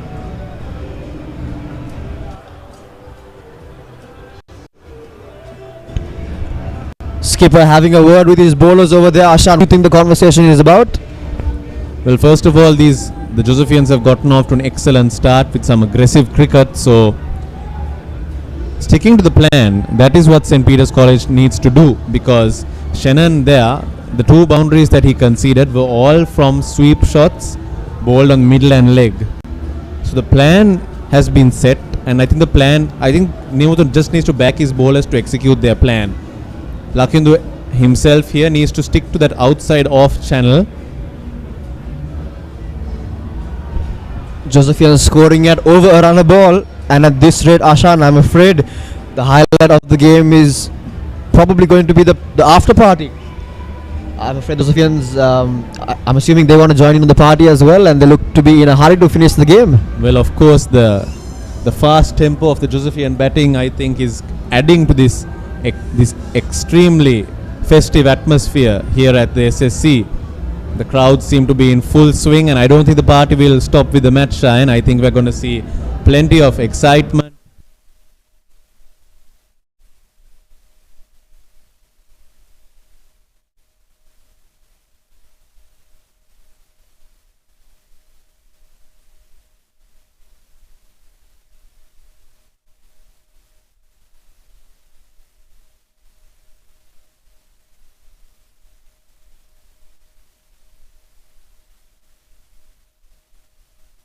The Sentinels right after this commentary session, hopefully at the back of a Josephian victory, if I do say so myself as a Josephian Cheyenne.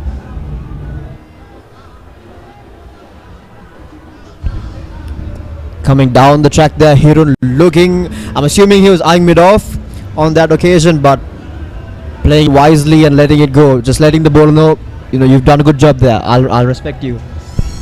Lakindu is a good bowler. Cheyenne. And I think if it wasn't for the proactive quality of these Josephian openers, if it were the traditional block and defend from the crease style taken by St. Joseph's College, I believe Lakindu would have already picked up a wicket, because he is targeting that outside off, top of off stump, line and length, and it's only the proactive nature and the aggressive batting that is keeping him at bay. And as we speak, that same line and length almost picks up a wicket. Rush of blood from Hirun. Looking to heave it over mid-off once again. Bit of a nothing shot in the end. Ashan, you've had the good fortune of being on this field not once but on multiple occasions. Take us through what it's like when you're at your run-up mark. What do you think? You got 5,000-6,000 eyes on you, and you've opened the bowling as well. So you've had to face what it's like to bowl the very first ball of the innings. So take us through what it's like, what is running through your mind. Are you worried about, look, I've got so many people watching me, or is it just, I'm here to do one thing, and that's play my cricket, forget about everyone else, I'll just do what I'm here to do? Well, yes, Shine, I was in this very position that Lakindu is in right now, because I did open the bowling while we had amassed 220 in the 2019 50 over encounter, and running in with my bowling partner Lakshan Gamage, we were under a little bit of pressure, because the nature of this SSC is that the crowd does tend to get to you. Unlike the Pisara where you can drown out the noise, at the SSC you can really feel it. It does feel like a gladiator bowl. And I remember Shannon Rodrigo was the opening batsman of St. Peter's College, alongside Shannon Rodrigo was one of the openers. Shannon Fernando, beg pardon. As we speak, a skyer from Irun Kapuru Bandara, it won't reach the boundary.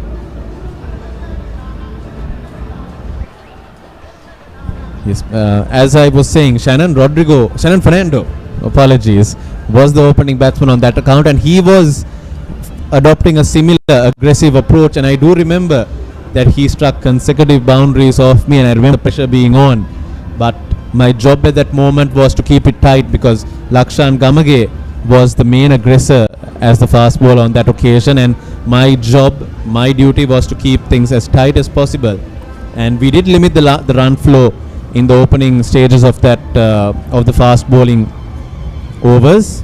And following that, our spinners were able to apply breaks on the batting order and curtail the Peterites to a total below the Josephian total. And with the end of that over, ladies and gentlemen, St. Joseph's College are 22 for the loss of no wickets, and we will head into a brief commercial break and we'll get back to you. Welcome to NCHS. Studying has never felt this good. It's not just studying. This is what a lab should be. Whatever I want, whenever I need. I don't miss a single class of it. I'm flying to Australia next week. Commence degree pathways at NCHS and continue in Australia, Malaysia or USA. Unlock your future.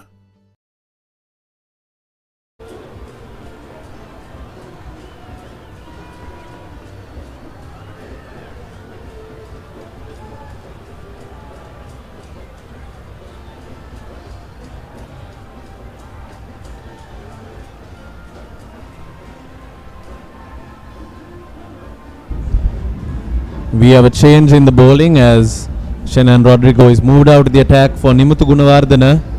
So we have an off spinner bowling to two right-handers here with only two fielders being allowed outside the ring. Interesting tactic here by the captain, taking matters into his own hands. Short and wide on that occasion. I don't think that's the ideal line he'd want to be bowling to these two batsmen. Making it bread and butter at this rate, Ashan. I think they've got to look to do something a bit more. I don't think the half volleys or the half trackers are going to do them any help. Waiting for the Josephians to make a mistake, I believe, would be an error from the Peterites, because this pair will be capitalizing on the currently what we're seeing is not a very attacking field from the Peterites, which I don't think they can employ either, considering the limited runs. But having a few fielders close in may be a change that the Peterites can resort to. I think attack with the ball, defend with the field, that is the mindset they must take.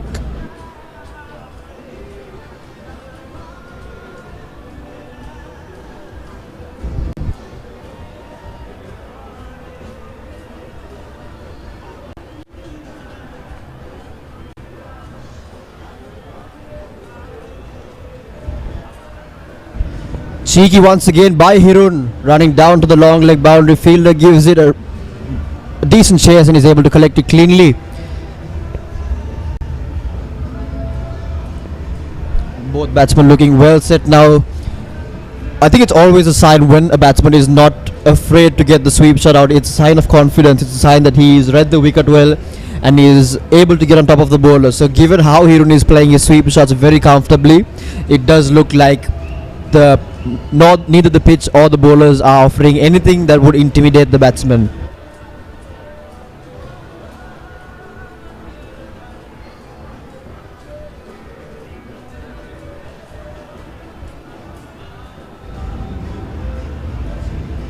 Cheeky once again there by Hirun.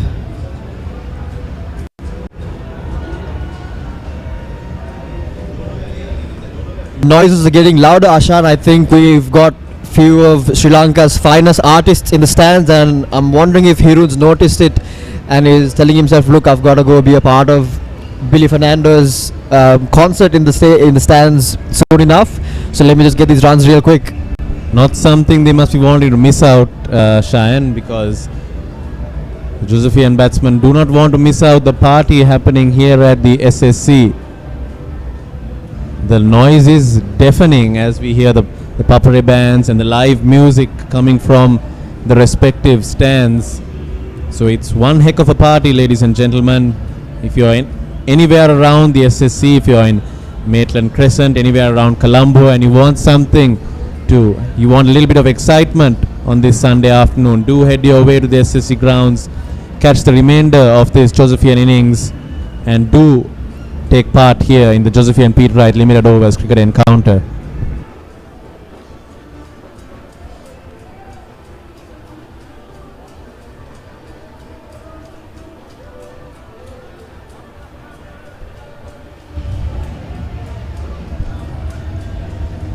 Lakindu Sachin continuing his spell, and I'm sure the captain's got a mountain of hope on him to make inroads for the Peterites. I think once these two batsmen are well set, it's going to get tougher for the Peterites. Wild throw there by the short third man fielder, but no harm done in the end. To me, this seems to be what Sadish Jayawardene has been doing for the last 6, 7, 8 years of his cricketing experience in St. George's College. It's a flat SSC wicket. You got a fast bowler running in. All he needs to do is just bat and bat and bat, and this is what he has been practicing for all of these years. As a fast bowler, I'm assuming that's one of the most frustrating sides. Yeah, you come steaming in, you put in all your work, you use your hips, your shoulders, and give it all you got. And then, unashamedly, the batsman just glides it down to third man like it's no man's business.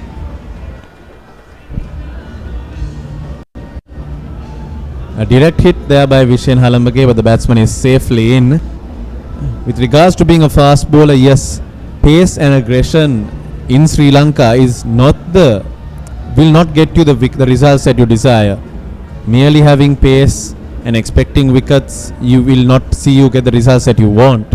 You need to be smart, Cheyenne, because clearly right now the SSC is not supporting the fast bowlers.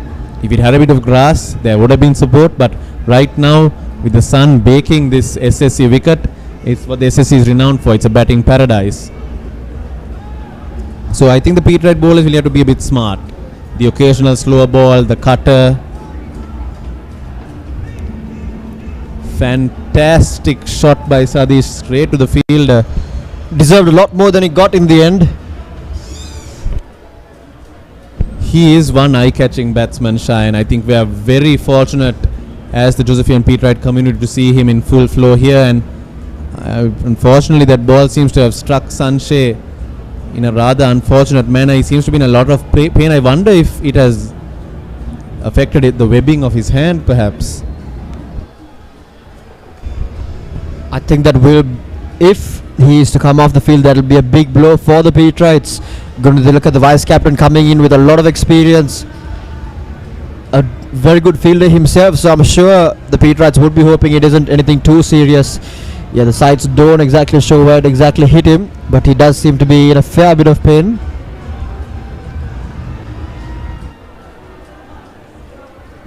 I would not want to be Sanshay Gunadilaka in line of that shot, Cheyenne, because that looked like it raced off the blade of Sadish Jayawardene. I wouldn't mind being a part of that side, Ashan. I don't think any of us would.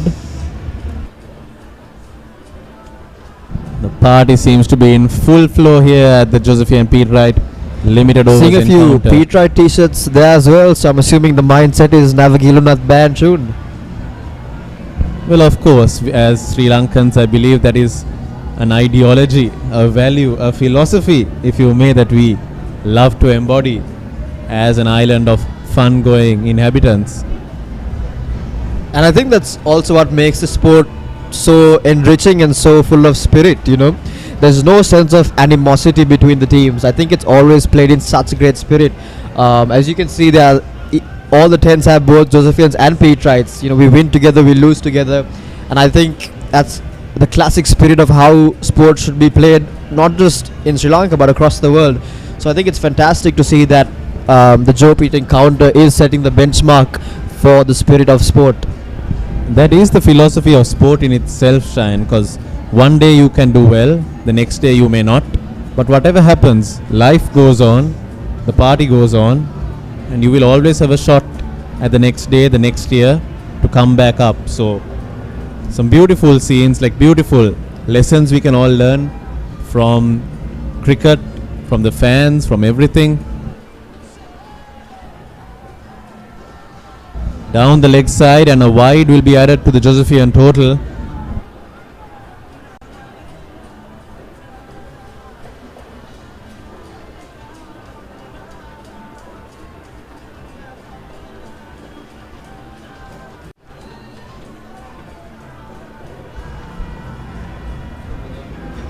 I don't think the Peterites could afford too many of those. The Josephians are not chasing much, so they've got to make sure that they keep the extras at a minimal.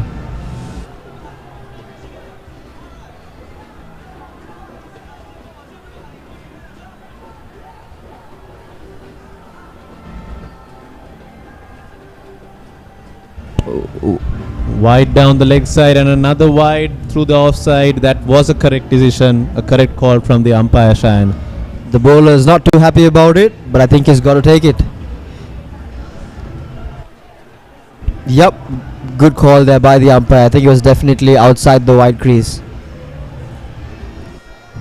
But as a Peterite bowler, this is your opportunity to do something incredible for your school, because the Josephians have skittled you out for 156. You're now leading the Peterite bowling attack. You're bringing all the fire, all the spirit, all the flair from Bambalapitiya here. Of course, it's a funny game, Ashan. We've seen on multiple occasions some unseen and unheard matches go down. So I think globally across the world, cricket has shown us that it's a great equaler, it's a great leveler.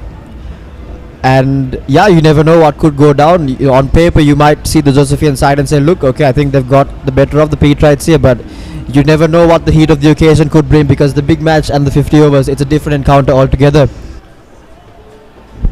The occasional wicket here and there, the arrival of Siobhan Daniel at the crease, a possible run out, all things could engineer. They could engineer something that we're not expecting here at the SSC.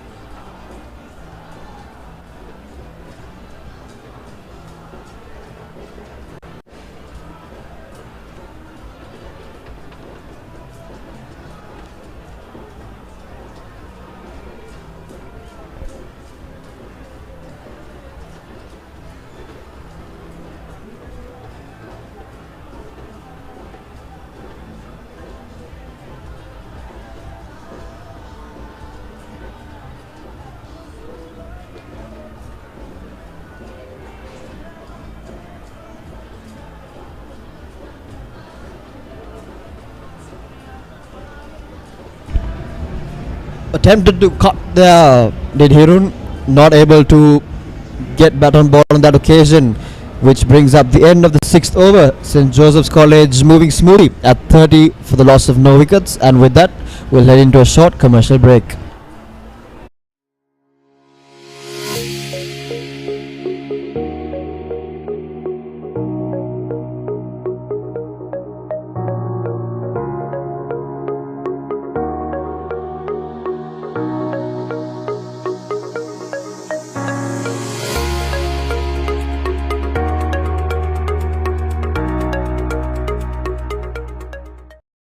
දකුණු ආසියාවේ ලොකුම camera market එක කෙක්ක shop එකට නැත්නම් web එකට cameralk.com.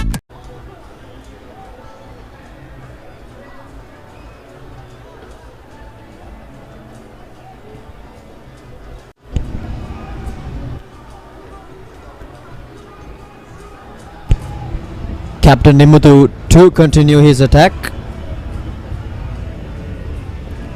Can he sprout about some magic here for the Peterites? The Josephians, on the other hand, riding very high, and I think the dugout will be very much at ease.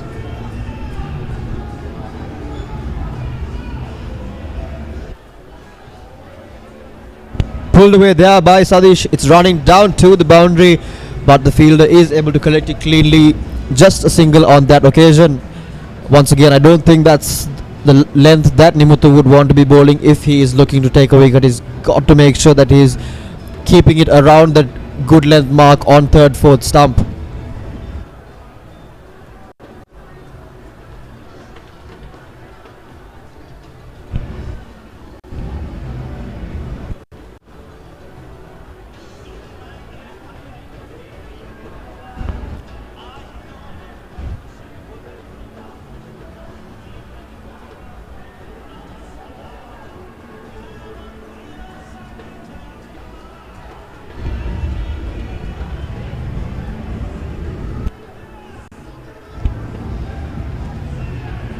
Hirun playing with the mind of the ball on that occasion.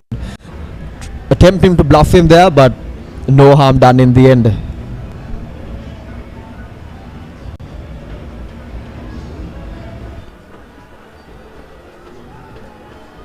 Slogged away down to the square leg boundary. It's running away for 4. So much happening there. The batsman loses his balance. He's on the ground, but he'll take the boundary nevertheless. Moving across to the offside, giving himself the space that he needed, and pierce the gap there very cleanly. St. Joseph's College cruising along at this point.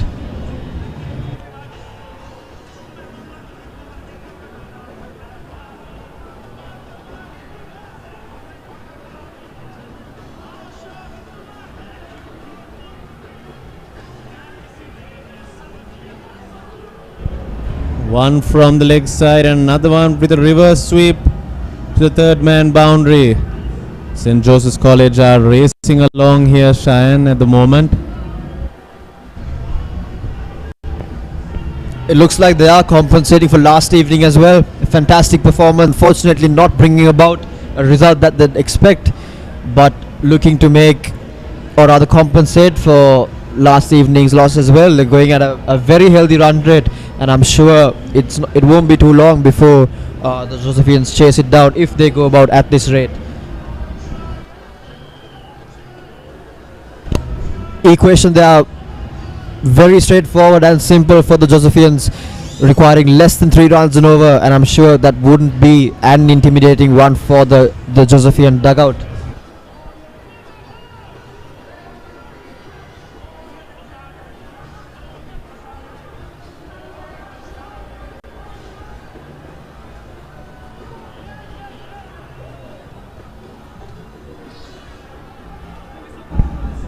As we look at the highlight of the reverse sweep from Hirun Kapur Bandar, there'll be a change in the commentary box, ladies and gentlemen, and to accompany you we'll have Cheyenne De Silva and Dinudha Tennakon of St. Joseph's College.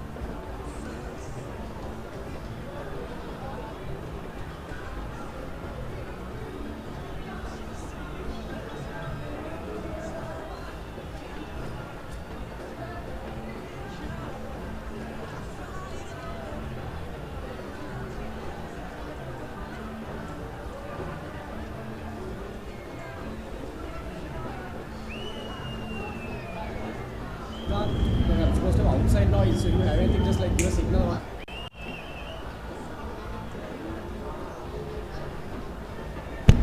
Thank you, Ashan and Cheyenne, and good morning, good afternoon to you, Dinudha. Good afternoon, It's a Cheyenne. bright sunny afternoon here at the SSC, and no signs of rain thus far. Thank goodness, it looks like an entertaining match. It does. St. Peter's College dismissed for just 153 runs, and St. Joseph's sitting pretty at the moment.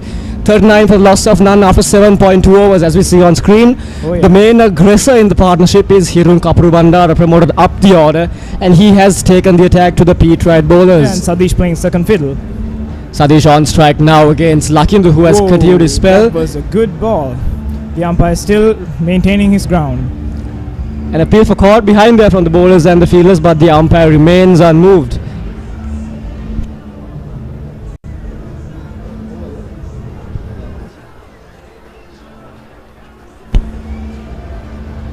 So, Dinudha, we are here after 2 years of watching the big match from our homes on our TVs and our phones.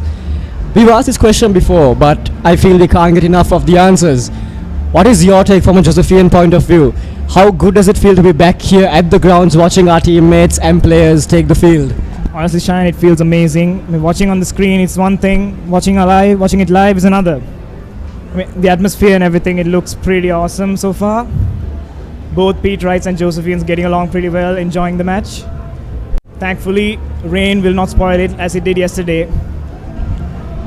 So far so good, sunny skies at the moment. and the batsman crossed for a quick single there off the bat of Sadish. So we saw Sadish getting a century yesterday, and his second, yes, century. breaking so many records on his way there. And today he has looked positively sedentary in comparison to Hirun, who has just flayed the bowlers as they have bowled to him. 30 off 31, innovation, creativity and flair. This is what the Peterites were lacking in their innings, if you remember, because 10 overs gone, they were just 20 off 30 odd on the board for the loss of none. But they maintained that very slow runway throughout the innings, which perhaps led to them losing those wickets and mustering only a, well, not a small, but maybe a below par total of 150. Yeah, well, my point of view is the Peterites chose the wrong decision after winning the toss. I mean, after yesterday, it was clearly a bowling pitch. You could see that by the Josephians them using all their spinners. But as the day progresses, the pitch seems to be drying up, proving for a good pitch for fast bowling, which is what the Peterites are using right now.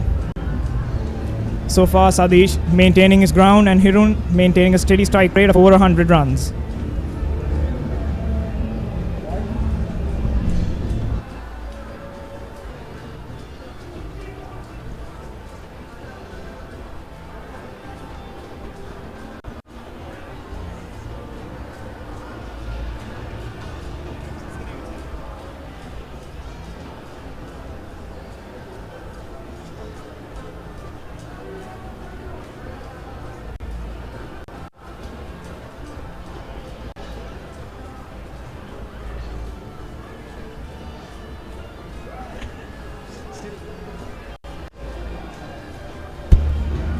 No run there, as like digs the ball into the pitch.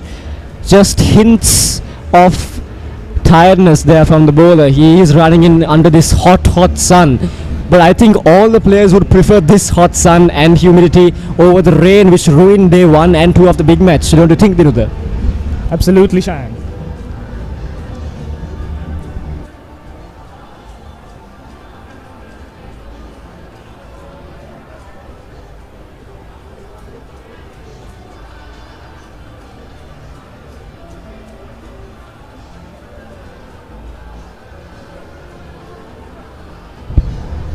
And with that, 8 overs are done. St. Joseph's College, 41 runs without loss.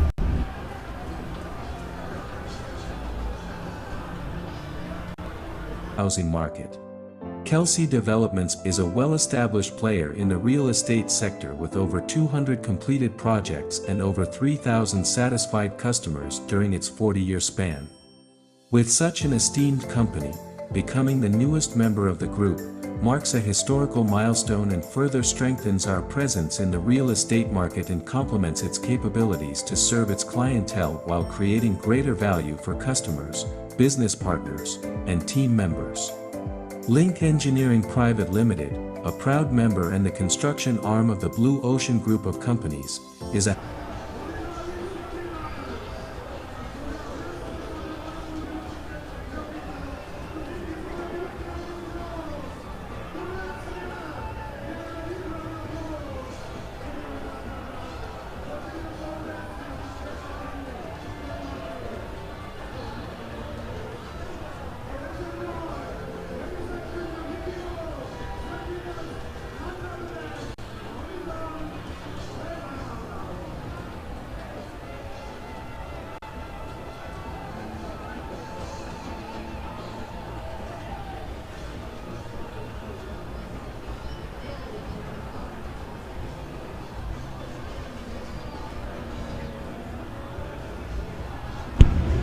A bowling change from the tennis court's end as pacey Sean Roberts is brought in. So pace from both sides now, unless Lakindu is changed from the other end. But Sean, with his first stint with the ball, he'll be bowling with a slip, a point, 3 in front of the batsman on the off and 3 on the leg side. A square leg, a mid-on and a deep fine. Yeah, I think this is what the Peterites should be doing right now, a bowling change. The captain, Nimuthu Gunawardena, is trying to make the breakthrough in the Josephian fortress, which seems to be impenetrable at the moment. That's a good ball to start by Sean. And like you said, yes, the captain needs to make changes. He needs to do it fast. because St. Joseph's are chasing down a small total here, and if they are to win through the Peterites, they need to be proactive on the field. Of course, Cheyenne. He's maintaining his resolve, going at over a strike rate of 50, whereas Hirun is nearing the 100.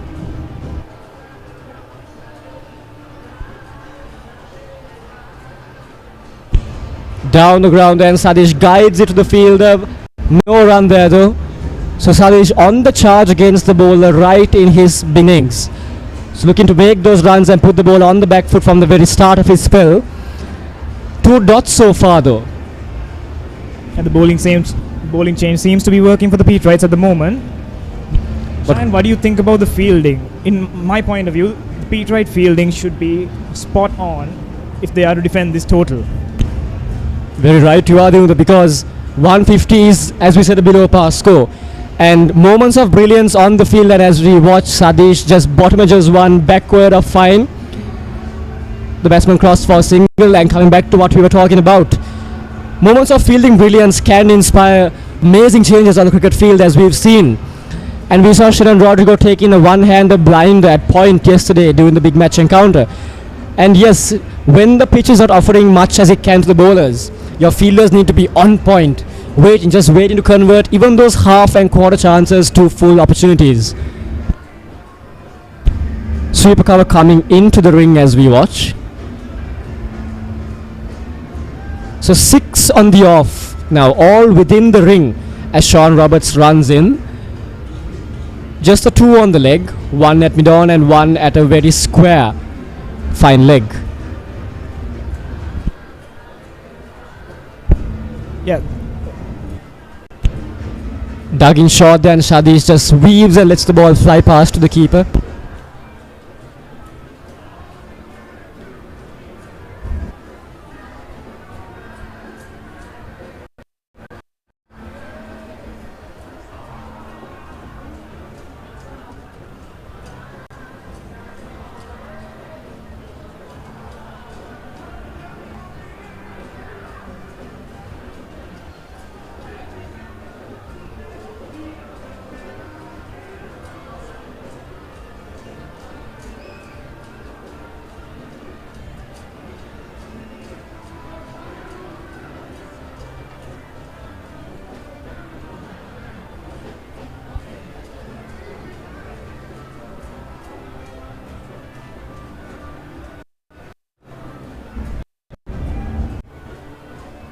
Another change of field by the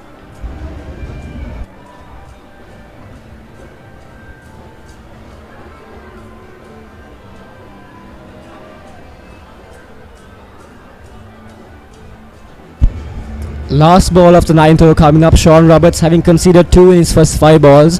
How he would dearly love a wicket in his last. Dancing on the track, Sadish, that is lofted in the air over the fielder's head, just over him, and that sticks in the boundary, so not afford the batsman. A diving stop by the fielder there. A brilliant fielding effort by the Peterite.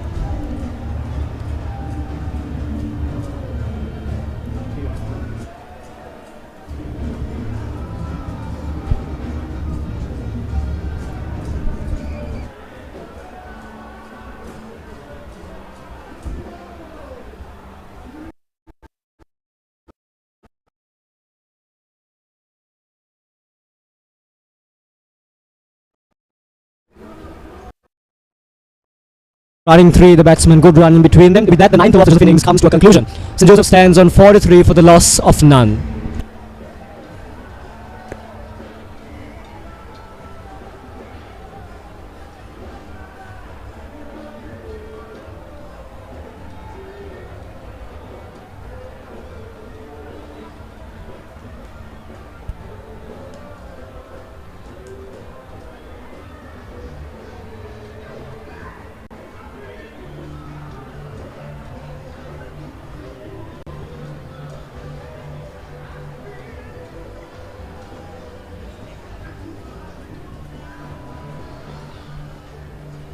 The crowds back and enjoying themselves to the maximum here at the SSC. Dancing, chanting, laughing. And despite the action here on the pitch, even though the Peterites do seem to be walking with a slight slump in their step, and the Josephians with a spring in theirs.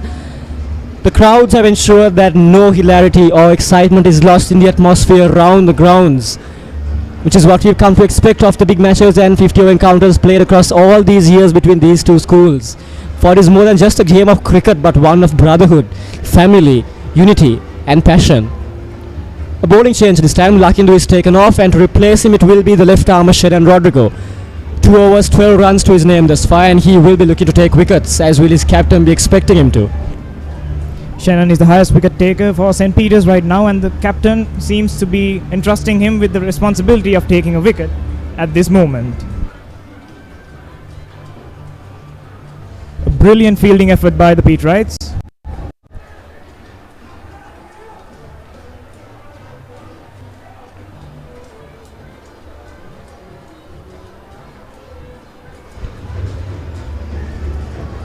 An on drive by Sadish down the pitch for a single collected by long on there.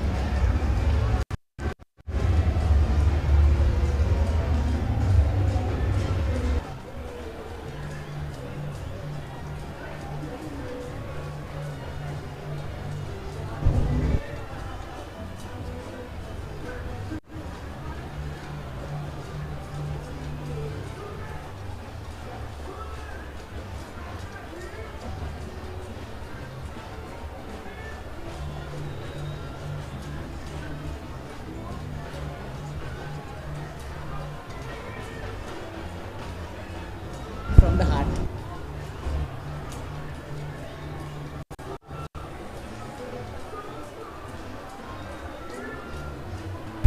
Through the diving fielder there by Hirun Kaprubanda, dancing down the track and just, well, creaming is not the word, but it comes very close to describing that shot. A lovely shot along the ground by Hirun, eluding the diving fielder's outstretched arms and crashing into the boundary ropes on the offside.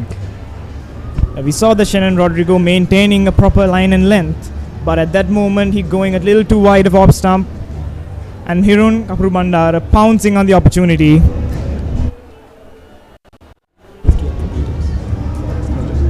And with that shot, the 50 up for St. Joseph's College without loss. A better ball there by Shannon. Close to the stumps that time, so not much width for the batsman to work with, although it was quite full. Got a point for no run there.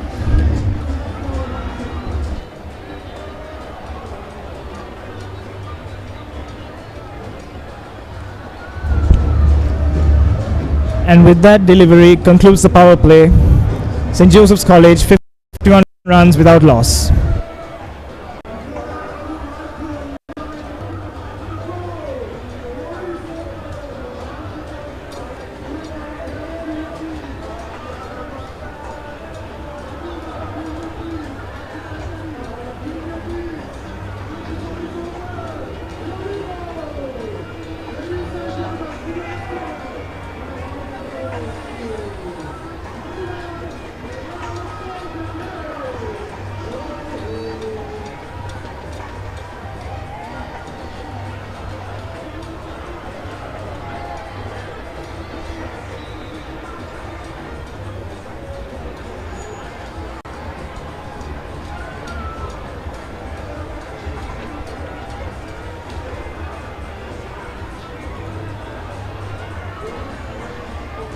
Ten overs into the Josephian innings, they are 51 for the loss of Nan Sadish on 13 and Hirun on a quick fire 35.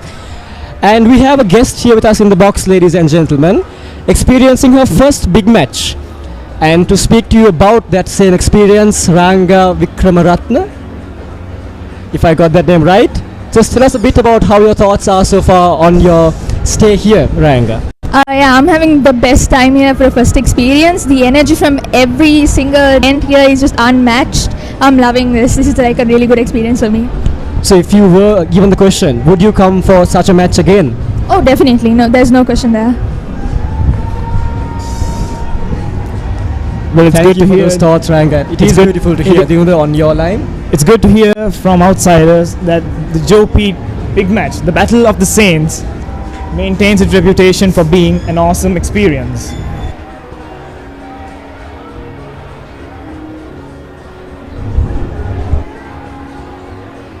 Sean Roberts continuing from the tennis courts, and that is a very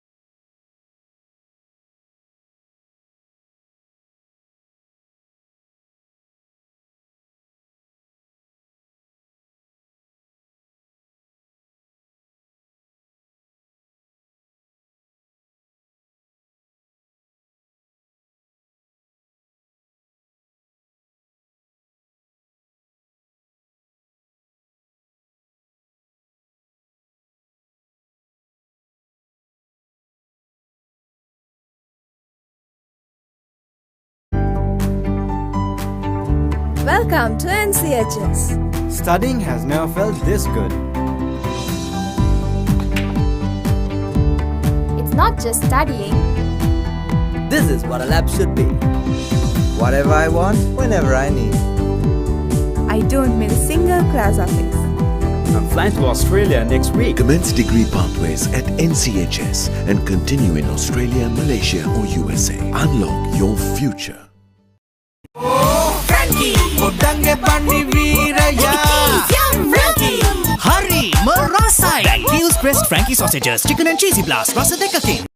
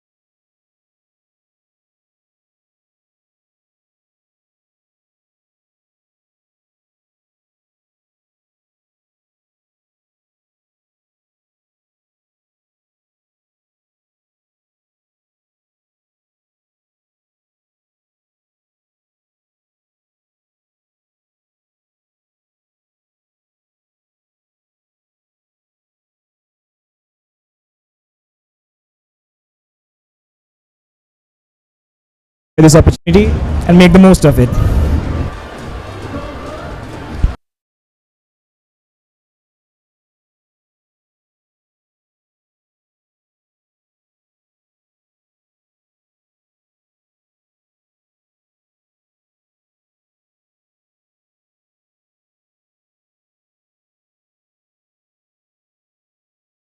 What kind of bowling change they bring on as the players enter the drinks break? Well, I will hope so, Cheyenne. But at the moment, Sadish and Hirun maintaining their ground to pull up a steady partnership of 59 runs by the end of the 12th over.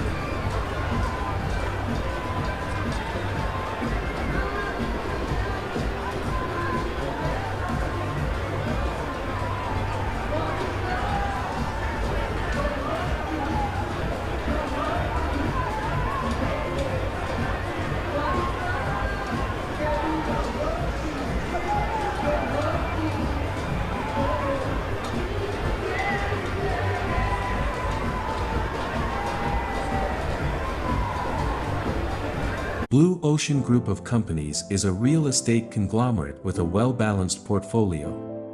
With our latest acquisition of Kelsey Developments plc, we have now entered the gated housing market. Kelsey Developments is a well-established player in the real estate sector with over 200 completed projects and over 3,000 satisfied customers during its 40-year span. With such an esteemed company, becoming the newest member of the group marks a historical milestone and further strengthens our presence in the real estate market and complements its capabilities to serve its clientele while creating greater value for customers, business partners, and team members. Link Engineering Private Limited, a proud member and the construction arm of the Blue Ocean Group of Companies, is a household name in Sri Lanka for construction and is one of the first few construction companies in the country with experience spanning over 4 decades. Having been recognized with many awards for its construction excellence over the years, Link Engineering has undertaken a number of successful government and non-government projects in the past and continues to forge ahead in its trailblazing journey, keeping in line with its promise of quality, stability, and integrity. The company currently has a number of condominium projects as well as a variety of public and government projects such as hospitals and universities under its wing that have been entrusted to the group and continue to be the construction partner for Kelsey Homes projects. The group attributes its success to the solid strategic direction devised by qualified and experienced corporate planners with transparent professionalism. As our customer The highlights of the 12 overs of St. Joseph's innings at the crease so far. Both openers remaining unbeaten on the crease, playing some lovely fluid shots both square and fine of the wicket as well as down the ground. Sadish taking a back seat more or less as Hirun Kapru Bandara advances in both literal and metaphorical sense as he played his strokes to perfection. And Sean Roberts to continue for the Peterites as the 13th over begins after the drinks break. St. Joseph's going at just under 5 runs an over now, they're 12.1 overs, 60 runs on the board. And St. Peter's, if they are not getting the wickets they want, what they need to do is they need to stem the flow of runs because every over sees at least 3 or 4 runs being leaked. And while that may not be much, in general, in the context of this game, that is hurting the Peterites because with every run, St. Joseph's is getting closer and closer to that total of 156. Yes, Shine. Now, at the beginning of the innings, Josephians only required a run rate of over 3 runs, of just over 3 runs and over. And right now, the Josephians continuing on at 5 runs and over.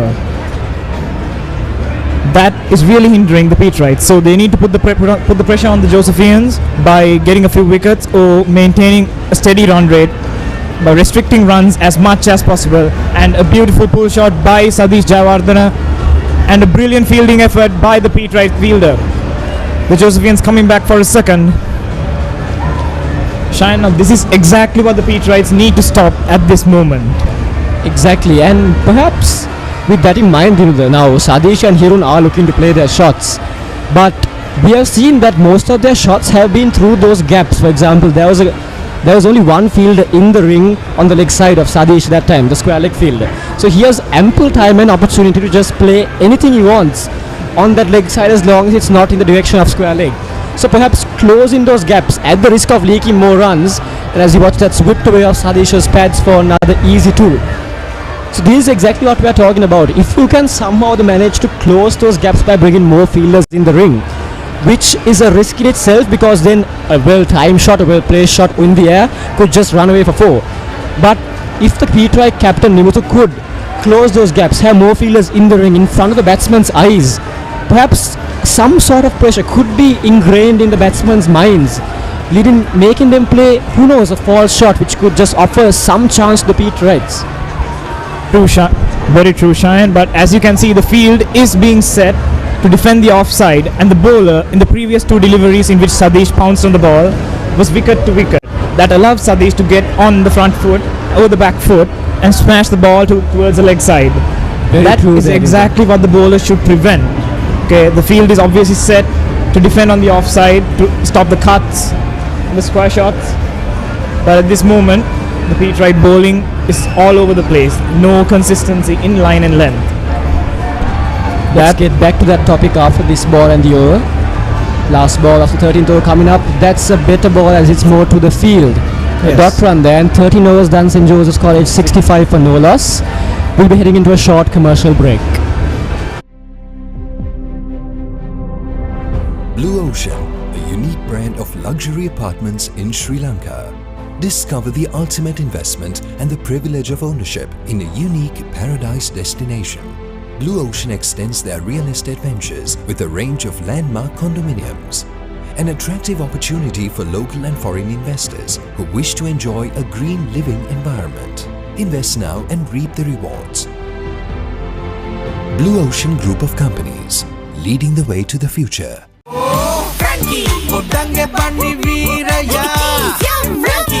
Hari merasai Frankie's pressed Frankie sausages, chicken and cheesy blast, rasa dekakin.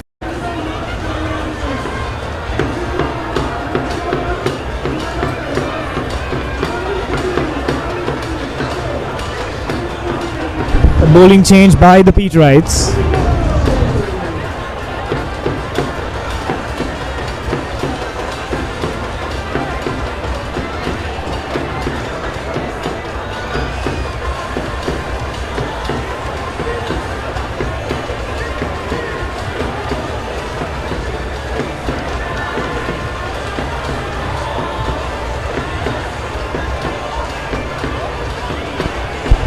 Bowling change for the Peterites, and we are seeing the first signs of Lashmika Pereira, the 2-year player with 2 years of experience bowling his right arm spin, and he is welcomed back with a paddle sweep by Hirum Jayasund Kapuru Bandara. Well stopped by the fielder there at the fine leg boundary. Hirun easily coming back for a second after that shot. The new bowler not being welcomed by the Josephians as well as he hoped. Or as an off spinner, he should bowl wicket to wicket, not allowing the batsman to get a lot of room out of the ball. Okay, let's see what the second ball entails. A brilliant, as you can see on the replay, a brilliant fielding effort by the Peterite fielder. This is exactly what the Peterites need, Cheyenne. Down the track and through the diving fielder's hands for a boundary. A brilliant boundary by the captain, Sadish Jayawardena. That was a lovely shot, wasn't it, Dinuda? Just down the track, preempting that the bowler would toss it up, give Sadish enough time to play that shot. Which just shows the importance of timing in cricket. You don't have to be strong to make those big shots. You do not have to be big and bulky to make those big shots. Timing, technique is perfect, is what you need. And Sadish giving us a masterclass in his craft, Cheyenne. A veteran of St. Joseph's College, a former under-19 cap. And our batchmate. And our batchmate, of course, our classmate. Honestly, yes. We are that old. We too are just 19 years of age to all our listeners out there. And having grown up and learned and played with Sadish, we as a batch could not be happier to see him captain and lead the Josephian team from the front. Leading by example, Shine. He's an inspiration to all the Josephian and Peterite cricketers, period, as a proper captain. Very much so, Leon. I couldn't agree more Calm with and you. collected on the field, maintaining his resolve as we see the next ball being bowled by Lashmika Pereira. Just opened the face of the bat there, Hirun, and tried to play it very fine off third man, but not fine enough for a single. So no run taken on that ball. I think Hirun expected a little more turn in that ball, but the ball went on with the arm. It did not turn as much.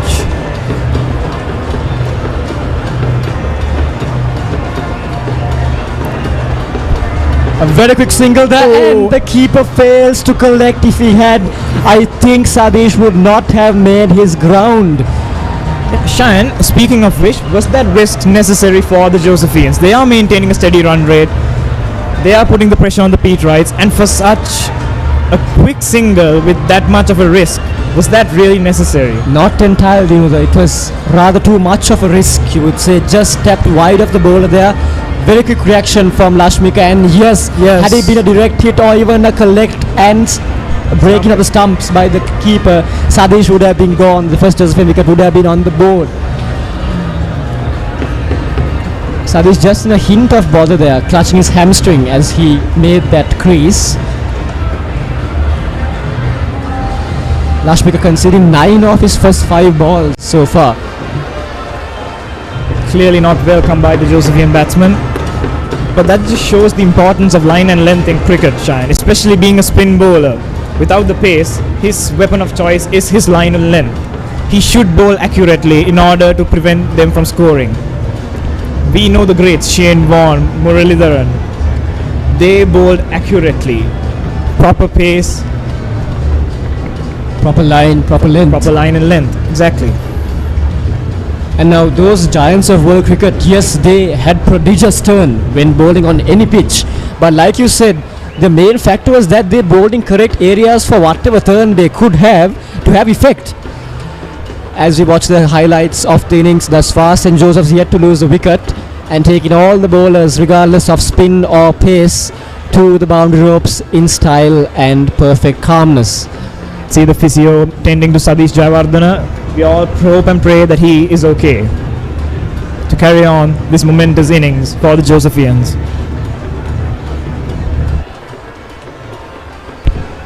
St. Peter's has a national captain in their midst, Vishnu Halamage, who is also a leg spinner. We saw him bowl 2 overs or few, if I'm not mistaken, yesterday in the big match.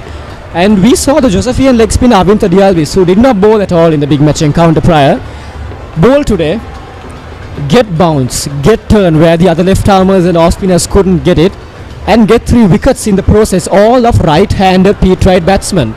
Now what do you say to the Peterite captain Nimadu Guruvardhana trying out his leg spinner Halamage, who although a part-timer might just be able to extract something off the pitch and make some inroads, some breakthrough into the batsman, both being right-handers, and as such having his ball turned away from them and away from their shot-making selections.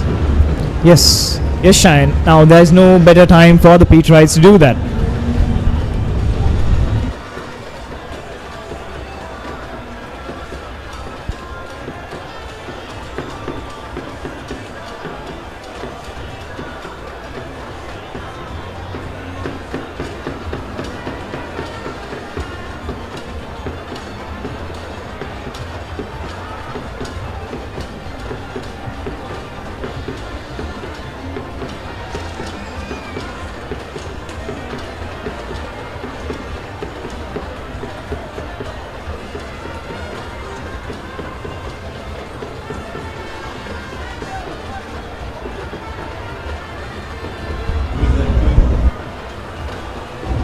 Sadish Jayawardena, the Josephian skipper, being walked off the field there. Not good news for St. Joseph's, although they are in a commanding position. I'm sure they would not want to see their captain was batting so well and composedly at the crease walking off.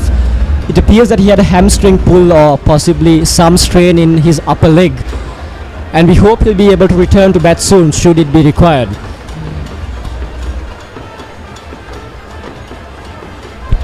That being said, he has left the crease with his team in a very strong position.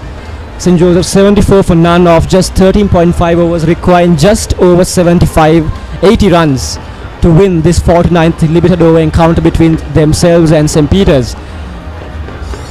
The odd racer from the crowd now just taking the field, entertaining us and all those on looking from the grounds itself. Being chased by the groundsmen and to good effect as they capture him and his flag, which was thrown away in his process to get away from them. All walking off the field now with Sadish, and we are back in action with the match. Experience, Cheyenne. Vinudha, have you as a ardent Josephian fan, have you ever done that? Run on the field? I don't think I was allowed. I was a prefect, so if I had did that, I wouldn't have been able to finish my schooling. Very understandable and very right of you not to do so.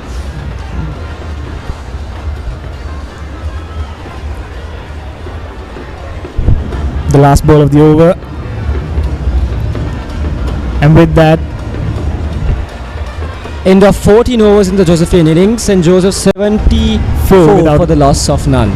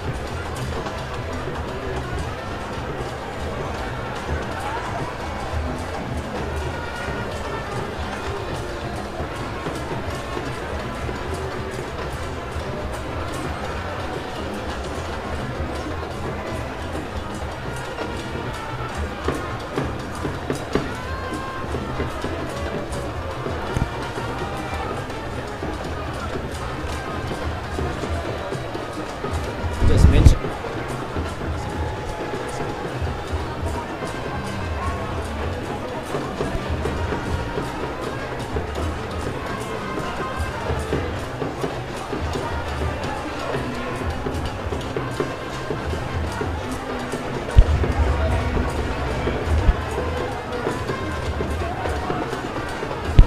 A changing commentary up here. Joining me will be Kavinka Fernando from St. Peter's College, an ardent cricket lover and old boy. So Kavinka, watching the match from your point of view, a Peterite point of view, it does not look too good. Your thoughts on how it could be made better? First of all, Shayan, thanks for introducing me. Ladies and gentlemen, all our viewers, I hope you're having a great time watching the coverage of the 49th edition of the Limited Overs game here at the SSC, the Joe Pete. And it has been such a beautiful day so far. Just before I head into the whole, the nitty-gritties of the game, it's a beautiful day compared to yesterday. We were wondering if it was going to be a regatta, a Joe Pete regatta rather than a cricket match really, because of the amount of puddles that were surrounding the pitch. But the groundsmen have done a good job. The sun has done a good job as well. But we're here to see a good game, and I think that can be said for the Joes. The Joes have put on a superb display so far with the ball and now with the bat. Unfortunately, Sadish had to go off injured. Looks like he's retired hurt, Shayan. But coming back to your question, of course, yes, it is bad to see what's happening right now. In fact, it's probably the weakest team I've seen during my lifetime. I could make that claim because we've seen some great sides over the years. But this team seems to be below par than the other teams. And leading up to this, I did have a talk with the vice captain of St. Peter's College, Sanjay Gunatilaka, and he mentioned that the side does seem rather little compared to the strength of the Josephians. And coming into the game, they did play 2 practice games leading up to this, and they did do well, but in the traditional season they didn't quite fare quite well in this. So you could say, or rather any ardent cricket lover who has a knowledge of the game could say that on paper Joes have a great side, and I'm pretty sure yesterday if the rain hadn't come and played its part, then we could have seen the Joes going on to win their big match in a while. 16 years. After 16 years. Unfortunately, that didn't happen. That was not to be. The rain had other plans, but still, the party went on, and the party continues until today. As you can see, a lot of fans have shown themselves out here, and it is pure vibes.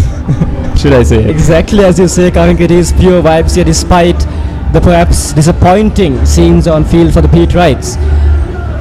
Yeah, I spoke to a few fans, and what they had to say was, well, you know, Machang, we don't really care about the cricket, but I think they should really care about the cricket, because St. Peter's are not looking good at the moment. Their bowlers are being hit for fours and twos and threes. The way they've set up the field is quite interesting. There have been gaps, but the bowlers have managed to bowl accordingly, and the Josephian batsmen hadn't exploited those gaps.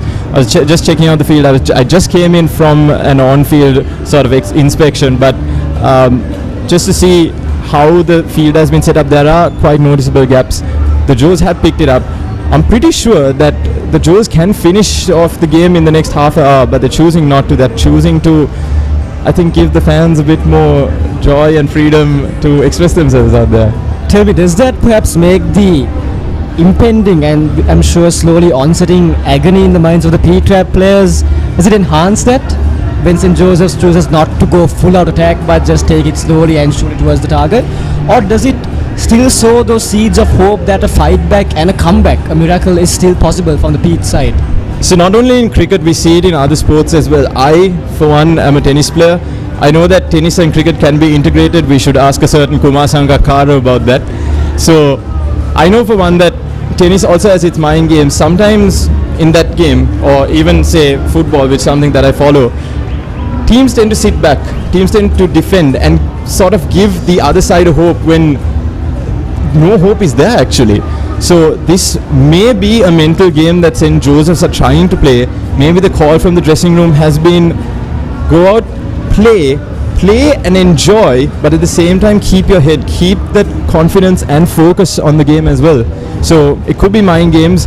They're letting the Peterite bowlers enjoy themselves out there, but at the same time, I think the more enjoyment is coming off from the Josephian outfit, as we see a wonderful shot played there by Shevon Daniel.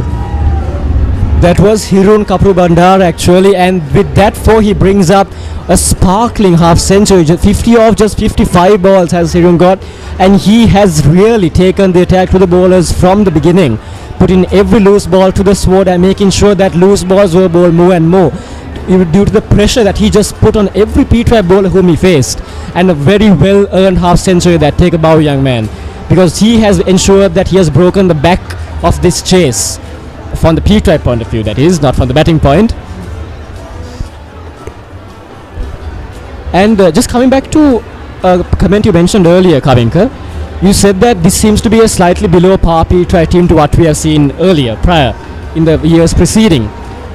Now, it was such teams of nobodies, if you would say. Now it's not nobodies here, but in the general term of the word, whom people like Kapil Dev and Arjun Ranatunga laid to great victories. Kapil Dev in the 83 World Cup for India, and Arjun Ranatunga, who utilized the talents which he saw and harnessed among his roughshod field of players, making them into a world-beating force in the 96 World Cup. So how important a part does the captain of any team who is, let's say, not making their mark which is expected of them, how important a role does he play? Because he just not has to marshal his own troops, he has to perform, because a team is only as good as the captain, they say. The team is as good as captain, and when I was on the field, I just remembered Arjun Ranatunga, right? He was given the side. He or rather the captain in the game of cricket is allowed to marshal his own troops, like you just said, because he knows the strengths. Of course the coach is there as well, but the selection is usually given to the captain. The captain, along with the coaching staff and the selectors, usually put out their strongest 11. And I was talking to Santosh Gunatilaka yesterday, of course known famously around these parts, as well as in the Peterite camp. was speaking to Santosh and he said that captain is supposed to be given his strongest side. The captain is supposed to be given choices, and so the captain has a huge part to play. We see it in the Sri Lanka cricket team as well. Dashin Shanaka, quite arguably probably the best leader that we have right now, and regardless of how he may be playing with the ball or with the bat, he has great leadership skills, and that makes him undroppable. We see the same here as well. Sadish Jayawardena, putting on his display with 27, of course retiring hurt, but I think he has done a fine job this time in the big match and the 50 overs as well. On the part of Nimuthu, the Peterite counterpart of Sadish, now with the bat he has not failed to make his mark on the scoreboard in both matches, the big match and the 50 over encounter, but a slide there on the field with the batsman running towards the non-strikers, and then he tumbles over again as he makes his crease. He seems to have hurt himself in the process. I'm not sure quite what happened there. It was Siobhan Daniel who, when halfway down the pitch, just tumbled over and slipped and slid his way to the crease of the non-striker. Now the bowlers and the fielders as well as his batting partner are with him now, and he seems to be in some pain. Perhaps a cramp maybe halfway as he was running. Let's just see what happened there. They ran the first one hard, and then on the second it was that Siobhan began to get into difficulties. Fortunately for him, the fielder did not see that slip, but he was crawling back to the crease there. I sure hope we are not about to see the second Josephian batsman retiring hurt. Yeah, well, maybe the opponents are not the Peterites at this point. The opponents may be the ground itself, the pitch itself. But this allows both teams to get a breather in. It is hot outside. It is about 30 degrees outside. We've seen. That's Hirun Kapru Bandara's knock so far. 50 off almost as many balls, and he has taken all the bowlers to the cleaners. Hitting the ball to the boundary, square, fine and down the wicket whenever the chance was given him. And his knock has ensured that St. Joseph stay front in this small but possibly problematic chase thus far. And while the players take a breather, Kavinkar, as we were talking now, Sadish has marshalled his troops and led from the front in every sense of the word. But Nimuthu, who has failed to make an impact with the bat, do you think he has perhaps utilized his position as the captain to take his team forward as much as Sadish has, even when in chases like this when his team has underperformed? Could he be doing more and helping them more, guiding them more, encouraging them more to make something of the match which has been given to them? Sishan, I think looking from this third party perspective, I think Nimuthu has done his job. Of course, he could have asked a bit more from himself, given that he is a batsman, given that he is the opening batsman, and so it is quite disheartening to be the losing captain. That's something you would not want, because I played under 13 cricket, and from under 11, under 13 cricket, your biggest dream is to go out there and represent your school, and if you become captain, that's the cherry on top.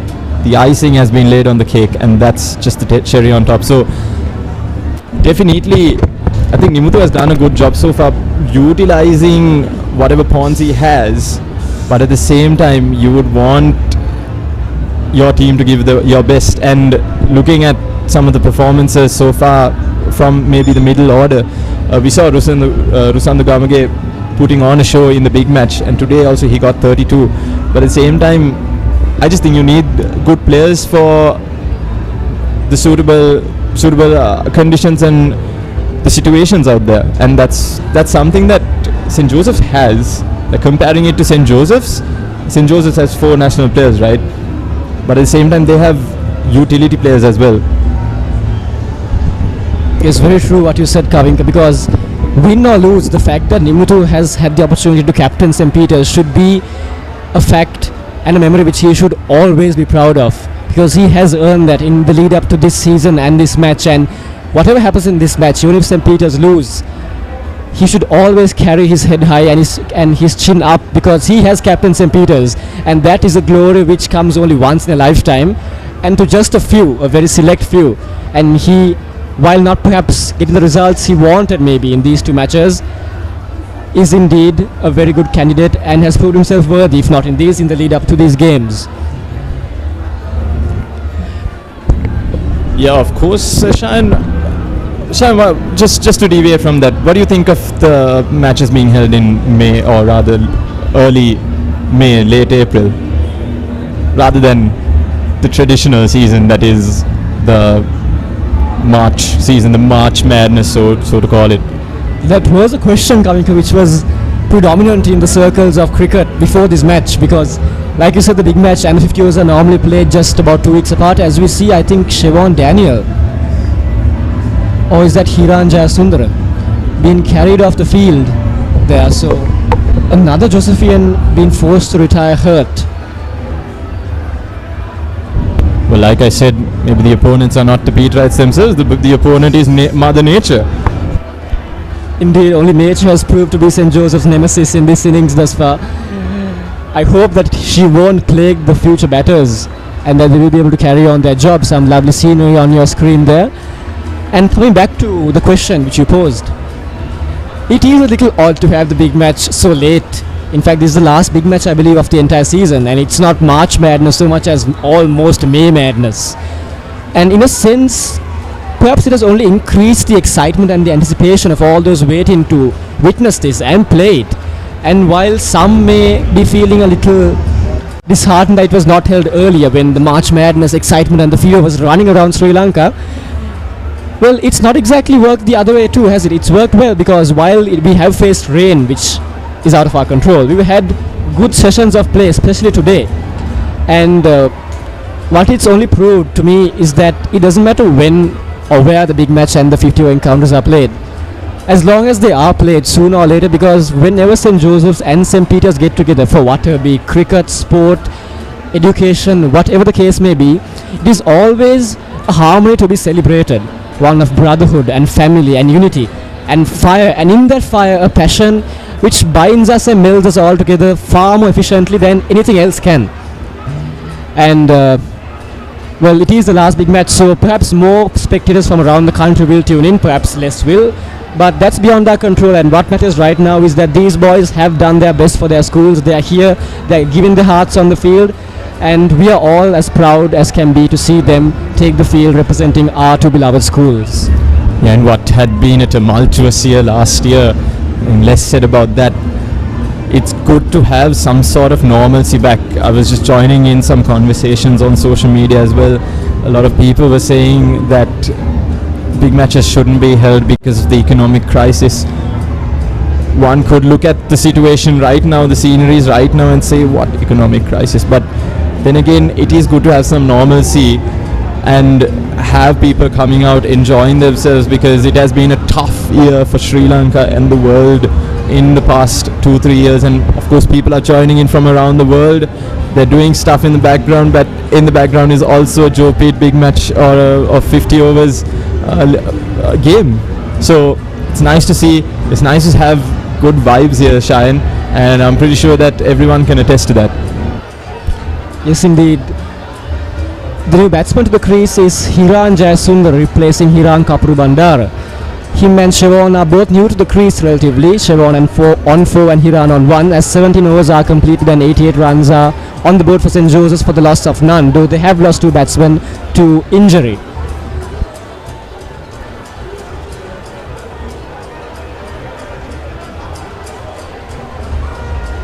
And like you said, Kavinkar, well, it has been so nice to see that cricket has been almost a light in the dark for many a person in our country, with the St. Joseph's and St. Peter's and all the big matches of this year coming in the midst of the tail end of an economic crisis. And even though questions have been posed, like you said, as to whether it's practically suitable to have such matches with the stands and the sponsors in these times, it has been a source of entertainment and happiness to many a person, and not just school cricket. We saw last year, when we were in the very heart of the economic crisis, Sri Lanka, Lankan Lions going to Dubai, the UAE, and winning the Asia Cup, coming as pure underdogs. That too lifted so many a Sri Lankan from the depths to which we had sunk economically, mentally, emotionally, and just provided a flame, a flickering light at the end of what seemed to be an endless tunnel. And that just goes further to prove the point that cricket and sport in general is so much more than what it is treated on its surface value.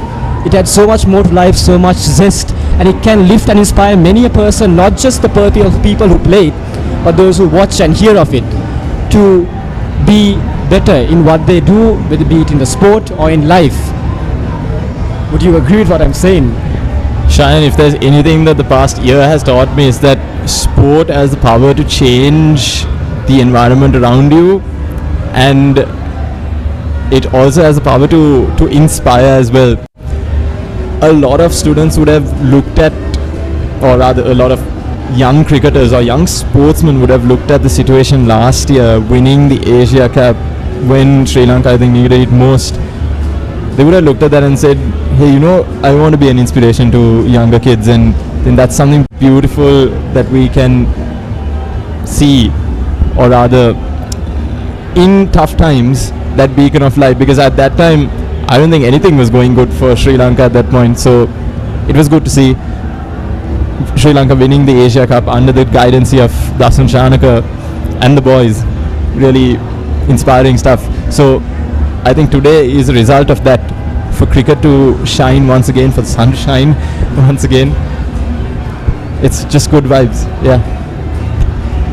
Couldn't have put it better myself, Kavinka. And back to the match, man after my own heart is with the ball in hand now, the leg spinner Vishen Halmage, who I wish we could have seen earlier when the two right-handers were on strike, but perhaps, let us see, he can make the first inroads, take the first wickets for St. Peter's with his spell here, should he settle into a good line and rhythm. Is this the best Josephian outfit you've seen in a while? I feel that question is better asked of someone who's more of a historian than me, perhaps. But in a while, probably in 5 years, maybe. To me, it is the best because, well, call me biased, but it's an outfit led by someone who is a very dear friend to me, Satish Jayawardena. And watching him lead from the front, it's just embodied that feeling of unity which he has inculcated in the team, be it in newcomers, veterans, people of diverse natures and attitudes. I just like how he has brought them all together and have them functioning as one single unit. Talent-wise, they are incredibly talented too. But in the past, we've had some amazing talent as well, in the likes of national cricketers, and even, is that an appeal for a caught behind? The bowler certainly thinks it's out, as does the keeper, but the umpire remains unmoved. So Vishen just on the cusp of taking a wicket there, but fate decreed it not be so. An end to his over, 91 on the board for St. Joseph's.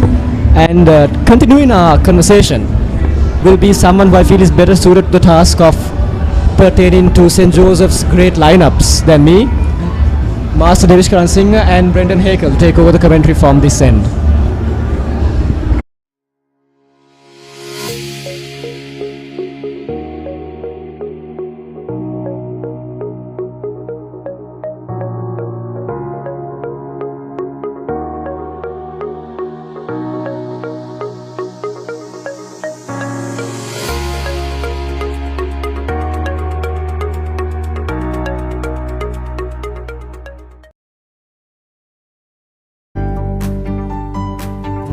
Welcome to NCHS. Studying has never felt this good.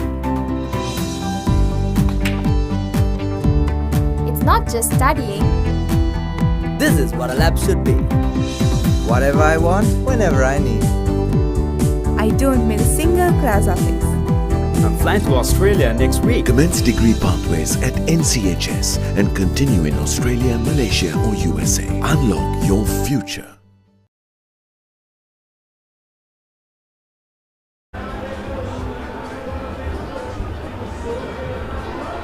A very good afternoon to you all, to all our viewers. And with me in the commentary box is Brendan Hakel. Brendan, what do you think about the match at this moment in time? Again, a warm welcome to all our viewers tuning in to the one-day encounter of the Battle of the Saints. Good afternoon, Devishka. Well, given the standpoint of the match, I think definitely the Josephians are in the driving seat. Currently 91 for the loss of no wickets, but unfortunately having two retired hurts, the opening batsman, the captain Satish Jayawardena and Matisha, taken off the field due to injury. But two set batsmen currently at the field. We have Siobhan Daniel, known to be a power hitter. Hopefully, given that it's his last big match, he can make a mark. And we have Hiran Jayasundara. Unfortunately, due to rain yesterday, he couldn't reach his century run mark. But now he has been given another opportunity to take control of the Josephian batting innings. Devishka, what do you think happened to the Peterites today in the first innings? They were bowled out for 156 runs. What do you think was the downfall of the Peterite batting innings? No one got along there, Brendan. St. Peter's started with two decent openers with Oveen Salgado and Gunawardana, but they didn't cash in. Only Nathan David, who was a fresher this time, at 16 years of age, got to 53 runs. Brilliant knock by him, but other than that, there's nothing to talk about, Brendan. Gamage scored another 32 runs, but other than that, all are just under 10. That's not a good scorecard we would like to have on a 50 over encounter like this. No one got going, Brendan. Chipped over there and straight into the hands of the Peterite fielder. Siobhan Daniel failing to make a mark in his final innings for the one-day encounter for St. Joseph's. Absolutely frustrated, Siobhan Daniel. He would have been looking to make a mark this innings, but Shannon Rodrigo making sure that Siobhan doesn't do any damage. And the Peterites will be pleased with their first wicket.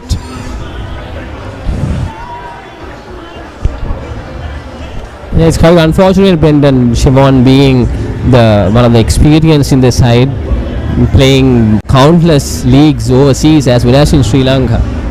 And to see him just scoring under 10 is not a good sign for Josephians, I would say. Anyway, last year also, Brendan, so. And given the fact, Devishka, that Siobhan Daniel didn't make a mark even at the big match, shows that something, given with the experience that he has, I think everyone who would have expected him to play well. Why do you think he went for that shot, especially given that the Josephians are in a good place, a good moment of the game? They're still 92 for no wicket. Why do you think Siobhan attempted that shot? Well, Siobhan is known to be quite aggressive, so he doesn't hang around in the pitch.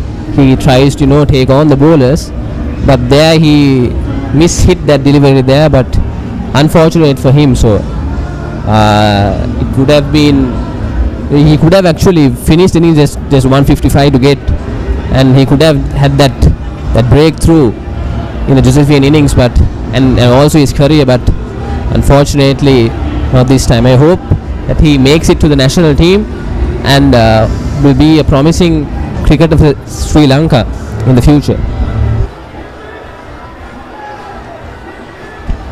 And in for the Josephians is Avinda Dialvis.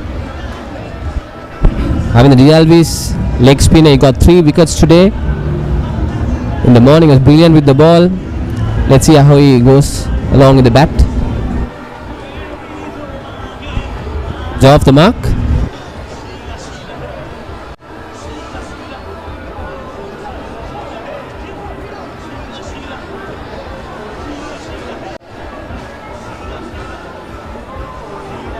And Vishen Halamage back into the attack.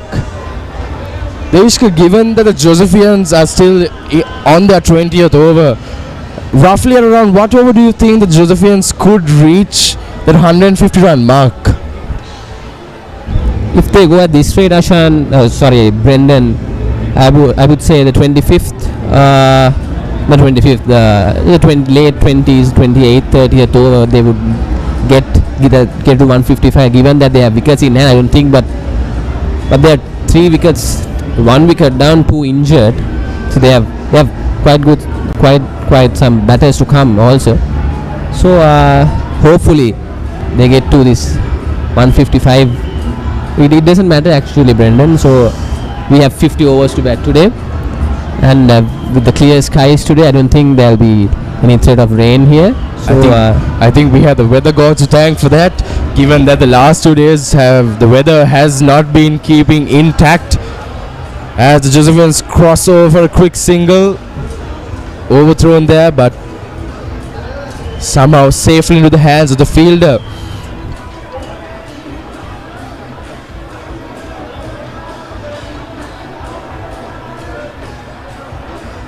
So there we see the Josephians closing in on that 100-run mark, and like you said, you're looking at the Josephians getting to that 150 mark towards the latter part, and a quick appeal there, but umpire denies. So as you mentioned, the Josephians looking to get to that 150 mark towards the latter part of those 20 overs. But do you think that Sadish and Matisha could come back onto the field, even given that they were retired hurt? Blue Ocean, a unique brand of luxury apartments in Sri Lanka. Discover the ultimate investment and the privilege of ownership in a unique paradise destination.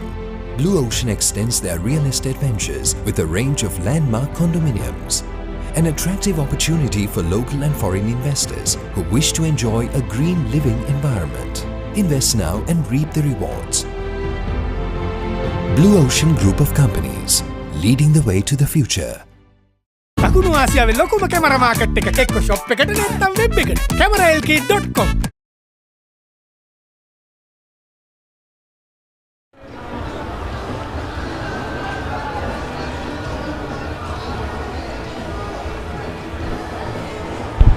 Shannon Rodrigo back to bowl the 21st over.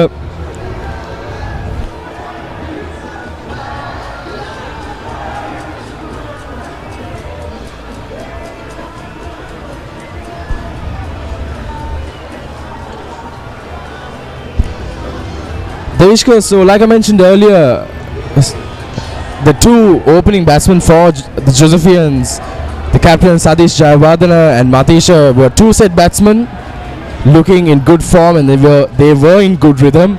So do you think that they will come back at a time in case the Josephians are absolutely rattled by the Peterite bowling lineup? Do you think that they will come onto the field to make sure they close this innings? It's like this, Brendan. So legally they are allowed to come back, but as you said, there is a good batting lineup for St. Joseph's College this time. We have Kavik Leenage and Lakshan to come, and the two batsmen right now on the crease are also quite good. So I don't think it will be necessary, but as you said, if the Peterites somehow get 3 to 4 wickets on the trot, they'll be able, Matisha or Sadish Jayawardena would have to come back to get the Josephians off the mark, off to 155. And as we are speaking, it's St. Joseph's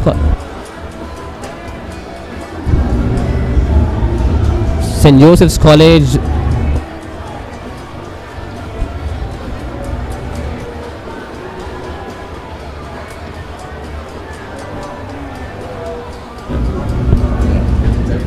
Last ball of the over.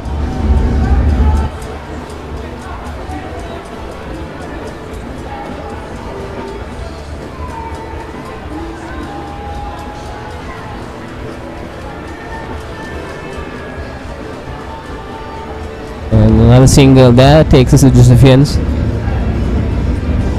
to 98.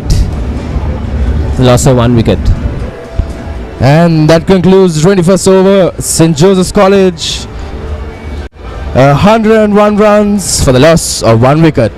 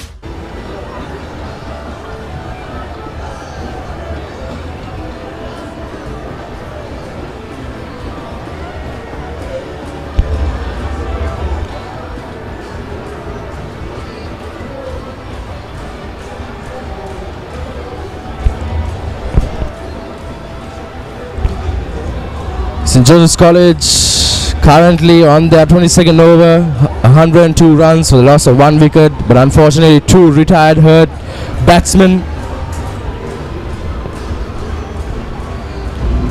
Quick single there. Hiran continued his form from yesterday, scored a brilliant 91, just short of 100 yesterday, unfortunately due to the rain. Yes, I feel for Hiran. I mean, given the occasion of the big match, and to score a century for your school is an absolute privilege, and unfortunately due to rain he was not able to reach that mark. But I feel like if Hiran can do something today to make up for that miss century yesterday, he will definitely be happy with it. Yes, and so Hiran has one more year to play for St. Joseph's College. I hope he gets there in next year's big match.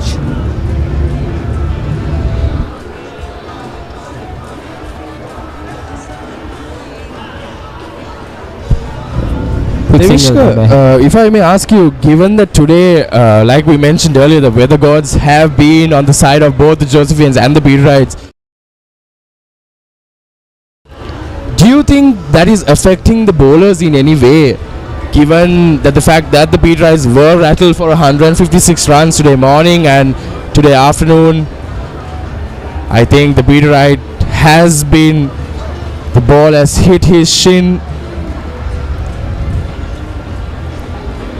Yes, for sure, Brendan, it's quite humid here today compared to yesterday. It's a high contrast in the temperature here today. I think the bowlers it would be tiring for the bowlers. As you said, Brendan, it's just 151 runs to get, and it shouldn't be a long time for them to wait in this hot sun.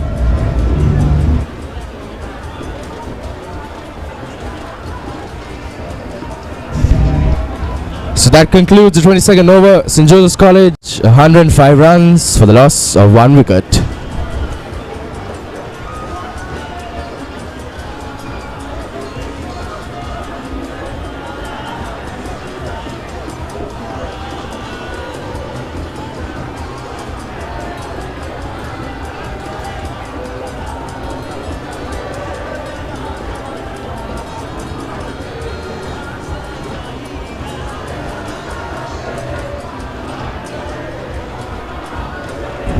Here's Shannon again, start of the 23rd over. So Devishka, this time around for the Battle of the Saints, I believe not only our commentary box but a lot of people outside of the ground, and it has been in talks for a long time. They were saying that it will definitely be a big task for both the Josephians and the Peterites, given that they have to play 3 days in a row. The 89th Battle of the Saints and the 49th one-day encounter. But I feel like due to the rain to the last 2 days, I do not feel like the cricketers have been quite fatigued or quite tired, because given that on day 1.5 hours of play was stopped, and yesterday at around 1:30 play was stopped. Do you think that would have affected the Peterites in the first innings today and given them an unfortunate start? That would have been a factor, Brendan, since they are not used to playing 3 days. The Josephians and Peterites haven't played 3 days since the start of the Joe Pete encounter, just the 89th this year. Talking about the Josephian lineup, though, they had quite a few injuries today. I don't know whether it was due to playing 3 days consecutively or due to any other reason. I thought they were just cramps, but it would have had an impact for sure, Brendan.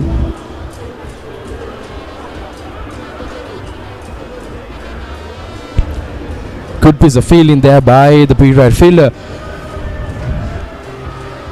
So Devishka, given the point of the game at the moment, like I mentioned earlier, the Josephians are definitely in the driving seat. 109 runs.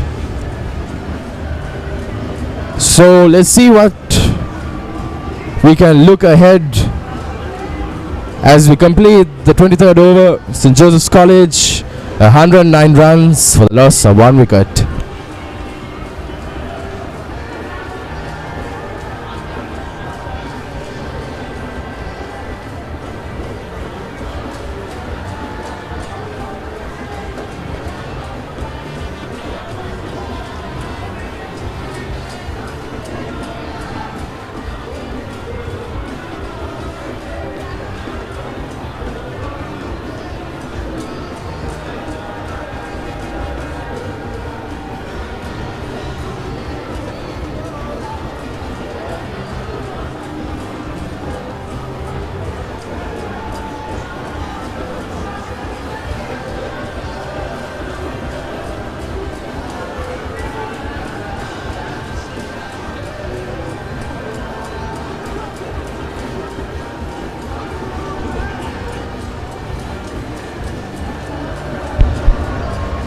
And the second wicket falls for the Josephians.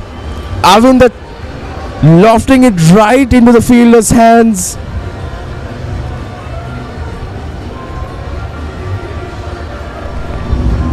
Bad luck for Avinder there, but he's done his job, Brendan.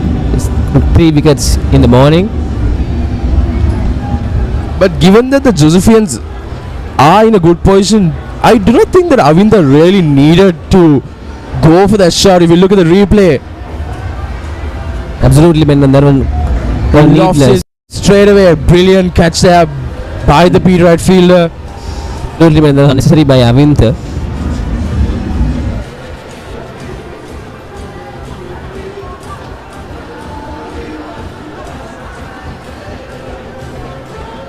St. Joseph's have lost 2 wickets in quick time, and with 2 back in the camp, they are literally 4 down.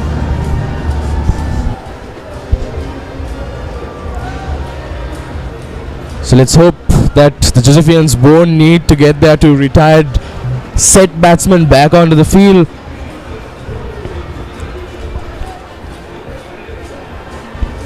And in comes in Mudul Akshan for St. Joseph's College,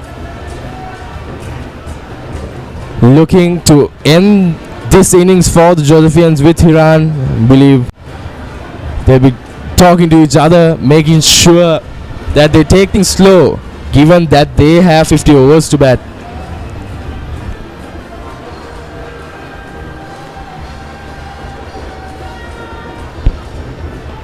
That's Muthu Disanayaka.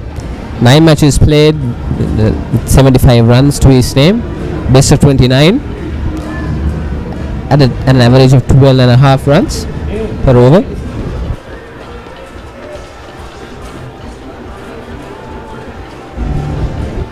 Surprised to see Naren Muralidharan being at the camp at this moment in time. Usually he's the one who opens the batting for St. Joseph's College. He didn't come out to bat yet, Brendan. I think the Josephian camp must be keeping him in case of a situation where they do need a set batsman. I believe if you look at that catch by the Peterite fielder, making sure he collects it well. So Devishka, like you mentioned, I think the Josephians must be keeping Naren in order to make sure that the Josephians innings does not collapse, and they have actually got a good start. And like I mentioned earlier, I hope and pray that the Josephians won't have to bring in their 2 retired batsmen back onto the field to finish the Josephian innings. And if you remember yesterday, Devishka, the Peterites, even though they had the collapse in the morning on day 1, their middle order and the lower order batsmen took things slow. They get in the singles when they needed, occasional boundaries. So I think today also the Josephian batsmen should consider that option as well. Definite wide delivery there by Vishayan. Peterites are also employing a leg spinner this time. Given the success of Avinder Dialvis, was brilliant in the morning for St. Joseph's College. Vishayan has been successful today with 1 wicket to his name. The leg spinners have done well here, Brendan. Most certainly, especially they've been doing quite well for the Peterites, picking up those two key wickets of Siobhan Daniel and Arvind Diavis.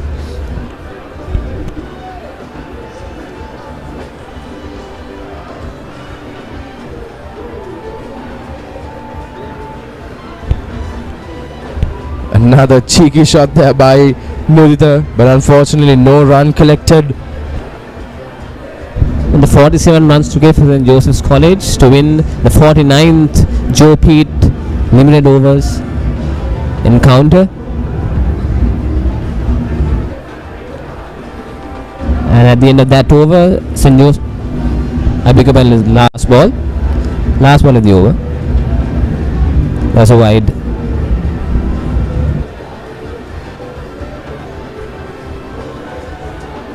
Hiran is on strike and he defends it for no run. St. Joseph's College are 109, loss of 2 wickets at the end of the 24th over.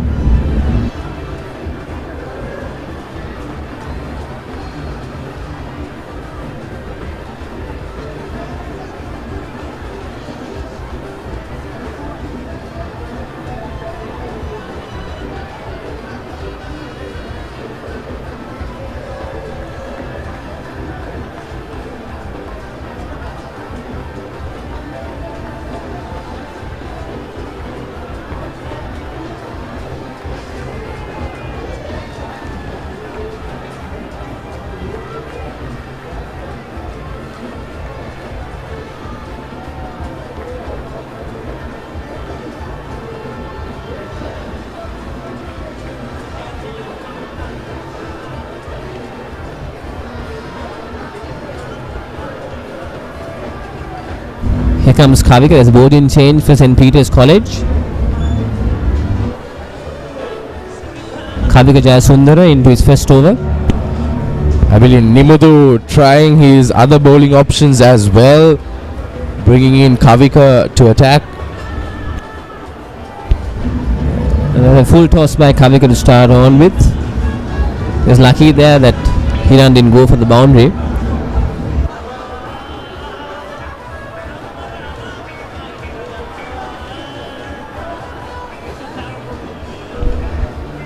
Lakshan has faced 5 balls but hasn't yet made his mark. He hasn't started scoring still. And as we speak, Brendan, we are about to reach Nelson on the scoreboard. It's usually considered unlucky for cricketers.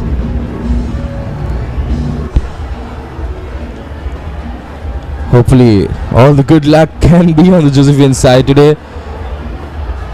Nick there, but just falling short of Kavika.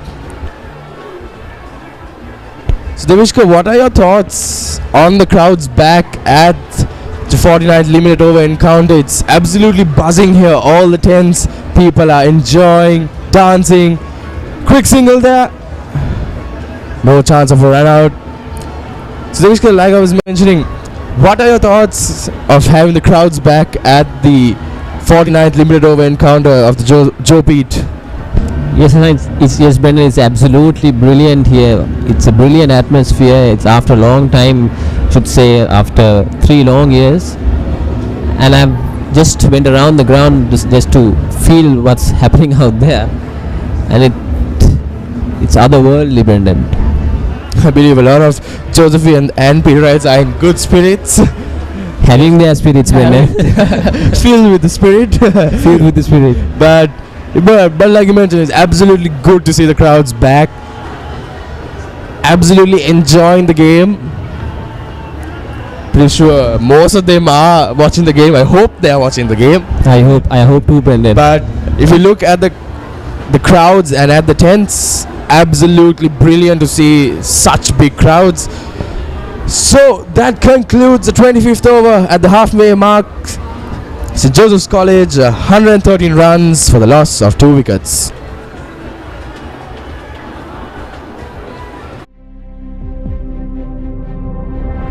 Blue Ocean, a unique brand of luxury apartments in Sri Lanka. Discover the ultimate investment and the privilege of ownership in a unique paradise destination. Blue Ocean extends their real estate ventures with a range of landmark condominiums. An attractive opportunity for local and foreign investors who wish to enjoy a green living environment. Invest now and reap the rewards. Blue Ocean Group of Companies, leading the way to the future. Welcome to NCHS. Studying has never felt this good. It's not.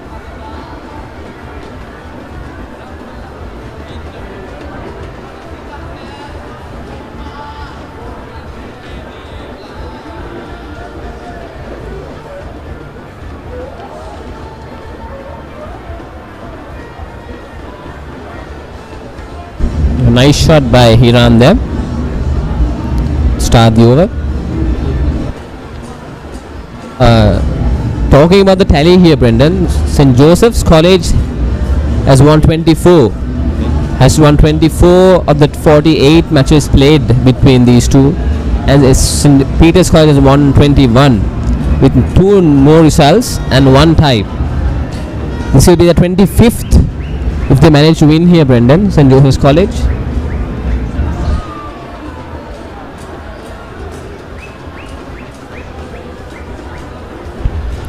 Definitely seems like the Josephians can achieve this victory today, but then again, we do not want to jinx it. You never know until that very last delivery is ball. You cannot predict how a match can go. Short ball there by Vishen. Just for a single though.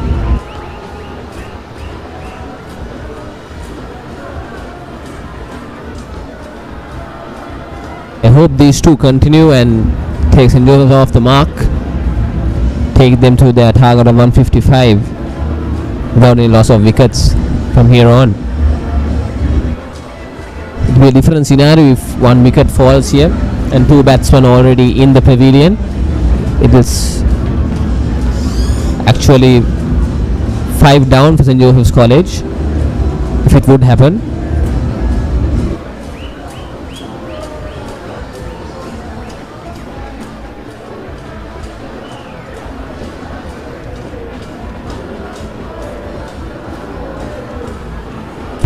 Joseph looking for a quick single there, but I believe that was Mudita fielding, making sure that run wasn't collected.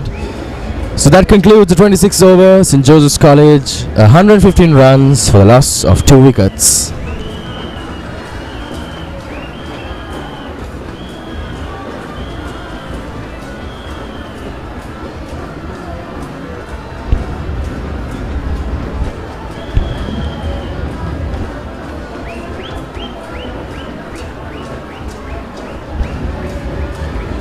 So Devishka, I do not know if you can notice, but if you have a look around the ground, you can see slowly but surely the joint committee members, the security forces, the police slowly making their way to the grounds.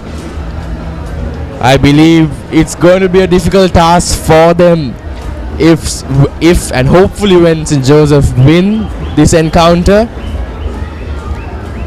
What are your predictions for the moment when, if and when again, the Josephians win this encounter? Do you think we will have a pitch invasion by our spectators today? Of course, Brendan, with this amount of people here today, a pitch invasion is on the cards, definitely. Brendan, pitch. And if St. Peter's win somehow, miraculously, I would say, it will be marvelous for them, and it will definitely be a pitch invasion. It will be more than an invasion. They'll conquer the pitch, Brendan. They'll own it.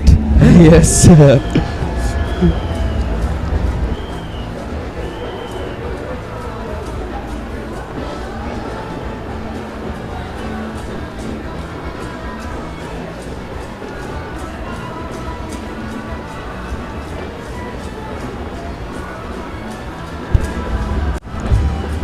Devishka, funnily enough, I will never forget the year 2016. I believe the both of us were junior stewards of St. Joseph's College, and we were doing duty at the Peterite Oval. And I remember that innings, if I'm not mistaken, it was Santosh Gunatilaka who was batting for the Peterites, and he was absolutely in form. And how the Josephian spectators kept on invading the pitch every single delivery and somehow enabling the match to go into a draw. But I think today the joint committee has done quite well to make sure no invasion was done. Nice stop there by the bowler. At the end of the 27th over, St. Joseph's College 116 to the loss of 2 wickets.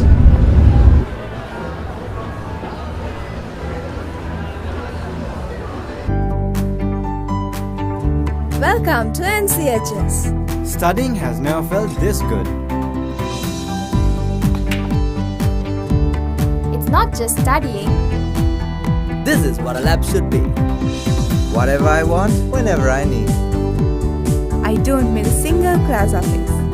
I'm flying to Australia next week. Commence degree pathways at NCHS and continue in Australia, Malaysia or USA. Unlock your future.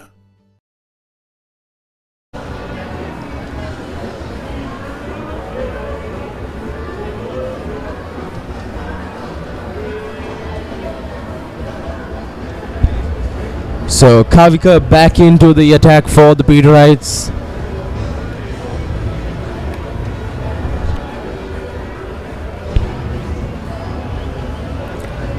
Seems to have been a mistake there. I believe it's Vishain. Ball 5 overs, 12 runs, picked up 1 wicket. I believe it's a key wicket of Siobhan Daniel. Look, Brendan, we haven't seen that much of boundaries today, even in the Peterite innings and the Josephian innings. They have been taking the singles, but we haven't seen much boundaries today. What do you think the reason for that is? Well, Davishka, if we saw the start of the Josephian innings, I believe Satish and Hiran did hit a few boundaries around the ground, and there was a beautiful sixer there as well. But I feel like the Josephian camp right now are speaking about taking things slow. Like we mentioned many times during the game, the Josephians have no rush. If it was a 200 plus score, definitely they need boundaries, consistent sixes. But given that the total is only 157 to score and they are on the 28th over, 117 runs on the board, I feel like that the Josephians do not need to score those boundaries. But then again, if they are looking to finish this inning off fast, sure, they need to score those boundaries. But if they constantly keep on rotating strike, I think they could get there to that total.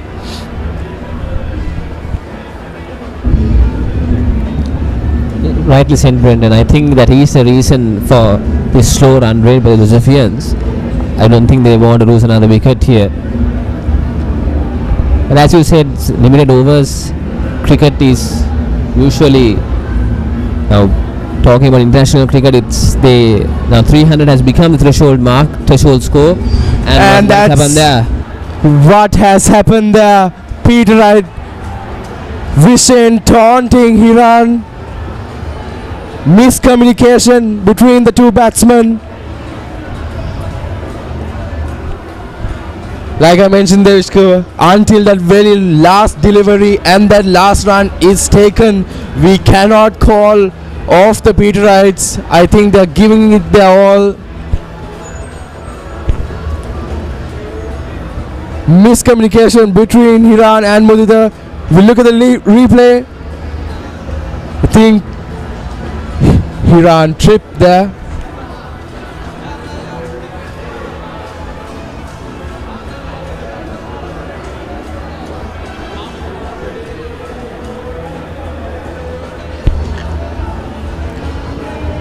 So correction there, Mudita was the one on strike and unfortunately tripped, and Hiran thought that there was a quick single there, but unfortunately that's the fall of the third wicket.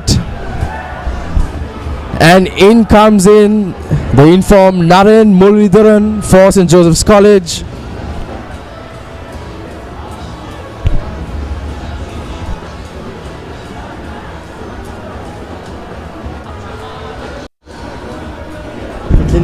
A quick fact about Naren Mulvidharan, as we all know, Brendan, he is the son of the Sri Lankan great Muthaya Muralidharan. Devishka, that's indeed a great fact to know, and good to know that Narayan is now in for the Josephians. But ladies and gentlemen, if you can see on your screen, the pitch invasion has already started.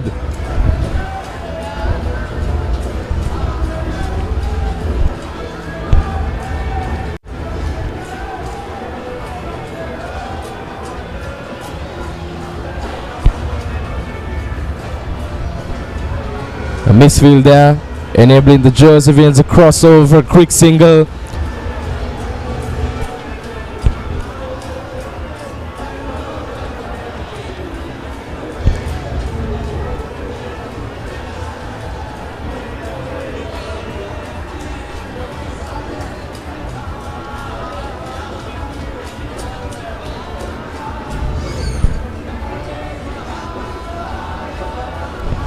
The Josephian prefects waving the blue, white and blue around the field. But like I mentioned earlier, Devishka, until that very last ball, we cannot call off the Peterite saying that they have lost the match. I believe Nimutu and his team and his boys will definitely be looking to give it their all, fight till the very last delivery, as they are the holders of the 49th limited over encounter. The Reverend Father Peter A. Pillay Memorial Trophy.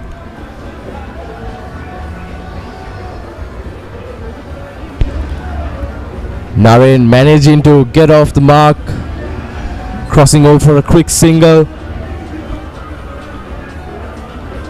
And at the end of the 28th over, St. Joseph's College 119 for the loss of 3 wickets.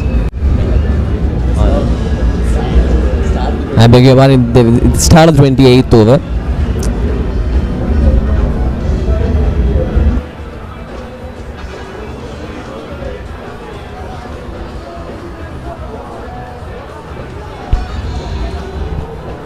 Another appeal there by Kavika.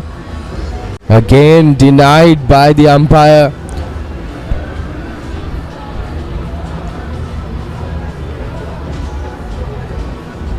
Almost nicked the bat there. Wicket keeper also appealing to the umpire.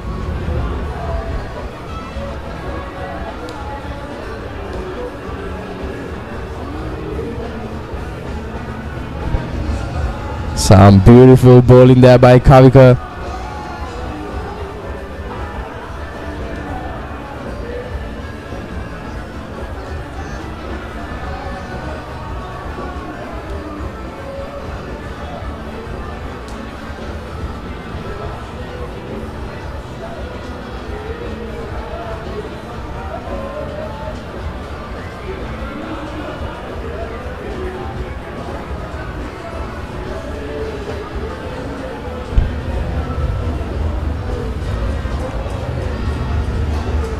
Hiran on strike.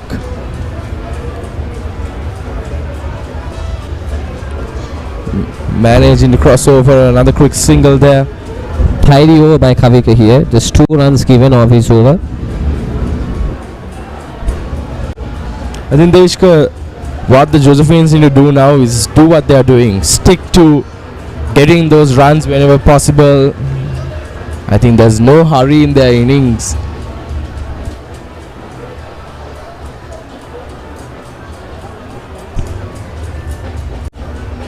Given that they only have another 35 runs more to get. Plenty of deliveries to in their hands. So I think their main tactic is to stick to what they're doing. So that concludes the 29th over. St. Joseph's College 122 runs for the loss of 3 wickets.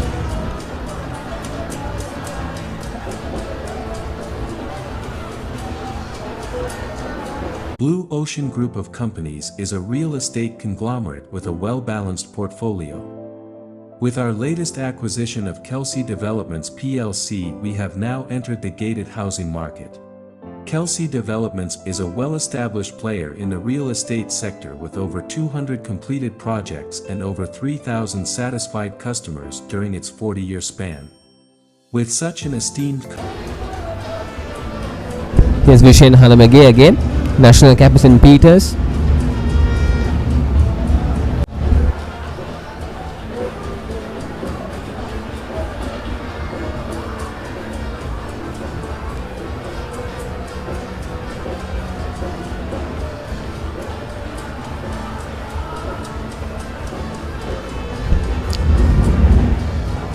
You said, Brendan, the Josephians just should look to keep the scoreboard ticking. They shouldn't go for the big shots. It's completely unnecessary here. And what has happened there? Another cramp, I suppose. I think these are the effects of playing 3 consecutive days, Brendan. They are not used to playing 3 days on the trot. And reminder to the fitness coach to get them to improve and develop. Again, given the fact that the 89th Battle of the Saints, the big match which happened the last 2 days, were called off due to bad rain. Yes, the players did have to play both morning sessions, but both evening sessions of both days were called off due to rain. So it wasn't that the players were overly exhausted or rather too fatigued to play. But then again, like you mentioned, it's not easy coming in to the Battle of the Saints, where 2-day encounter, and then into the limited over encounter where it's more of a quick, fast moving game. 50 overs only for both teams. And then again, mentioning both the teams this entire season have not, I believe, played any matches with a crowd so big, and definitely must be playing with their nerves as well, knowing that all these old boys, not only who are present at the ground but who are tuning in to watch this match, it's definitely a big responsibility on their shoulders because they are carrying the name of their respective colleges. So it's not easy on the part of the players as well.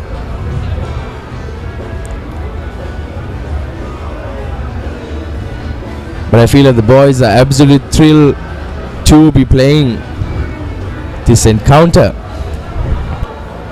The crowd being there, Brendan, I think that has a it has a benefit to the players as well. You know, you get the motivation, and the spectators screaming out JOES and PETERS. You know, gives them that extra bit of motivation. And definitely, I think it definitely motivates them more than anything, because like I mentioned, it's a name of the school that they are carrying, that crest they wear on their hearts. They are playing for not only the 11 who are on the field, but for thousands of Peterites and Josephians who are all here to tune in for the limited over encounter. There you go, just 34 runs to win for St. Joseph's College. This would be their 25th win if they manage to get there. And I will not talk about the balls there, Brendan. It's not as important at this stage.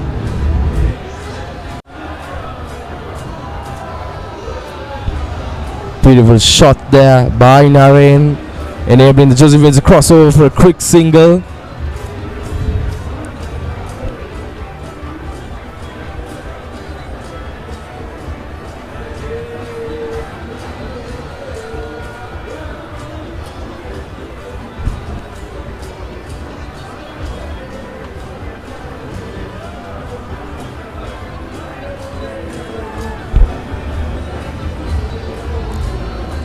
sweep shot there by Hiran, but unfortunately straight into the fielder's hands.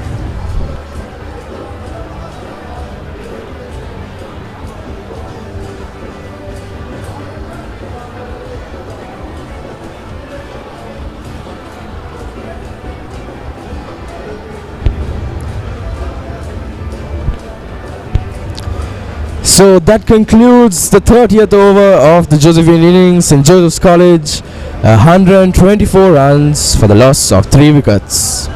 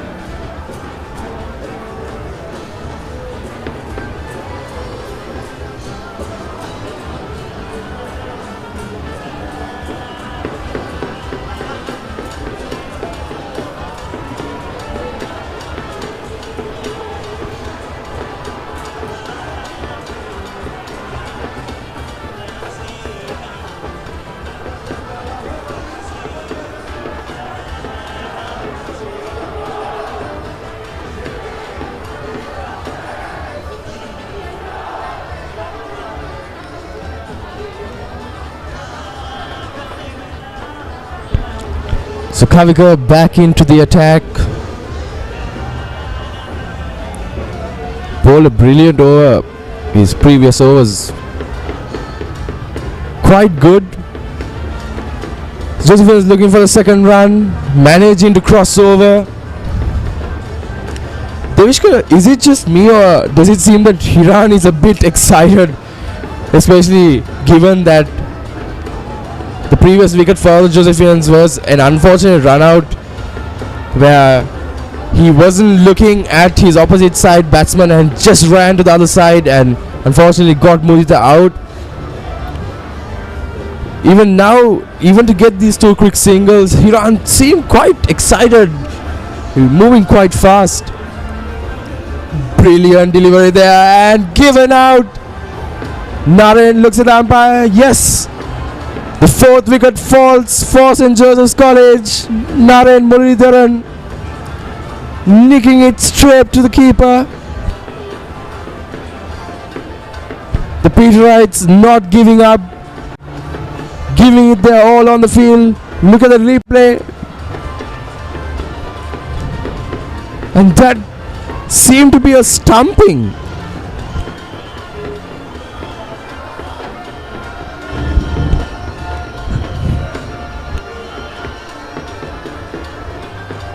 I thought that there was an edge there, Brendan.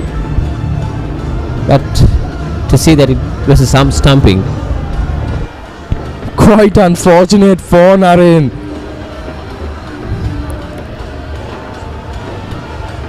So folks, if you are tuning in to the 49th limited over encounter of the Battle of the Saints, just to let you all know, and if you all are not aware, St. Joseph's College are 4 wickets down, but unfortunately have 2 batsmen who are retired hurt. So they are 6 men down, and in comes in vice captain Lai Ramasekara. Looking at his stats, 9 matches.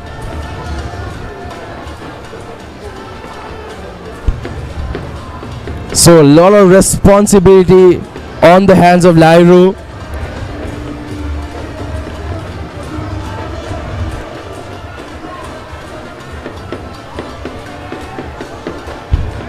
Like we mentioned earlier, Devishka, the Josephians will be hoping not to have the 2 retired set batsmen back onto the field, given that they are 4 wickets down.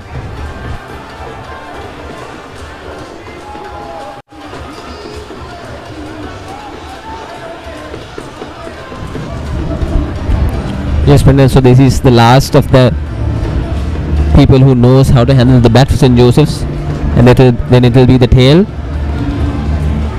I hope that Satish would stay in the pavilion, wouldn't have to. And there's the stamping again. If you look at the replay, Narayan was so shocked. He looked at the umpire, looked back at Hiran, made sure that the decision was right, and unfortunately just had to walk out there. So that concludes the 31st over. St. Joseph's College in the driving seat. 126 runs for the loss of 4 wickets.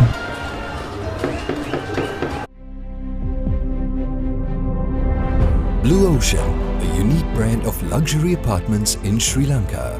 Discover the ultimate investment and the privilege of ownership in a unique paradise destination. Blue Ocean extends their real estate ventures with a range of landmark condominiums. An attractive opportunity for local and foreign investors who wish to enjoy a green living environment. Invest now and reap the rewards. Blue Ocean Group of Companies, leading the way.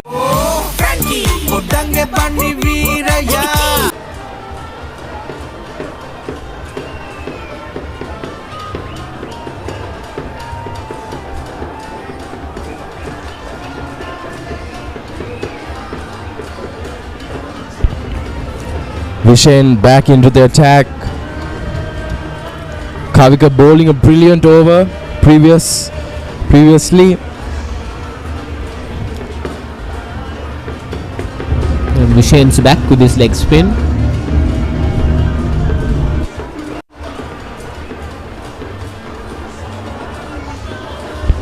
Again, Devishka, like we mentioned, as the Josephian innings commence, they got off to a very good start, continued their innings quite well, reached the 100-run mark,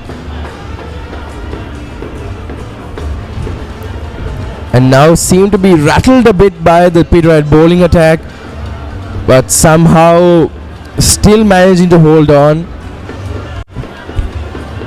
Still Hiran Jayasundara still on the field. He was quite a key batsman for the Josephians yesterday, scoring a brilliant knock of 91 runs. Unfortunately, due to rain, not being able to reach that century. Big responsibility on his shoulders.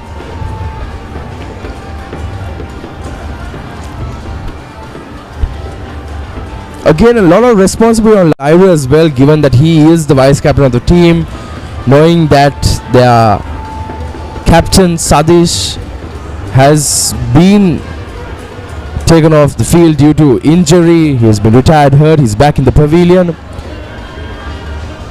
So the youngster definitely has a lot of responsibility on his shoulder to carry on this innings and make sure the Josephians cross over that 150 mark and manage to reach a total of 157. Devishka, what do you think the Peterite bowlers need to do right now? I mean, they picked up 2 quick wickets, or rather 3 quick wickets, and especially those being of Shevan Daniel and Narayan Muralidharan. What do you think the Peterite bowlers should do right now? I'll get back to you on that, Brendan, in the next over. St. Joseph's College 129 for the loss of 4 wickets after the end of the 32nd over.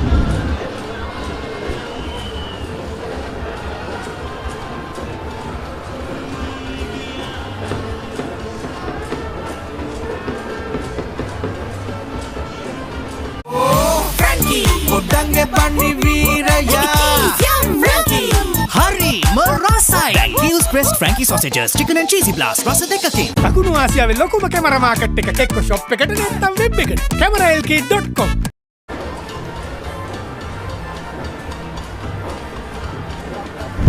Brendan, answering your question, Brendan, talking about what the Peterite should do now. They should be looking for wickets, obviously, since the run rate doesn't seem to matter at the moment. Should be looking for wickets, but the dot balls, they should build up the dot balls, which will culminate with a wicket. So they should be bowling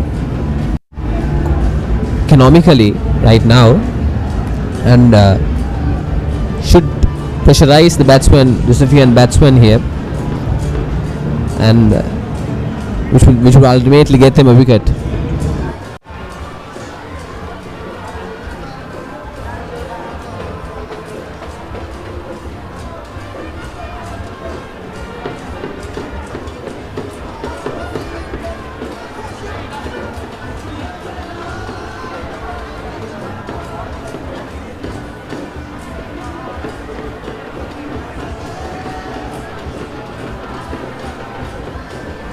And then there's another single by Hiran.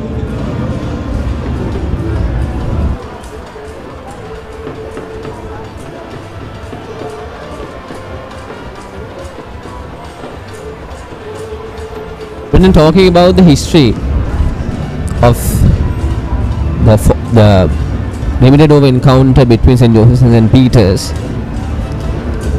there have been only 3 centuries scored by the Josephians in 48 matches played between these two, and there's a popular name, Roshan Silva, scoring 101 not out in 2007, with just 2 other performances by Tharindu Aryavans and Lakshan Gamage most recently. But on the other hand, St. Peter's College have 5 centuries to their name, with the likes of Angelo Pereira, who also represented Sri Lanka, 128 not out in 2009, and also Maninda Varnapura in 1998, scoring 126, and recently last year it was Manuja Kumar who scored 102.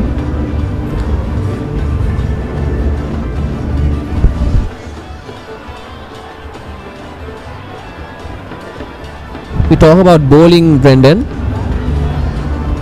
Best bowling figures in the series is by none other than Rumesh Ratnayaka. He's the current bowling coach for the women's team. He has got 9 for 103 runs. And the second is by Sandhush Gunathilaka, most recently for 8 for 126 runs.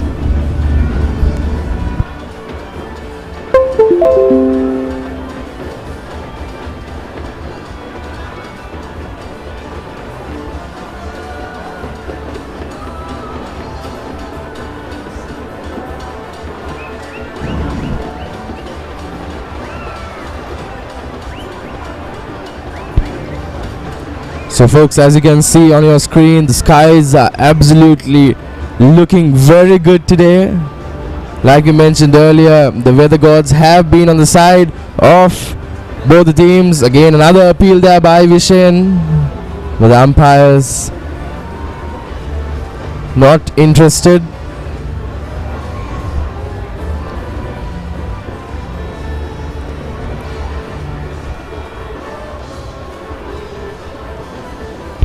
I believed the ball knocked onto Lairu's glove there. Appeal again and given out. St. Joseph's rattled there by Vishen. Lairu not enabling to capitalize on that delivery.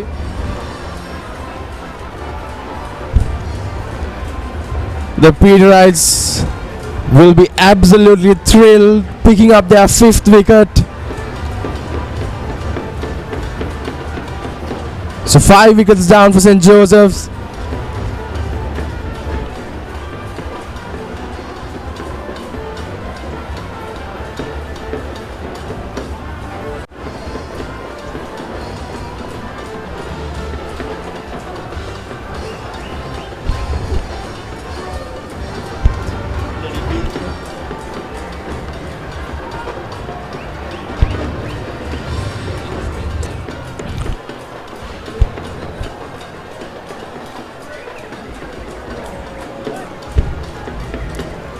And in comes in Kenneth Lienage for the Josephians.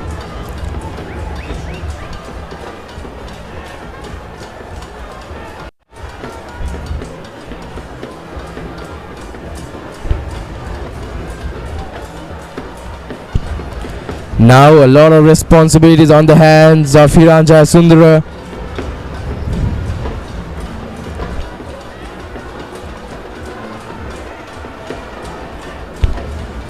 Like I mentioned earlier, the Peterites are not going to give up, are going to give it their all. Vishen has definitely been quite impressive. He's bowled 8 overs, 20 runs, picking up 2 key wickets.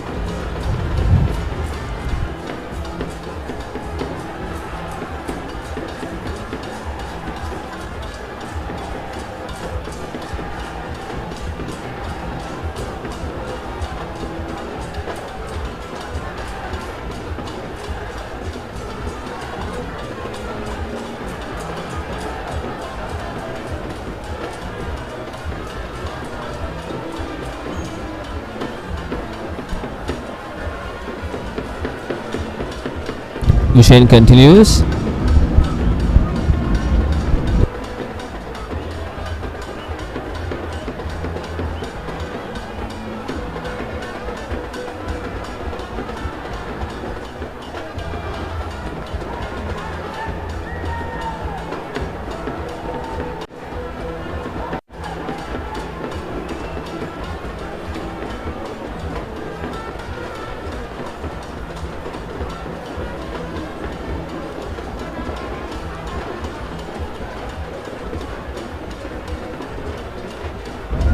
Quick single there by Kenneth to get off the mark.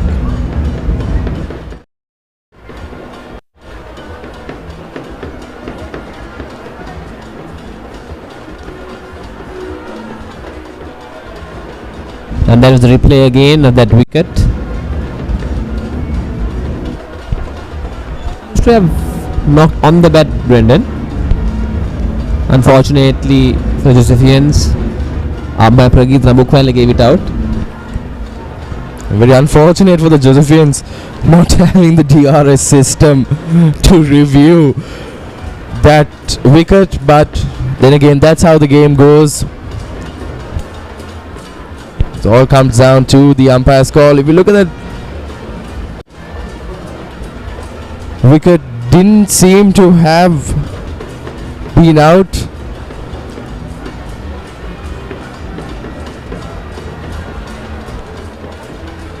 A good call there by the Josephian batsman. They were looking for the second, but managed to get only 1 run. So that concludes the 34th over. St. Joseph's College in a bit of trouble, but hopefully can get over the line. 135 runs for the loss of 5 wickets.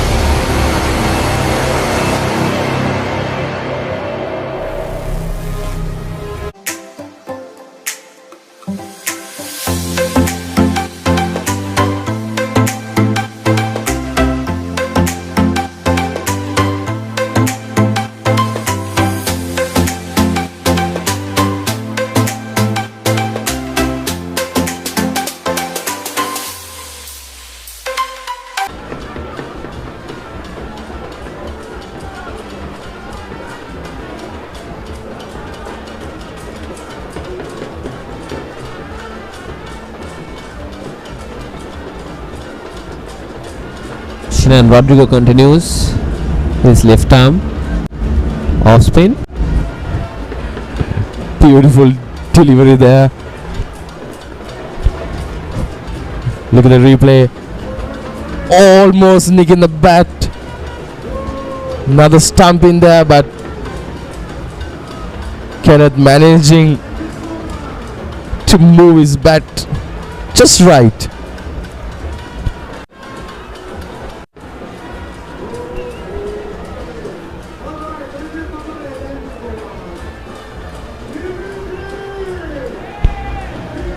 Gendeshka, then seems to be no hurry for the Josephians. Only 157 runs to get on the board. They're already 136. But the Peterites seem to have a different plan.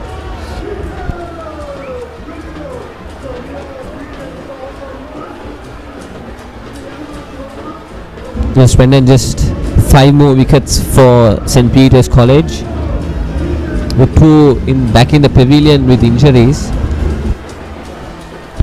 But Devishka, given the position that the Josephians are in, even though there are 5 wickets down, 2 men back in the pavilion, I feel like if the Peterites manage to pick up the remaining wickets, I believe Sadesh, given that it's his last year and that he's the captain, he will make sure that he will get the job done. So I feel he might come back onto the field, but then again I think the Josephian camp will hope not, and hope that Kenneth and Hiran can do the job for them. And Hiran, like we mentioned many a times, he is a well set batsman, was quite a key player for the Josephian batting lineup yesterday, scoring a very important 91 runs, and he was not out. So today definitely a lot counting on him. So that completes the 35th over. St. Joseph's College 136 runs for the loss of 5 wickets.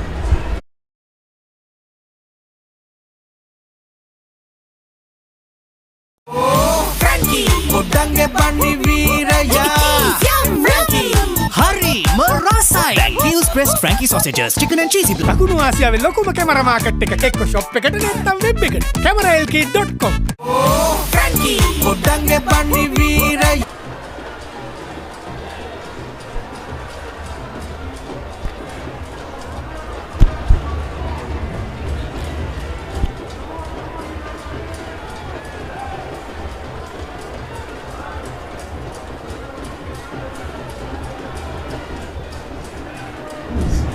And there you have the prefects of both schools carrying their flags.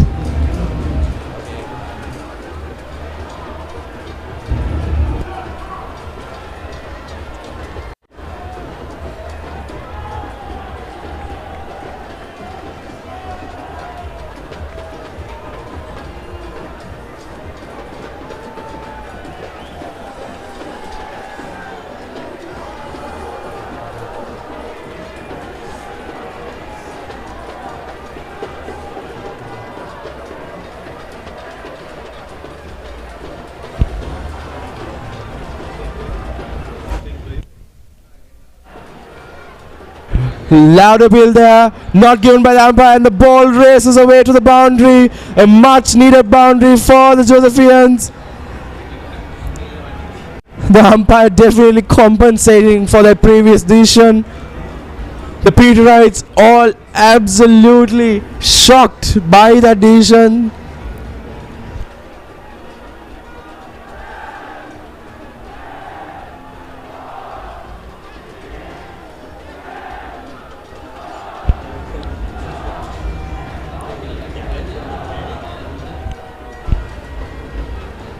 Absolutely brilliant scenes here at the 49th limit over encounter. Both the Josephian and Peterite prefects walking around the ground as the game gets quite intense.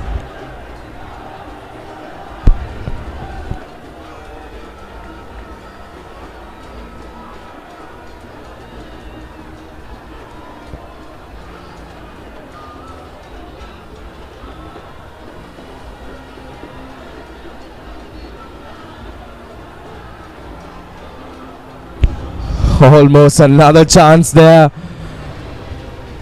Kenneth and Hiran definitely need to communicate if they are looking to get over the line.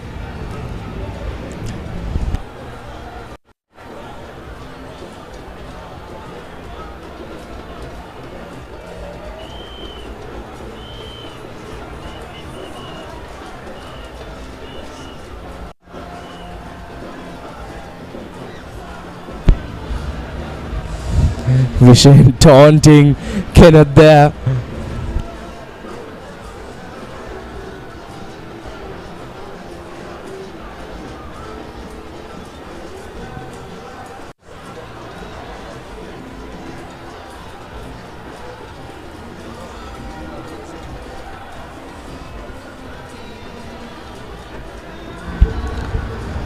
So that concludes the 36th over. St. Joseph's College 141 runs for the loss of 5 wickets.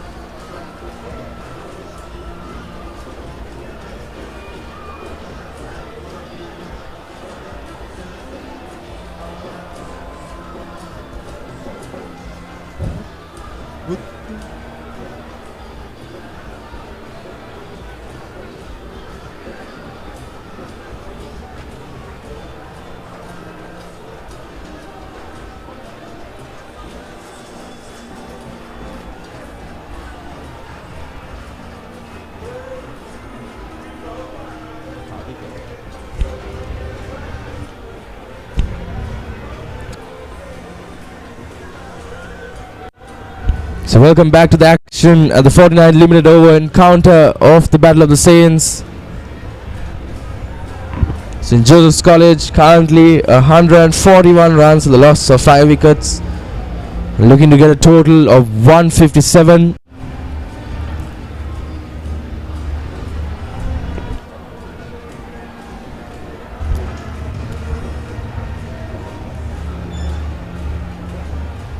Hiran managing to cross over for a quick single.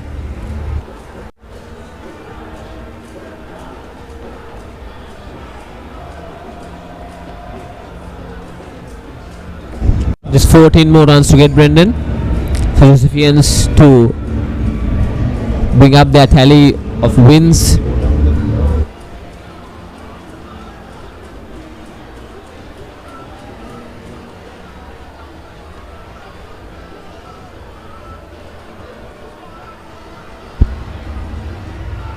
Well timed between the gap there.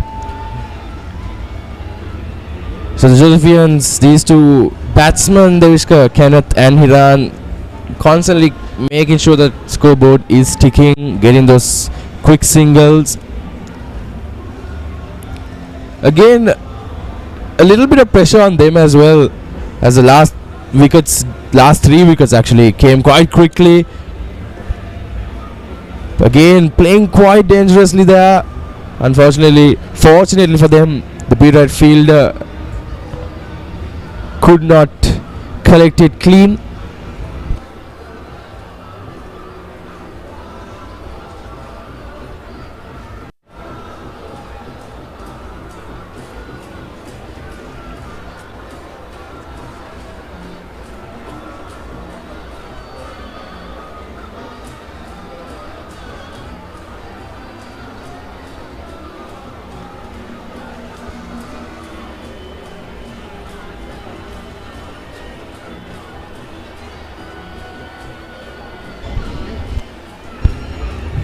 Seems that the Peterites giving all the options available to try and get these last few wickets.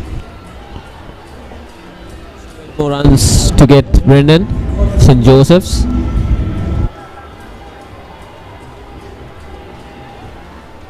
Just a matter of 3 boundaries, Brendan, I would say. But in the context of the game, it seems a long way now. Devishka, if you have a look around the ground, a lot of these old boys have now, who were in the tents enjoying, have now all moved closer towards the fence of each tent. I think looking to invade the pitch. If you can see on your screen as well, the tent right behind the wicket keeper, all the young and yet old boys all closing in to celebrate this victory if the Josephians can reach it. Again, 12 runs to get. I beg your pardon, 13 runs. And like we mentioned, the weather gods have definitely been on the side of both the schools and the organizing committee today, and it's good to see that a result can come out of this limited over encounter. So Shannon Rodrigo back into the attack.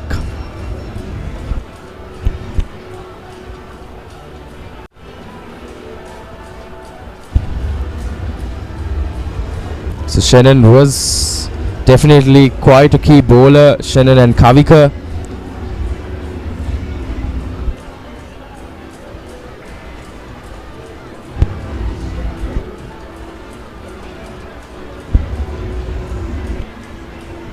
Iran missed out there. A full toss by Shannon.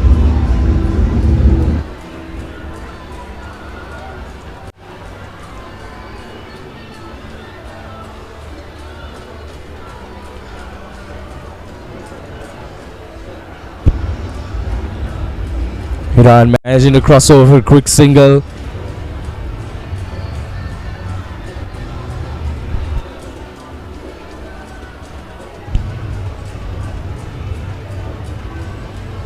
Seems that Kenneth and Hiran Devishka have got into a bit of a rhythm, and as you can see, St. Joseph's College only needed 12 runs from 75 balls to win the 49th limited over encounter at the Battle of the Saints.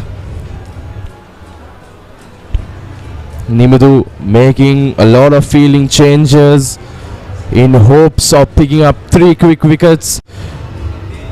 As you are aware, folks, all tuning in St. Joseph's College, even though they are 5 wickets down, two of their 2 opening batsmen, Sadish and Matisha, both retired hurt.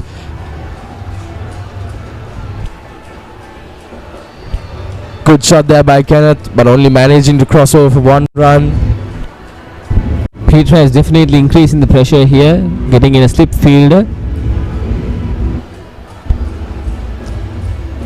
Nimudu seems to have brought most of his fielders into the circle, but now again making a lot of changes. Shannon as well, moving his fielders up a bit.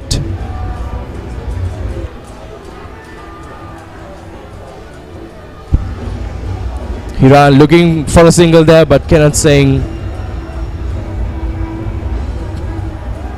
denying that run there. Again, Devishka, I think the communication between Hiran and Kenneth is very important. Loud appeal there by Shannon. And the umpire was quite emotionless there. Again, the replay, hoping it edged Shannon on his knee, begging the umpire. Umpire denying it.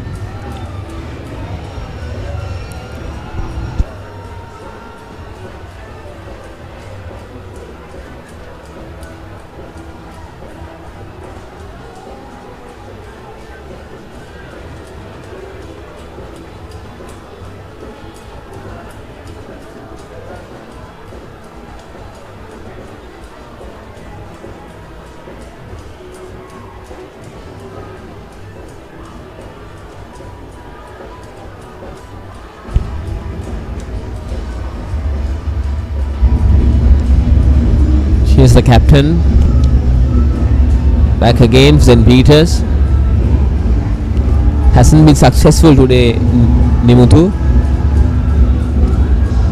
Even with the bat, he just managed to score only 6 runs.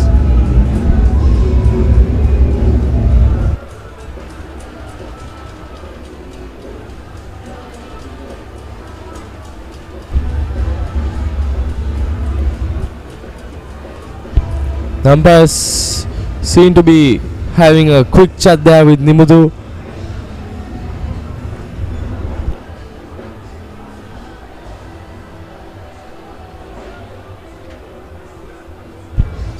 I believe he's sticking to his other bowling option of Kavika.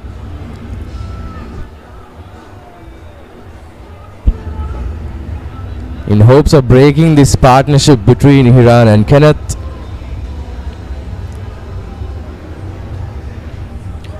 Believe they're trying every option possible, Devishka, to get Hiran out.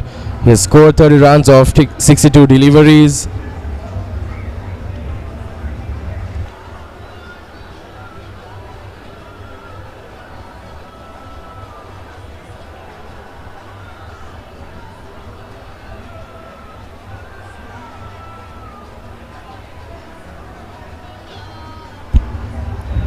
Kenneth looking for the single there, but Hiran making sure he did not cross. Yes, Brendan, Hiran has made a good solid 30 runs today. Managed to take his team over the line. He was instrumental yesterday as well, with Sadish scoring 91 runs.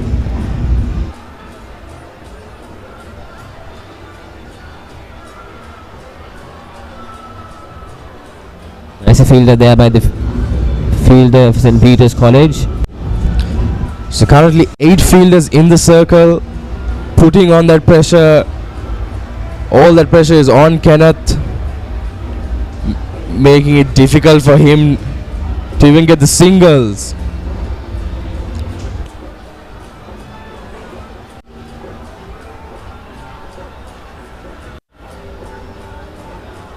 A close call there by Kenneth. Kavika bowling absolutely brilliantly.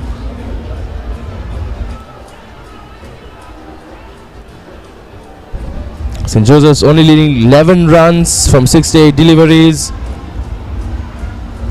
Again, Kenneth looking for that single, but denied by the Peterite fielding unit.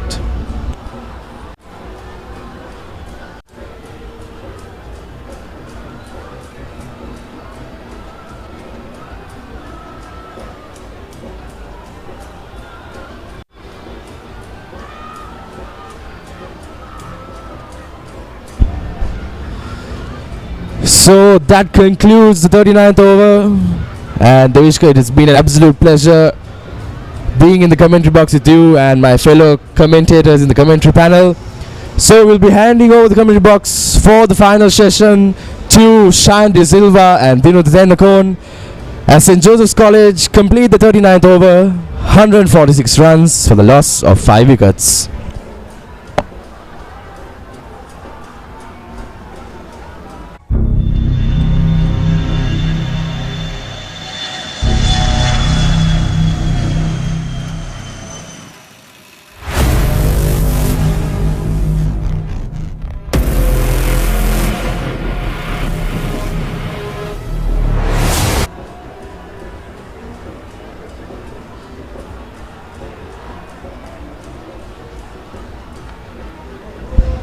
Thank you, Brendan, and hello everyone. St. Joseph's College needing 11 runs to win the 49th limited over encounter of just as many overs, though I'm sure they won't take that long to complete it if they do.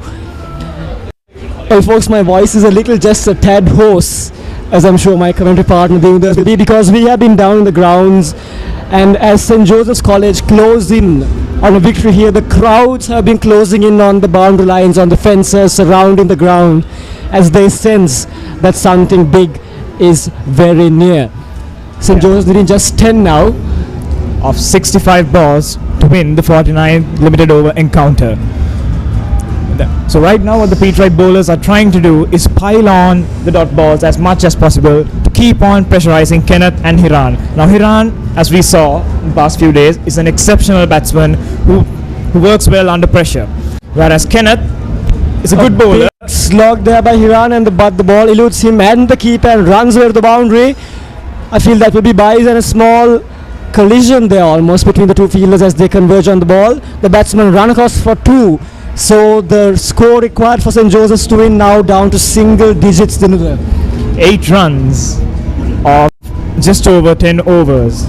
Now this may look like a walk in the park for St. Joseph's College, but remember they are 5 down and lost, and 2 of the premier batsmen are injured at the moment. So really this could go down either way if Peterites manage to pick up the remaining wickets. for Yes. the Josephians finishing off in style. Effectively 7 down. St. Joseph step back to the bowler there by the batsman Kenneth. He's on 4 off 25, so a very sedentary knock so far by Kenneth, which shows how well the Peterite bowlers have bowled, even though the Josephians are inching closer and closer towards the win. 6 fielders on the offside as the left arm bowls to Kenneth. 6 fielders all within the ring, closing in. 2 on the leg, a mid-wicket and a mid-on. Just 1 on the boundary in the entire ground, and that is a deep backward, deep mid-wicket.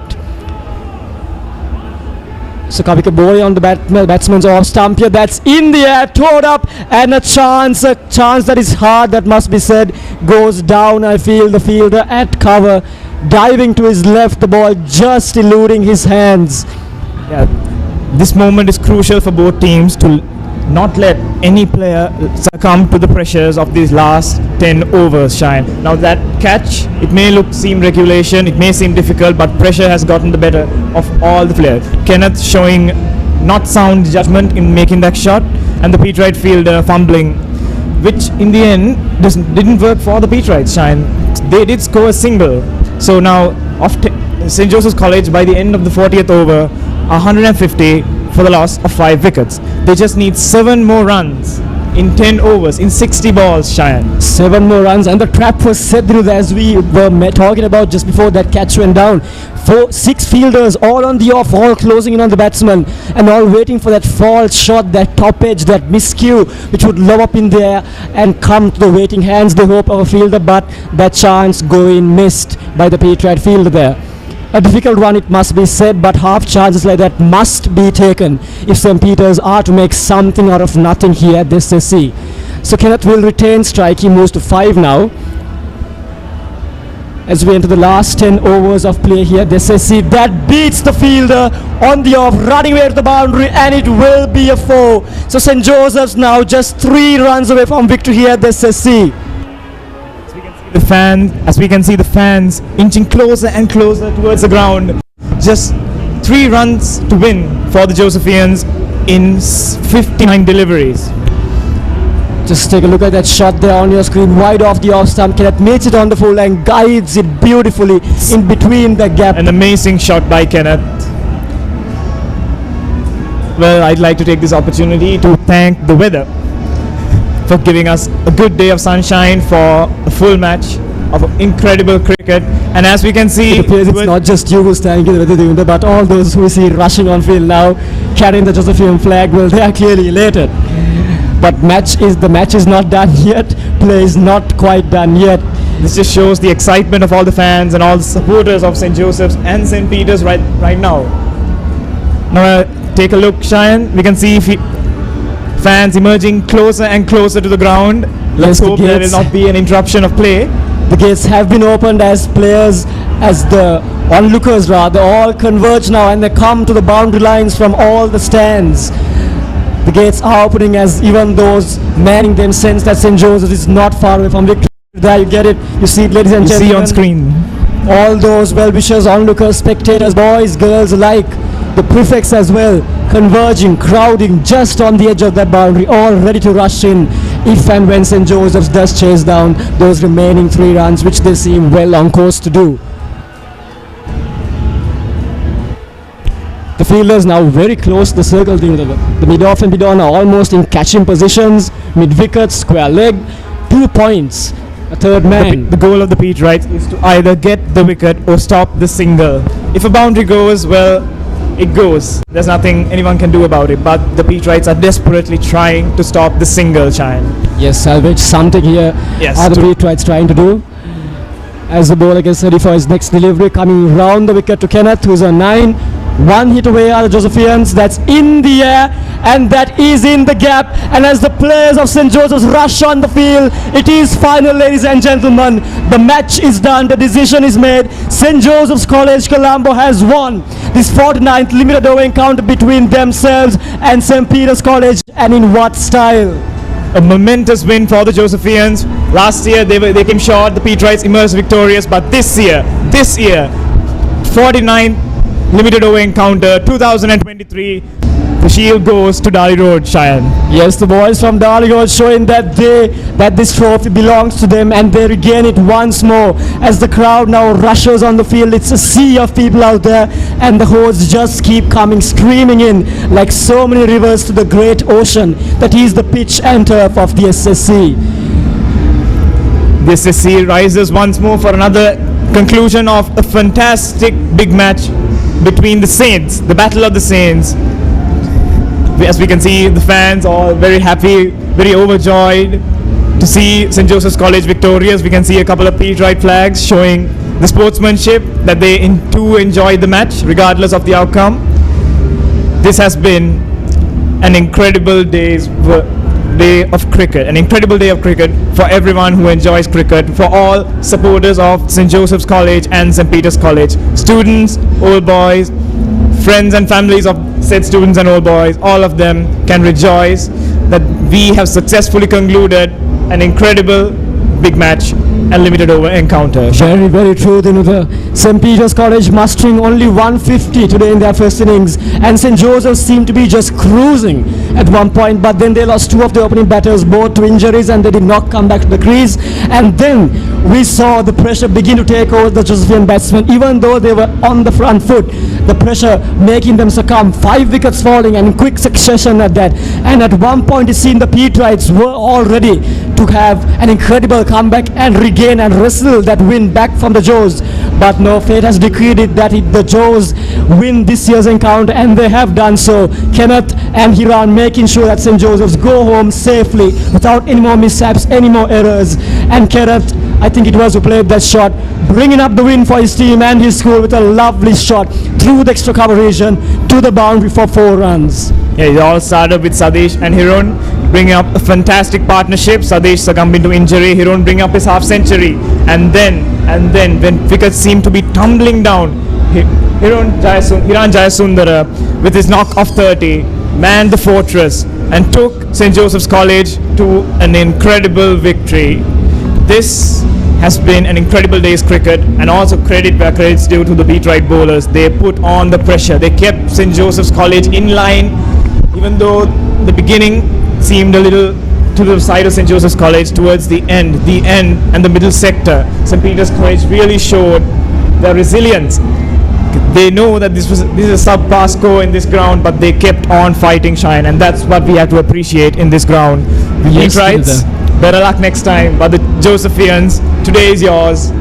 You win the limited over encounter. The shield returns to Dali Road once more. A cause for celebration for all those Joes present and past who with their families are now just on the pitch enjoying the sun on their heads and shoulders and enjoying the feeling of victory once again. It went lacking for the last year or so with the Peach regaining the trophy, but the boys of Dali Road have come to the show, have come to the stage and put on quite the performance here for us. Like you said, the Joes were going good, but the Peats, after drawing first blood, well, they made sure they kept on clawing at the Joes, and at one point the claws did seem to be inching closer and closer to the jaws of death. But St. Joseph's was rescued by Kenneth and Hiran, I beg your pardon, winning by 5 wickets, and the sun continues to shine down on what has been a lovely day, an error-free day on the part of the weather, and what we could all have wished for, a perfect day in all sense of the word for the Joes. And for the Peats, well, as you said, consolations, commiserations, well played boys, but St. Joseph's victorious this year. Indeed, Cheyenne. The Josephians, the stage is yours. To all our viewers out there, I'm sure you heard many a time my voice cracking as I spoke on this mic, and I'm sure so many boys and girls, men and women, both old and young, are on the verge of losing their voices too out there as they scream from elation and jubilation as they celebrate a Josephian win. Give me a Joes, Cheyenne. The Josephians are enjoying themselves, so are the Peterites. Just all one big happy family out there now. No distinction between Mardan and Bambalapita. There you have it. The highlights of the innings thus far. You can take over from here. Yes, you can see in the highlights reel St. Joseph's College batting. Hiran taking on the attack while Sadesh played second fiddle. Sadish playing second fiddle. Quick success.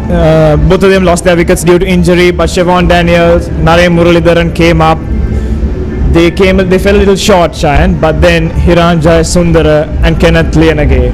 I think that between the two of them, they had over 60 deliveries bowled during that partnership. The partnership may seem small, but that was the crucial knock under pressure. Indeed, the very, very valuable partnership, because those two are probably the last recognized batsmen for the Josephians, and had one of them made one mistake, had a half chance been taken by the Peets, the tail would have been exposed, and then who knows what would have happened. But those two come into the crease, digging in, making sure they took their school through and past the victory line. The highlights there, the wickets beginning to tumble as we see on screen that the spinners weaving their magic both leg and off. A couple displays of brilliant fielding that run out, Cheyenne, lack of communication between the Josephians, and a couple taunts from the Peterites. It's all in good fun, but all's fair in love and war, they say, Yes, and indeed, all's fair Cheyenne. here at the Joe Pete, be it in work, play, battle, or without battle. Safe to say this has been an incredible day of cricket, where everyone enjoyed the atmosphere. After 3 years, Cheyenne, the SSC opens its gates for the limited over encounter, and for the first time in a while, the big match as well. The SSC has been an incredible host. All the fans seem to enjoy themselves. They certainly, and the players as well. Siobhan Daniel being handed the stump by the Peterite player there, as you can see, so the brotherhood between both teams firm and intact to the very end, even in loss and victory, which is what we love to see, what we always will love to see here whenever the Josephians and the Peterites clash, because it's not just a battle, it's a battle of the saints. Indeed, it is the Battle of the Saints, one of the most recognized encounters of cricket between schools in Sri Lanka. As we can see the scorecard, Sadish and Hiron retired, not out. Siobhan bowled by Shannon Rodrigo, and a brilliant catch by Rusandar. Hiran Jayasundara coming two down, staying there and being the wall for St. Joseph's College. Avinta, Mudita, Naren and Lahiru, all four batsmen falling short by the resilient Peterite bowling attack, and then Kenneth coming in and finishing in style. Effectively 7 down St. Joseph's, just 2 more batsmen to come out. Had Sadish and Hiro not been able to bat again, the bowling card there, Shannon, Lakinu, Dimutu, Sean, Lashmika, Vishen and Kavika. So all in all, 7 bowlers used by the Peterites in their attempt to salvage this match. Vishen picking up 2 scalps, Shannon 1 to his name, and Kavika 1. So all spinners doing the work for the Peterites. The paces, Lakindu and Sean not getting the results they would have wanted. The wickets for St. Joseph's falling at 94, 79, and then in quick succession at 118, 126 and 133. 40 overs bowled.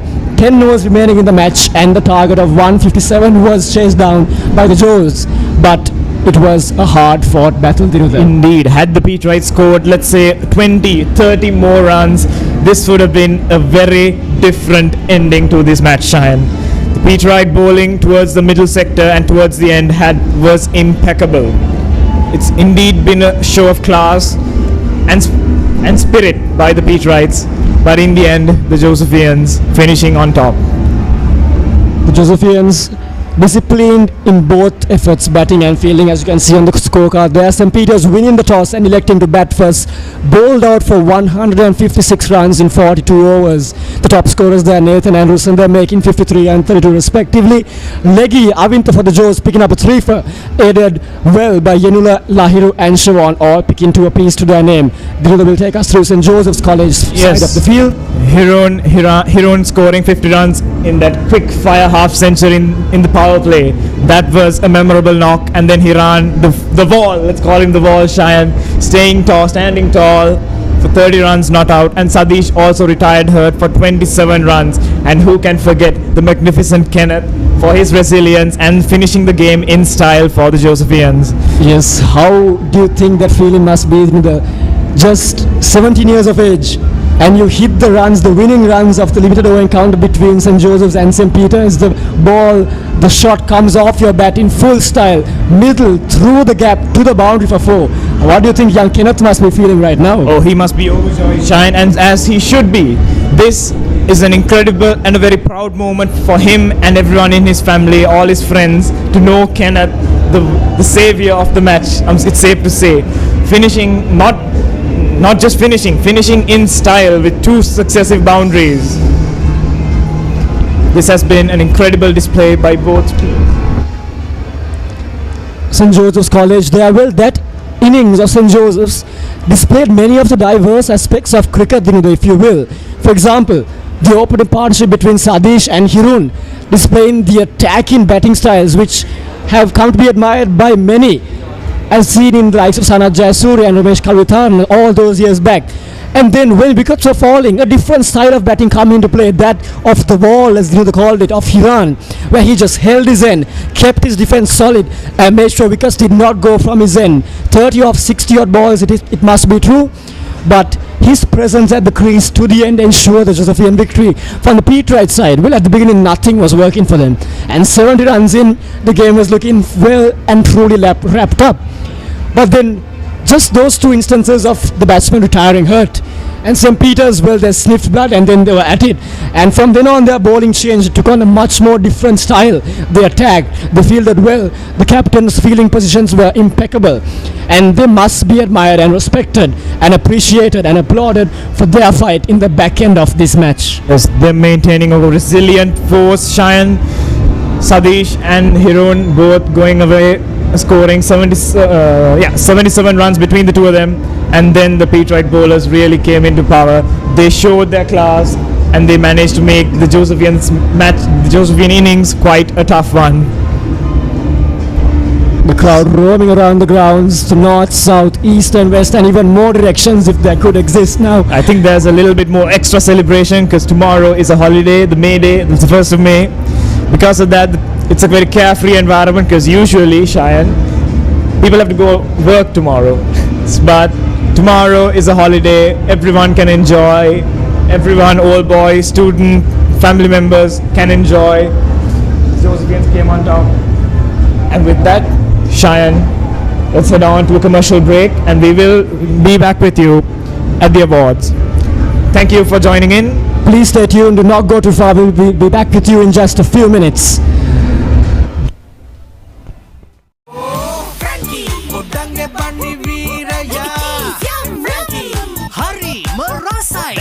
Pressed Frankie sausages, chicken and cheesy blast, rasa dekakin. Dagunu Asiyawe lokuma camera market එක එක්ක shop එකට නැත්නම් web එකට cameralk.com.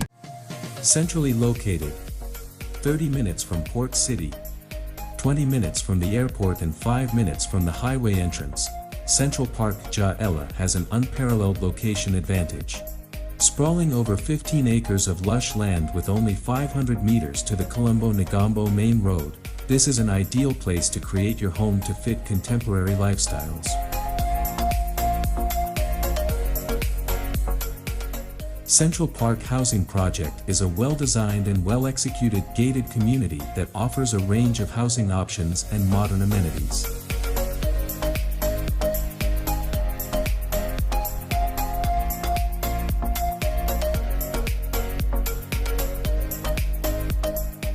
To make your reservation today, call 0777 546 546. A project by Kelsey Homes.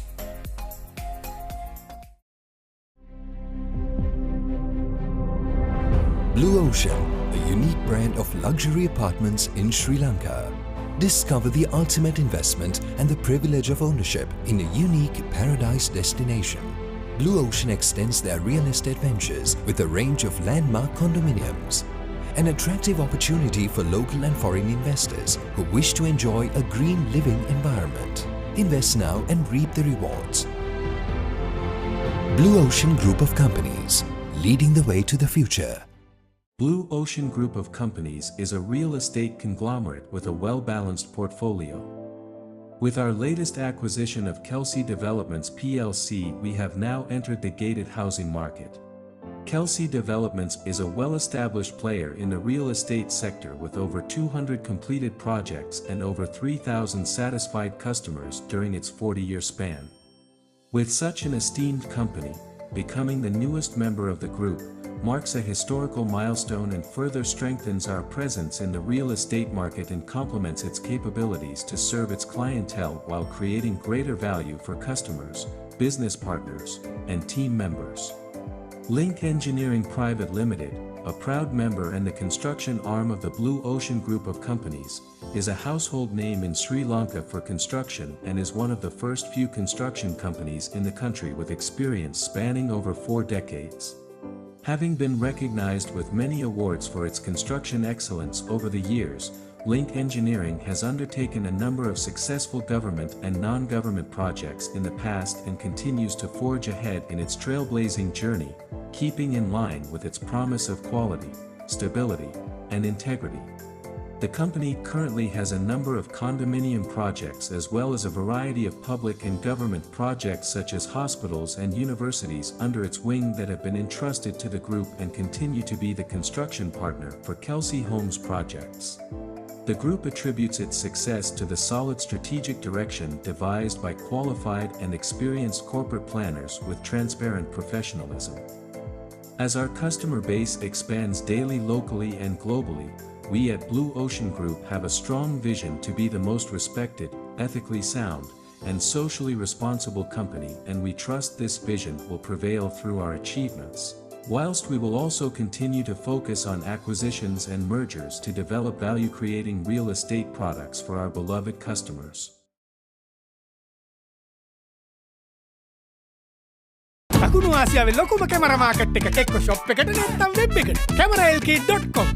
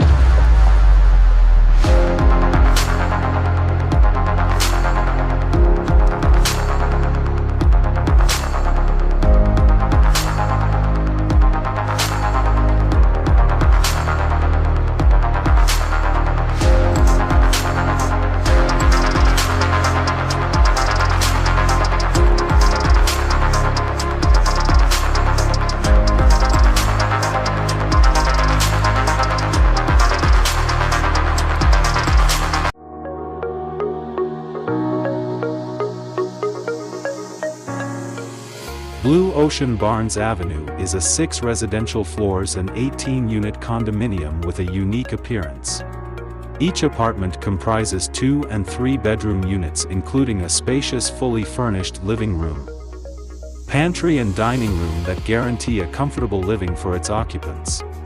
The neighborhood surrounded with 5-star hotels, renowned schools such as St. Thomas College and many more within the walking distance from the residences. Barnes Avenue Mount Lavinia project will comprise uniquely designed modern luxury apartments with sophistication and elegance splendid in tranquility at an early tourist city in the heart of Mount Lavinia. Blue Ocean Group of Companies, leading the way to the future. Welcome to NCHS. Studying has never felt this good. It's not just studying. This is what a lab should be. Whatever I want, whenever I need. I don't miss a single class of it. I'm flying to Australia next week. Commence degree pathways at NCHS and continue in Australia, Malaysia or USA. Unlock your future. That's the real motivation. Some people kill for it. I keep reaching for greatness because I'm built from it. Here we go. Give it 100, never nothing less. Here we go. We coming, you already know the rest. Here we go. We never settle cause we know it best. Here we go. Who want a test? Leave you out of. Here we go. Give it 100, never nothing less. Here we go. We coming, you already know the rest. Here we go. We never settle cause we know it best. Here we go. Who want a test?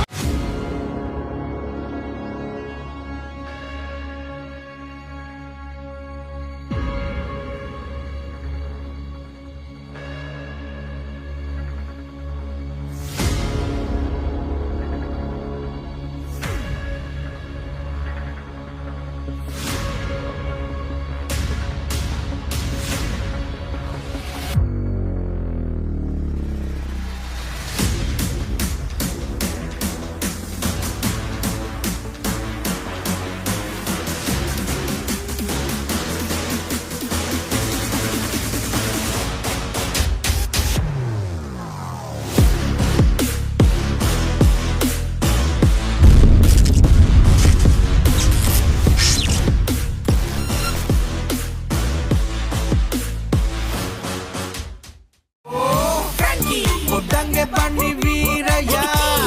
Frankie. Hurry, Marasai. Frankie's Pressed Frankie Sausages, Chicken and Cheesy Blast, රස දෙකකින්. දකුණු ආසියාවේ ලොකුම camera market එක එක්ක shop එකට නැත්නම් web එකට. cameralk.com.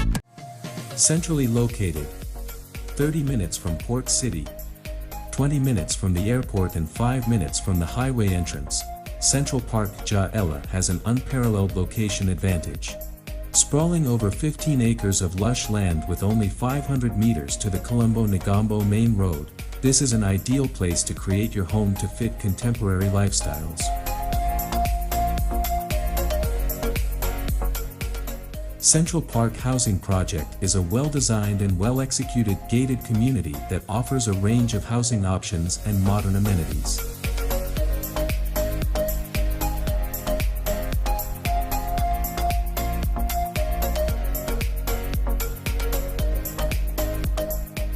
To make your reservation today, call 0777 546 546. A project by Kelsey Homes.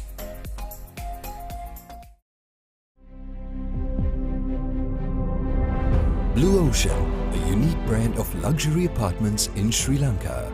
Discover the ultimate investment and the privilege of ownership in a unique paradise destination. Blue Ocean extends their real estate ventures with a range of landmark condominiums. An attractive opportunity for local and foreign investors who wish to enjoy a green living environment. Invest now and reap the rewards. Blue Ocean Group of Companies, leading the way to the future. Blue Ocean Group of Companies is a real estate conglomerate with a well-balanced portfolio. With our latest acquisition of Kelsey Developments plc, we have now entered the gated housing market. Kelsey Developments is a well-established player in the real estate sector with over 200 completed projects and over 3,000 satisfied customers during its 40-year span. With such an esteemed company, becoming the newest member of the group marks a historical milestone and further strengthens our presence in the real estate market and complements its capabilities to serve its clientele while creating greater value for customers, business partners, and team members. Link Engineering Private Limited, a proud member and the construction arm of the Blue Ocean Group of Companies, is a household name in Sri Lanka for construction and is one of the first few construction companies in the country with experience spanning over 4 decades. Having been recognized with many awards for its construction excellence over the years, Link Engineering has undertaken a number of successful government and non-government projects in the past and continues to forge ahead in its trailblazing journey, keeping in line with its promise of quality, stability, and integrity. The company currently has a number of condominium projects as well as a variety of public and government projects such as hospitals and universities under its wing that have been entrusted to the group and continue to be the construction partner for Kelsey Homes projects. The group attributes its success to the solid strategic direction devised by qualified and experienced corporate planners with transparent professionalism. As our customer base expands daily locally and globally, we at Blue Ocean Group have a strong vision to be the most respected, ethically sound, and socially responsible company, and we trust this vision will prevail through our achievements. Whilst we will also continue to focus on acquisitions and mergers to develop value-creating real estate products for our beloved customers. දකුණු ආසියාවේ ලොකුම camera market එක එක්ක shop එකට නැත්නම් web එකට. cameralk.com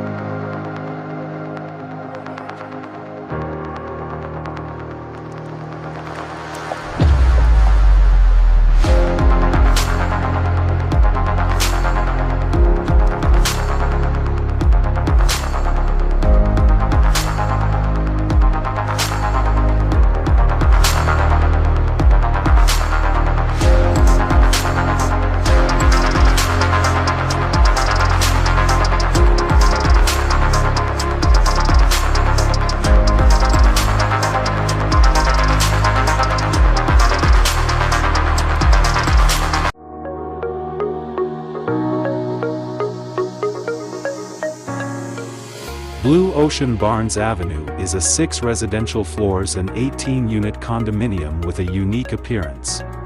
Each apartment comprises 2 and 3 bedroom units including a spacious fully furnished living room, pantry and dining room that guarantee a comfortable living for its occupants. The neighborhood surrounded with 5-star hotels, renowned schools such as St. Thomas College and many more within the walking distance from the residences. Barnes Avenue Mount Lavinia project will comprise uniquely designed modern luxury apartments with sophistication and elegance splendid in tranquility at an early tourist city in the heart of Mount Lavinia. Blue Ocean Group of companies, leading the way to the future. Welcome to NCHS. Studying has never felt this good. It's not just studying. This is what a lab should be. Whatever I want, whenever I need. I don't miss a single class of it. I'm flying to Australia next week. Commence degree pathways at NCHS and continue in Australia, Malaysia or USA. Unlock your future. That's the real motivation. Some people kill for it. I keep reaching for greatness because I'm built from it. Here we go. Give it 100, never left the less. Here we go. We coming, you already know the rest. Here we go. We never settle because we know it best. Here we go. Who wanna test? Leave you out of. Here we go. Give it 100, never left the less. Here we go. We coming, you already know the rest. Here we go. We never settle because we know it best. Here we go. Who wanna test?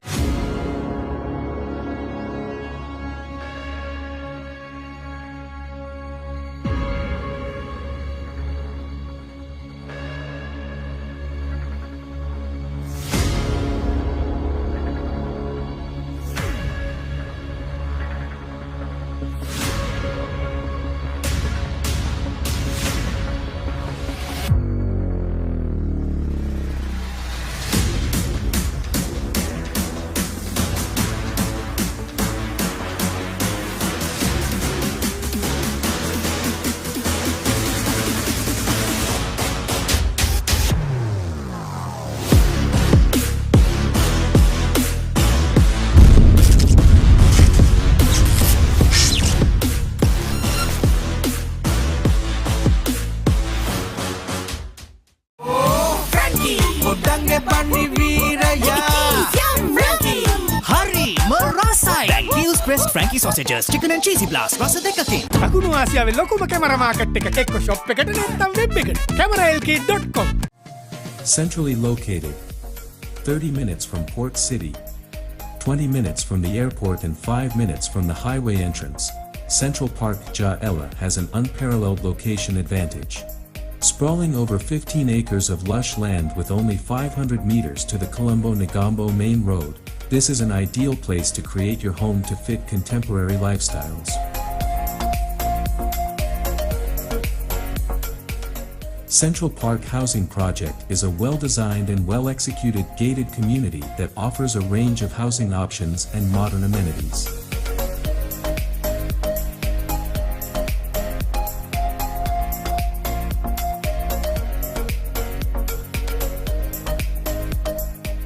To make your reservation today, call 0777 546 546. A project by Kelsey Homes.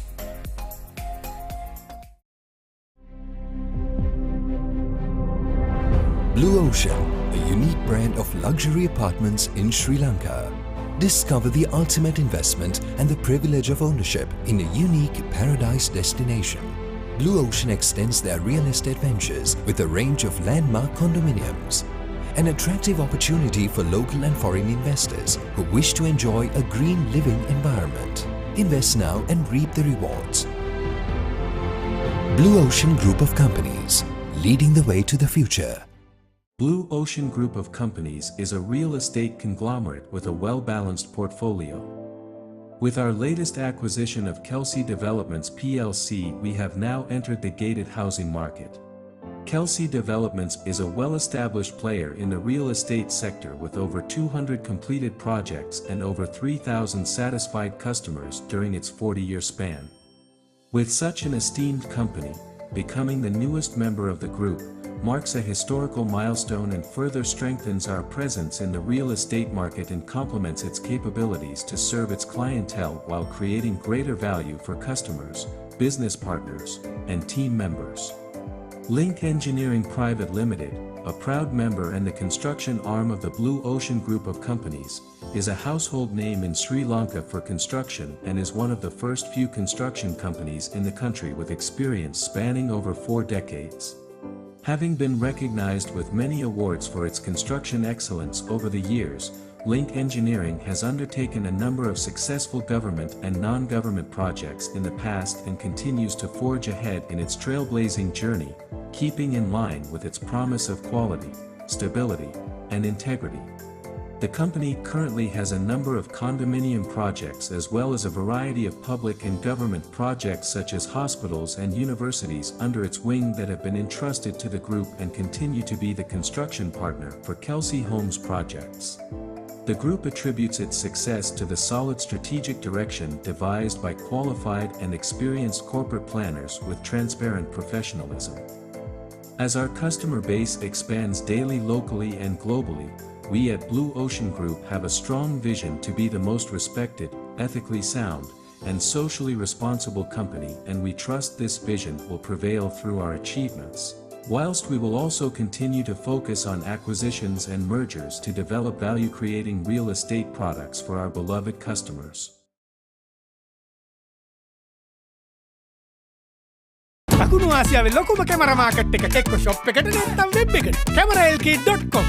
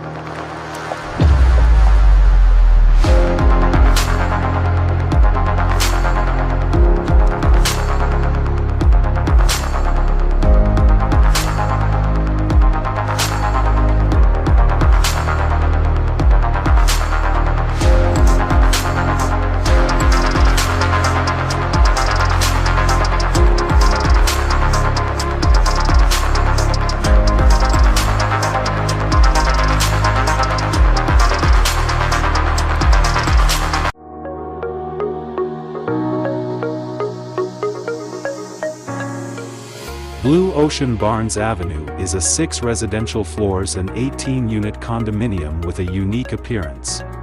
Each apartment comprises 2 and 3 bedroom units including a spacious fully furnished living room, pantry and dining room that guarantee a comfortable living for its occupants.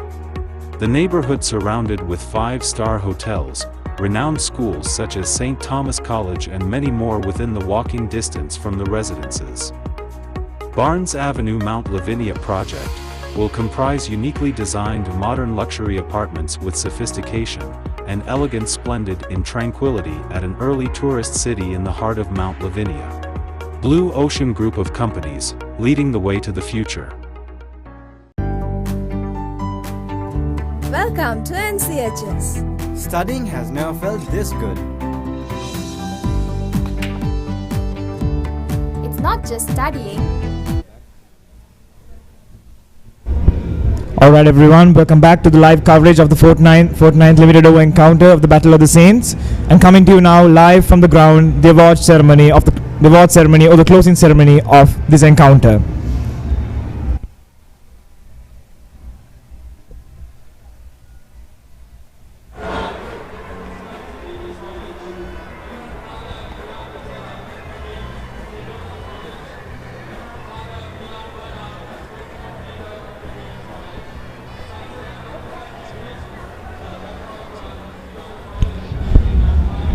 Well, folks, the match is done, and it's just a swarm of people on the deck, on the pitch, well, not the pitch itself at least, but the grounds.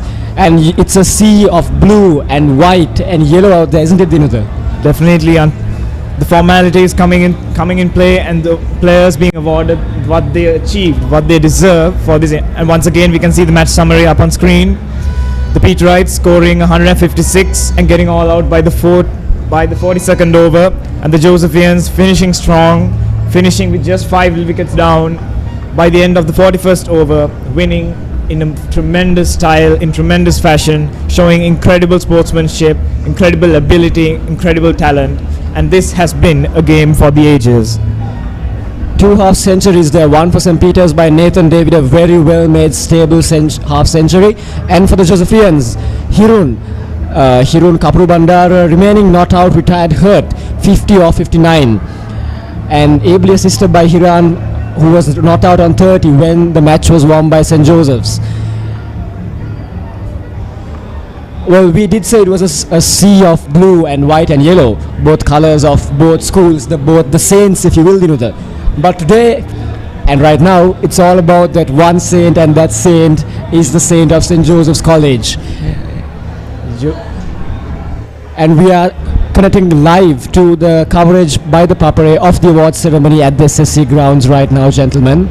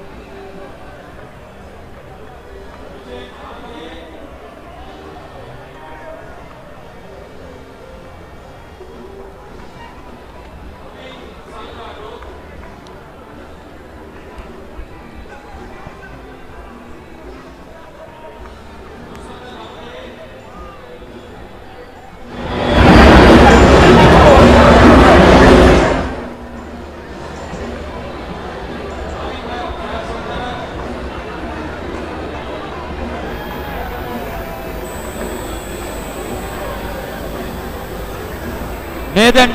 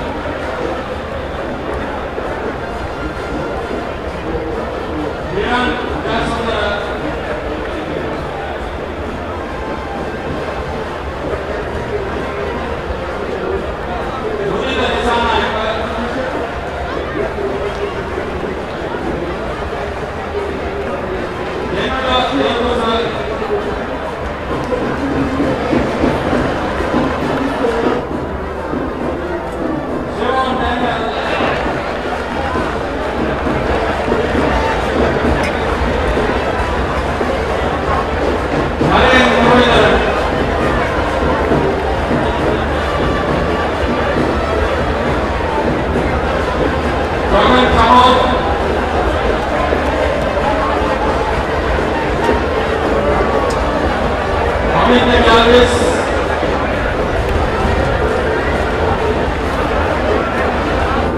Saman Kamali.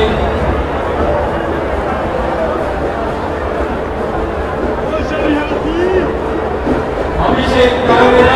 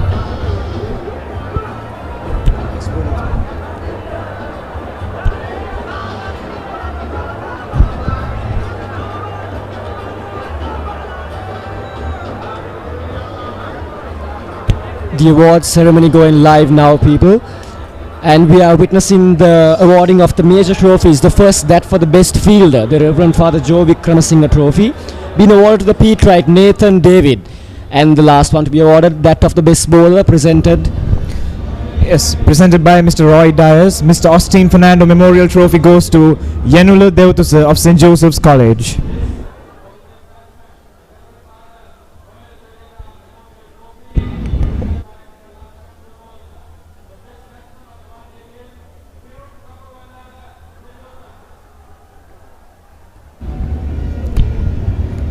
The award for the best batsman now being presented, the Reverend Father Noel Pereira Memorial Trophy, presented by Mr. Lakshman Gunawardana, and that award will go to Hirun Kapuru Bandara for his quick fire 50 of 59 balls for the Josephians. Hirun on screen, they're receiving his awards.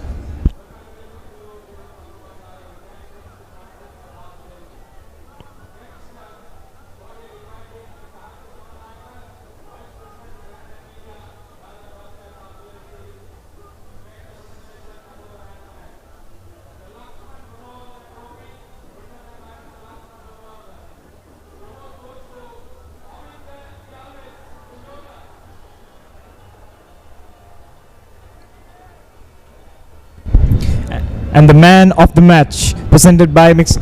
Lakshman Gunawardena.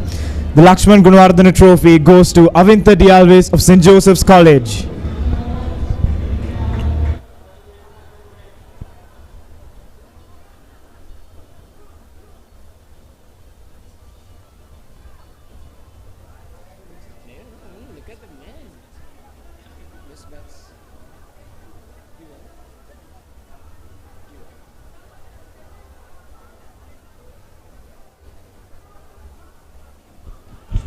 Avint receiving his award there from Mr. Lakshman Gunawardena for his performance, taking a 3 and 3 crucial wickets with his leg spin when the Joes needed it.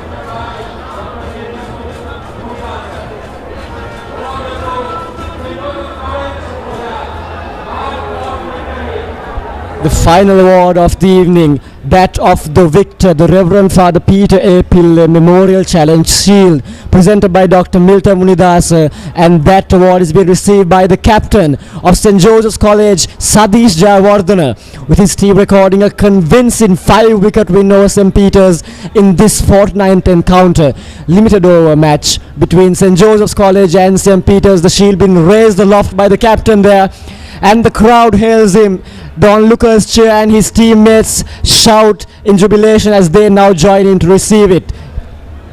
Yeah, it is indeed a team effort. Every member of the Josephian squad contributing, and the shield returns to Dali Road once more.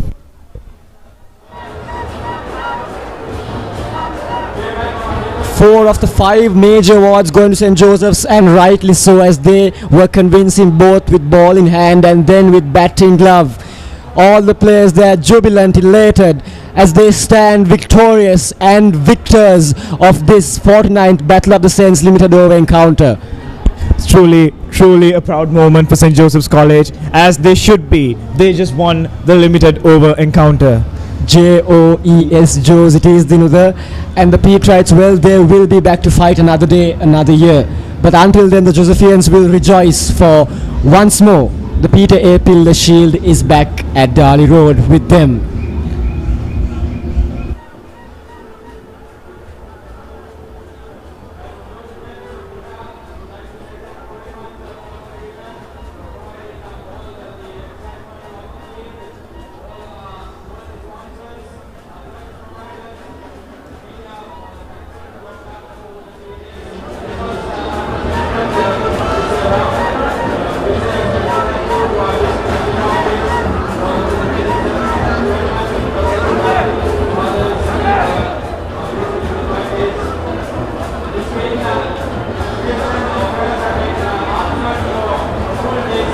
St. Joseph's, the team there posing with the shield on your screen. Lovely pictures indeed. Heartwarming to the very core of all those who are watching and with us, as we hope. It's safe to say Sadish Jayawardena, my classmate, is a happy captain, and I am a happy Josephian to see St. Joseph's College victorious. The sun setting on this beautiful ground, and it is setting on a match which has given us a result.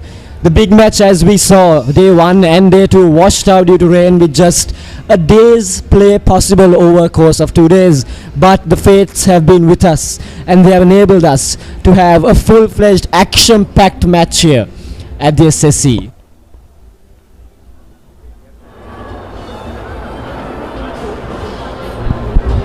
So St. Joseph's Dinudar, they came, they saw, and to finish off with the words described in Julius Caesar, they did conquer and in style. St. Peter's College, from the word get-go, they were on the back foot with St. Joseph's, very, very good with both ball and bat. But St. Peter's did put up a very good fight in the rear end of the match, as we saw.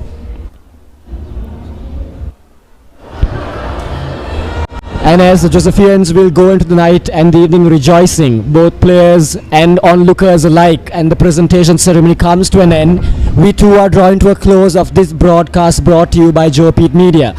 We would like to take a moment to thank our sponsors, the Blue Ocean Group, Serenco VIP on the spot, and the Navaloka group of companies for enabling us to bring you this live broadcast on 3 consecutive days as we have witnessed 3 action-packed, although 2 were cut short, action-packed days of cricketing action.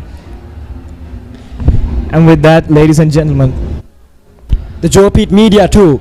Well, these boys, these school students have worked tirelessly over the last few days, ladies and gentlemen, and we hope that you have enjoyed the broadcast they have brought to you as much as we have enjoyed helping them bringing it to you. On behalf of the commentary panel, myself, Dinu the Tennakon, and all those who were with us across the last 3 days, it's Cheyenne De Silva signing off with St. Joseph victorious once more this year, regaining the Peter A. Pillay Challenge Shield. Dinu, any last words you would want to say? and with that, we'll be hopefully seeing you next year from the PSARA or the SSC. And with that, we're concluding today's proceedings. Thank you for being with us through these last 3 days. It has been nothing short of a sheer pleasure to present these 3 days to you. Please do continue joining us and encouraging us, because your support to us is, as always, invaluable. So folks, that's it. That is finally 3 days of cricket here at the SSC, this lovely venue. We've had rain on 2 days, but today has proved successful in all senses of the words. The Josephians coming out victorious, and on that happy note, we will sign off. I'm Cheyenne De Silva. I'm Dinu Tennakon. Thank you for listening. Good night, and may God bless you all. See you at the next match next year. Till then, take care.